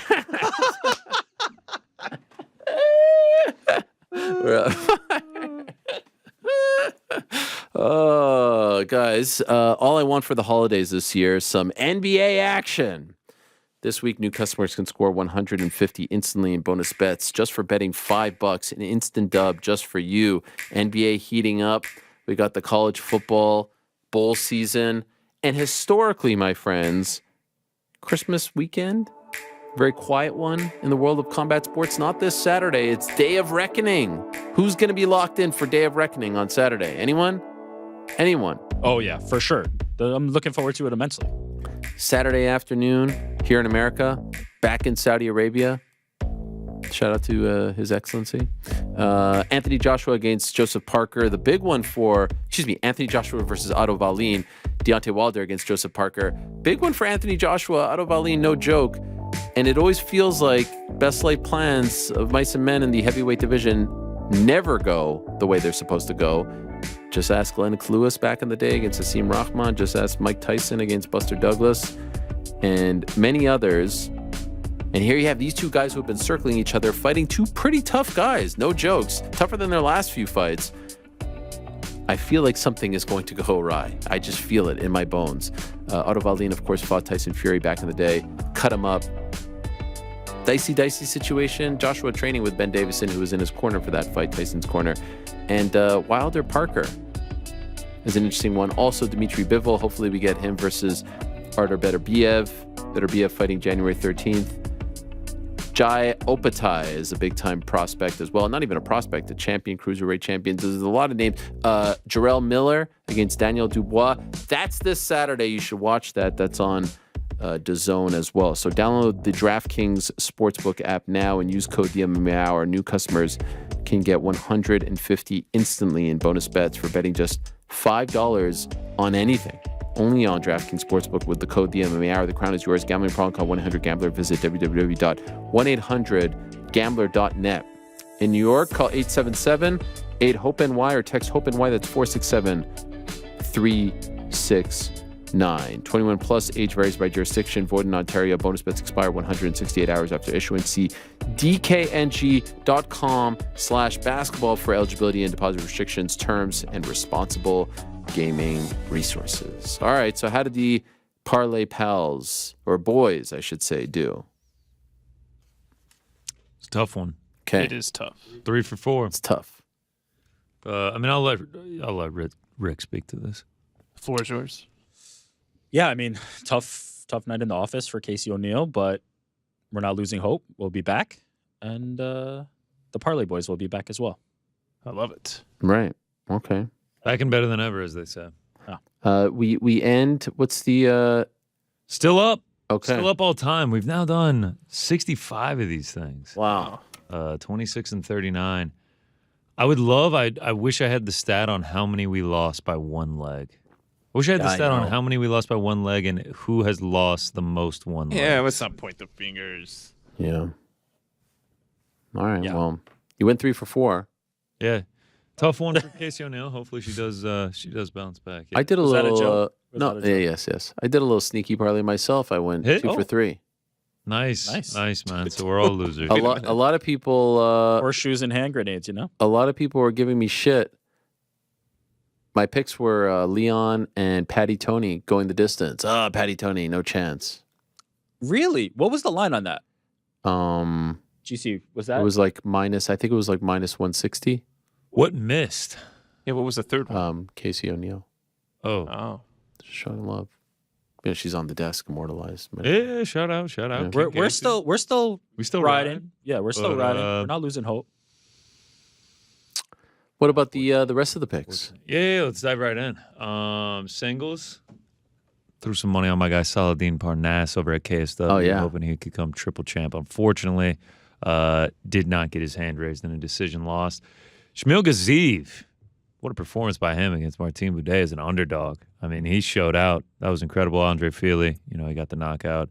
Third in, I, too, was also on Casey O'Neill. Garbrandt Kelleher under 2.5. Decent on the singles. We go 6 and 6, but we do finish up on those. And then we go 2 and 1 on the parlays. Parlay got kind of weird because we lost Ian Gary. The Mitchell Emmett over 1.5 killed the pacifist parlay. Took a bunch over 1.5, so that's the only one that didn't go. But alas, we still win this week. Up 2.59 units. Nice way to close it out. I'll have some bets on Day of Reckoning. Probably just a big chalk soup, nasty parlay. That, what could go wrong type stuff. Almost 30 units on the year. Dude, that's exciting. What? Thanks, Frank. I'm happy to see it. I appreciate it, man. I appreciate the sport. Dude, that's exciting. That was a winner from Frank there. Still got Day of Reckoning left. So we'll see how we do there. I mean, a little action there, a little sprinkle. Oh, I got more than a little action. I mean, I'm definitely gonna chalk it up. A lot of big favorites that I think are gonna win. Big bounce back second half of the year. I gotta say, after that Sean Strickland Abus Magomedov card, I think I was down like 32 units or something. So a nice bounce back in the second half. I think we only had 4 losing weeks in the last 6 months of the year. So bounce back, and hopefully we can keep it going into 2024. And that actually brings me, now that we are done with UFC events for the year, to the future bets recap. A lot of red on here. Oh, man. I mean, that's kind of the way it goes with the future bets. Did hit our man on the show earlier, Alexandre Pantoja, plus 400, and hit John Jones, heavyweight, plus 450. Couple of these that just never even had a shot. Rose Namajunas, strawweight, didn't even fight at 115. Let's see what else. Arman Sarukian and Rafael Fiziev, both at lightweight, didn't have a chance. Ilya Taporia, plus 1,400, a month too soon, year ending. Golly. Would have had a shot at it. Aljo had one win, then lost it. Welterweight had Bilal, had Shavkat, had Hamzat, and none of them got a shot. Middleweight Hamzat, I at least got that he was going to go up to middleweight. Unfortunately, he didn't fight till October. Sergey Pavlovich, he got kind of close. Glover Teixeira lost it in the first month, and then it was gone forever. But we do get John Jones. We do get Alejandro Pantoja. I also had Valentina, women's flyweight. I think that might have actually been the biggest bet of them all on the futures. Yeah, it was. Don't get that 10-8. That's a tough one. Don't get that 10-8. She wins there. And, I'm counting my money. Also, I had 2 champ parlays. One hits, Makachev, Volkanovski, and Zhang Wei Li. That cashes. Volkanovski and Zhang. Okay, yeah. Never really in doubt. Actually, Makachev maybe in February was in doubt. Maybe in February, yeah. And then I did another one, Makachev, Volkanovski, and Valentina Shevchenko. And that one misses. So just like a recap on the futures, we go 2 and 15 on the singles. you got to expect that when you're taking futures, you're not going to be able to hit them all. And we go 1-1 on the parlays. Down 0.18 units for the futures, so it's essentially just nah. They're fun to ride, so it is what it is. Just want to hurt myself a little bit. Just if that 10-8 hadn't gotten scored in the Valentina Shevchenko Alexa Grasso second fight, and she had been able to take the belt home, this is what it would have looked like. Up 1.27, perfect on the parlays. So a 5-unit swing on that 10-8. 5-unit swing on that 10-8. That is crazy. Yeah. Not to mention, I mean, that's probably a harder pill for her to swallow than not being champ. Yeah. Yeah, I think so. Yeah, I mean, her not being able to cash through. Yeah, I mean, that's almost $300 of linkage there. Kind of hurts. I feel you. Can I pull? By the way, this is the second year in a row with painful. Can we talk about something? Can we pull back the curtain on that conversation we had earlier about the book and how they graded it? The book. I'm talking like GC. Oh, last year versus this year. What I'm just gonna say it. So you told me earlier that they had already graded these futures. Okay. I see what you're saying. Even though the year hadn't ended. Really? No. They graded it. Yeah, technically the year's not over, but they're completely done with UFC stuff. But what if someone gets stripped? This is what happened last year, where he had a heartbreak, because if they had done this last year, he would have gotten paid for Yuri, unless I'm mistaken. No, because he got stripped, and then they did Ankalaev versus. But it was a draw. I know. Jan. Who did yeah. Oh, yeah. So then they did probably grade it after that. Okay. Yuri had already been stripped. But that's interesting that they do. Can we? I mean, the 2 years in a row bad beat. You had the Yuri and you had the Magomed Ankalaev. Neither of them hit. Somehow threaded a needle, didn't hit either of them. Yeah. And now we get the 10-8 in the Valentina Shevchenko. I feel bad. So Grasso keeps it. Huge swing in the. But this just shows you're still as good as everybody says you are, and as good as you believe to be, and we support. Is there a go world? Back to the well. Could they have? Probably not. I mean, there's no rhyme or reason for any of this. It's not like it's a real sport or anything. But is there a world where those two guys fight to a draw, and because there was no new champion, just like they kept the belt on Jamal Hill, they would have given it back to you, and you would have won that? Oh, like a push? No, because I'm betting that they graded that they are going to hold the belt. They are going to be the champion at the end of the year, and they were not. But imagine the UFC would have said all right, we're going to give it back to him for a month, because then they book Glover and Jamal. Yeah. But based on this, the sportsbook seems to have paid out right after the last thing was done. So maybe they would have just seen that, and it would have been graded anyway. Got it. But it is a fascinating thing. They could just wait until December 31st, Yeah, they could, but I actually woke up to that in my account. I was like, oh, that's a nice little addition there. Where did that come from? Oh, our guy Alexandre Pantoja. And I do have some big hitters. I got some crazy ones this week. I got a lot of good ones. It was tough to crack onto the show this week. Still working on getting my visor back one day. What happened to it? Misplaced it. I don't know where I went.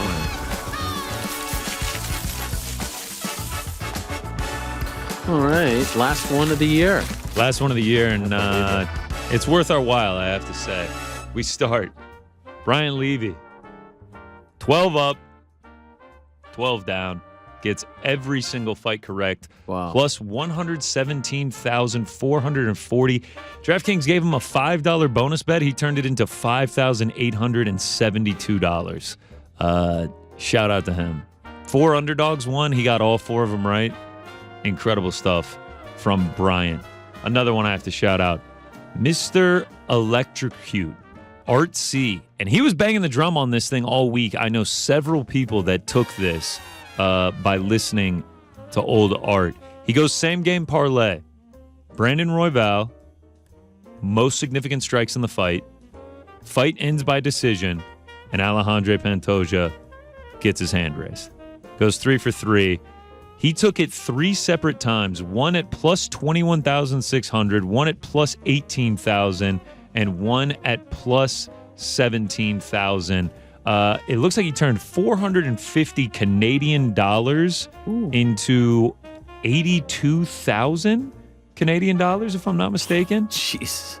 400, and that all happened over the course of 25 minutes. So in 25 minutes, he turned 450 Canadian dollars into 82,000. That's not a bad work rate right there. So shout out to RC, and he gave it out to several people. I know several people that rode this with him, which makes it all the better. So shout out to Mr. Electrocute. Next up, Kaya 3838. He goes Garbrandt by KO, Josh Emmett by KO, Paddy Pimblett by decision, Pantoja by decision, Leon Edwards by decision. Turns 5 pounds into 5,791 pounds. Over, that's 2 tickets that are over plus 100,000, and then another guy that turned 450 Canadian dollars into 82,000 Canadian dollars. I mean, it's just insane, some of these tickets that we're getting. And I do have a couple more. Shout out to Daryl Harris. Not plus 100,000, but still almost plus 13,000. 9 fighters got all 9 correct. 250 and 325. And then lastly, a very loyal listener. It's me, Mikey R. 2 great cashes here. Josh Emmett by round 1 KO plus 1,100. And then Shavkat by submission, Pantoja by points, Leon Edwards by points, $25 into over 1,300. Beautiful stuff by him. He also cashed, speaking of futures, he also cashed a Alex Pereira light heavyweight champ, like plus 5,000 or something. Wow. Shout out to him. And then I unfortunately do have one bad beat. Nova Star, 10 picks, plus 31,296. Goes 9 of 10. Unfortunately, Casey O'Neill, the only one that doesn't come through for her. We'll be And back. that's that. We'll be back. Anything on the darts? No, but I have been watching. Nothing. Saw No the sprinkling? 180. Nothing.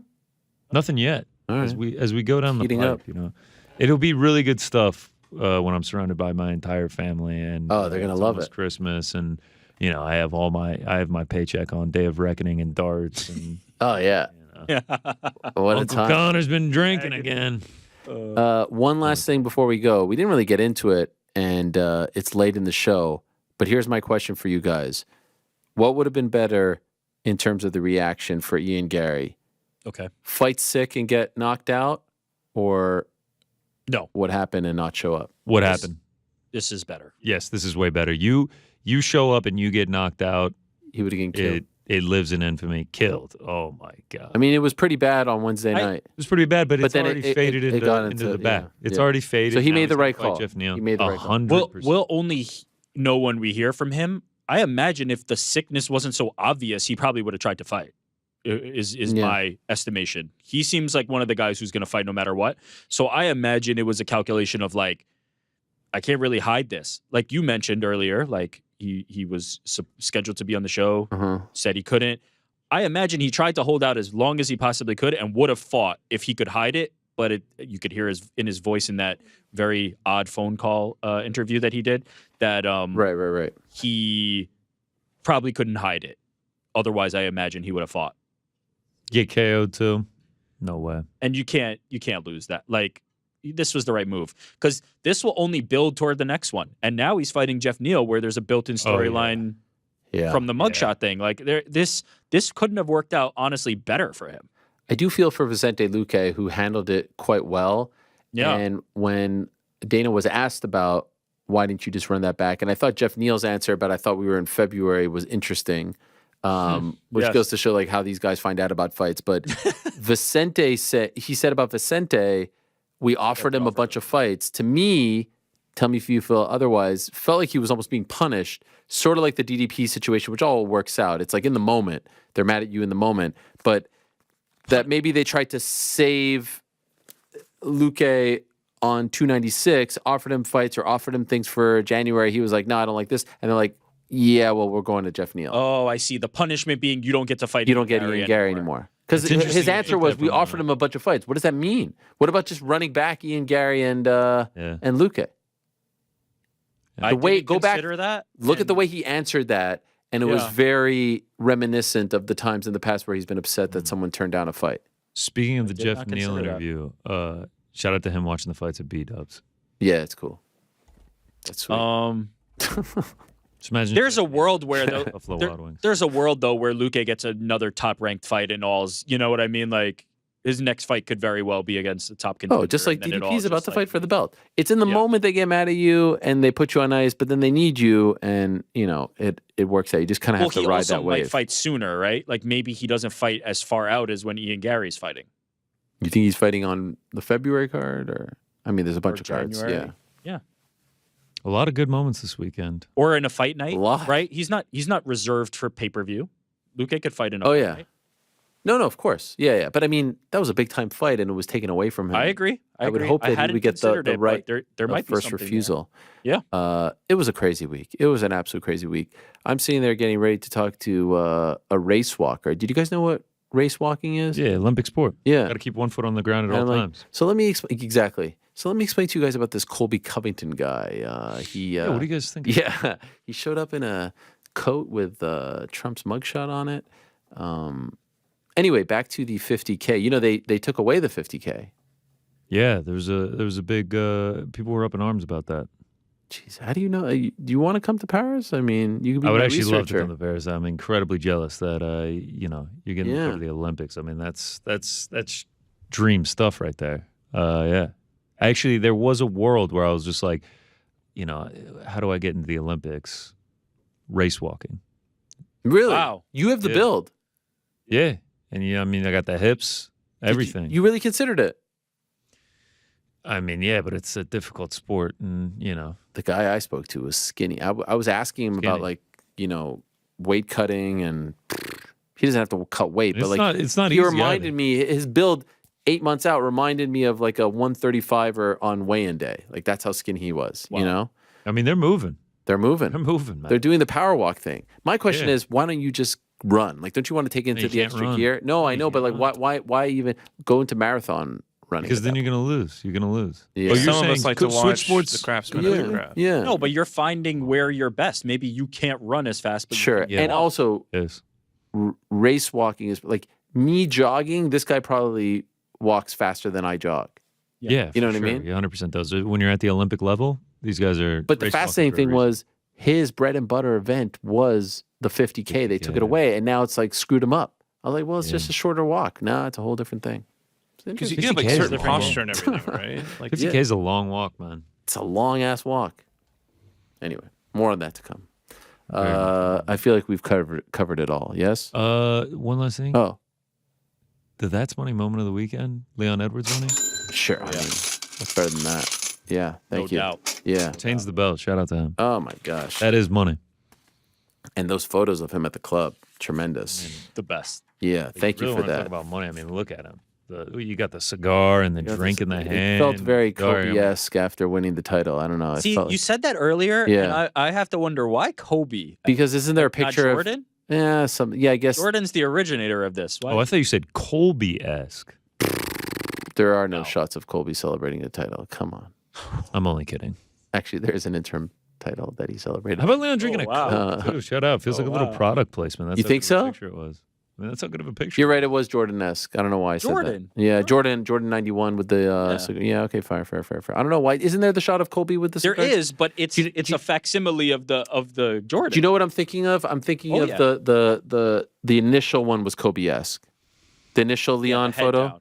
Isn't it Also funny? also a Jordan photo. by the Isn't way. it funny that Crying the after guy his dad everyone into the- mocked me for calling the Tim Duncan of MMA is now Jordan and Kobe-esque? I mean, give me that meme of the guy with the hands up. Give me the meme.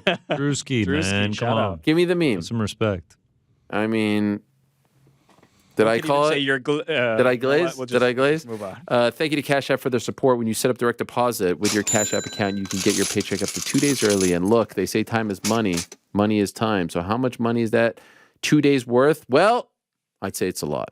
Basically, what I'm saying is if you set up a direct deposit on Cash App, you have to account for time to spare and money to spend. That's money. That's Cash App. Download Cash App from the App Store or Google Play Store and set up direct deposit today. One more show to go, my friends. That's on Wednesday. It will be a fun one. I can assure you of that. Already some guests booked. But for now, shout out to Tommy DeVito. Tough loss last night or yesterday. We're out of time. Yeah. MMA Hour holiday party tonight. Yes, sir. Frank's going to get crunk. Wow. You used you're Blaze and Crunk all in the same show. Is that crunk is an old word? No. yeah, one's a very contemporary. specific you using Crunk backs up the fact that you butt dialed us last night. Yeah. I told my son, "You're acting like adult right now," and his response was, "But I'm a kid." And I'm like, "What are you talking about?" He said, thought it was dolts, like No. adults shortened. adult. Yeah. Yeah. Wow. Yeah. He never heard of dolt before. Is dolt? Yeah, very old folk. Yeah. What are some other old ones? I mean, Favorites from- everything you say. I mean, you could just go. No, Billy no. Madison, he's like, "You some damn Nah. moron." Nah. He's Oh, got the t-shirt. the one that drives me nuts. Okay, I'll tell you my favorite one right now is standing on business. You would love it 6 months after it's.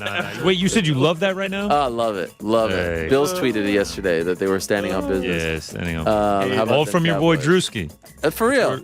I mean, that's where that's how it got super popularized. The one that drives me nuts is the nah and then so and so. Nah, yeah. Yeah, like what nah? No one's disagreeing with you. Just say what you have to say. Like there's too many No, words. I'm big on that. Nah.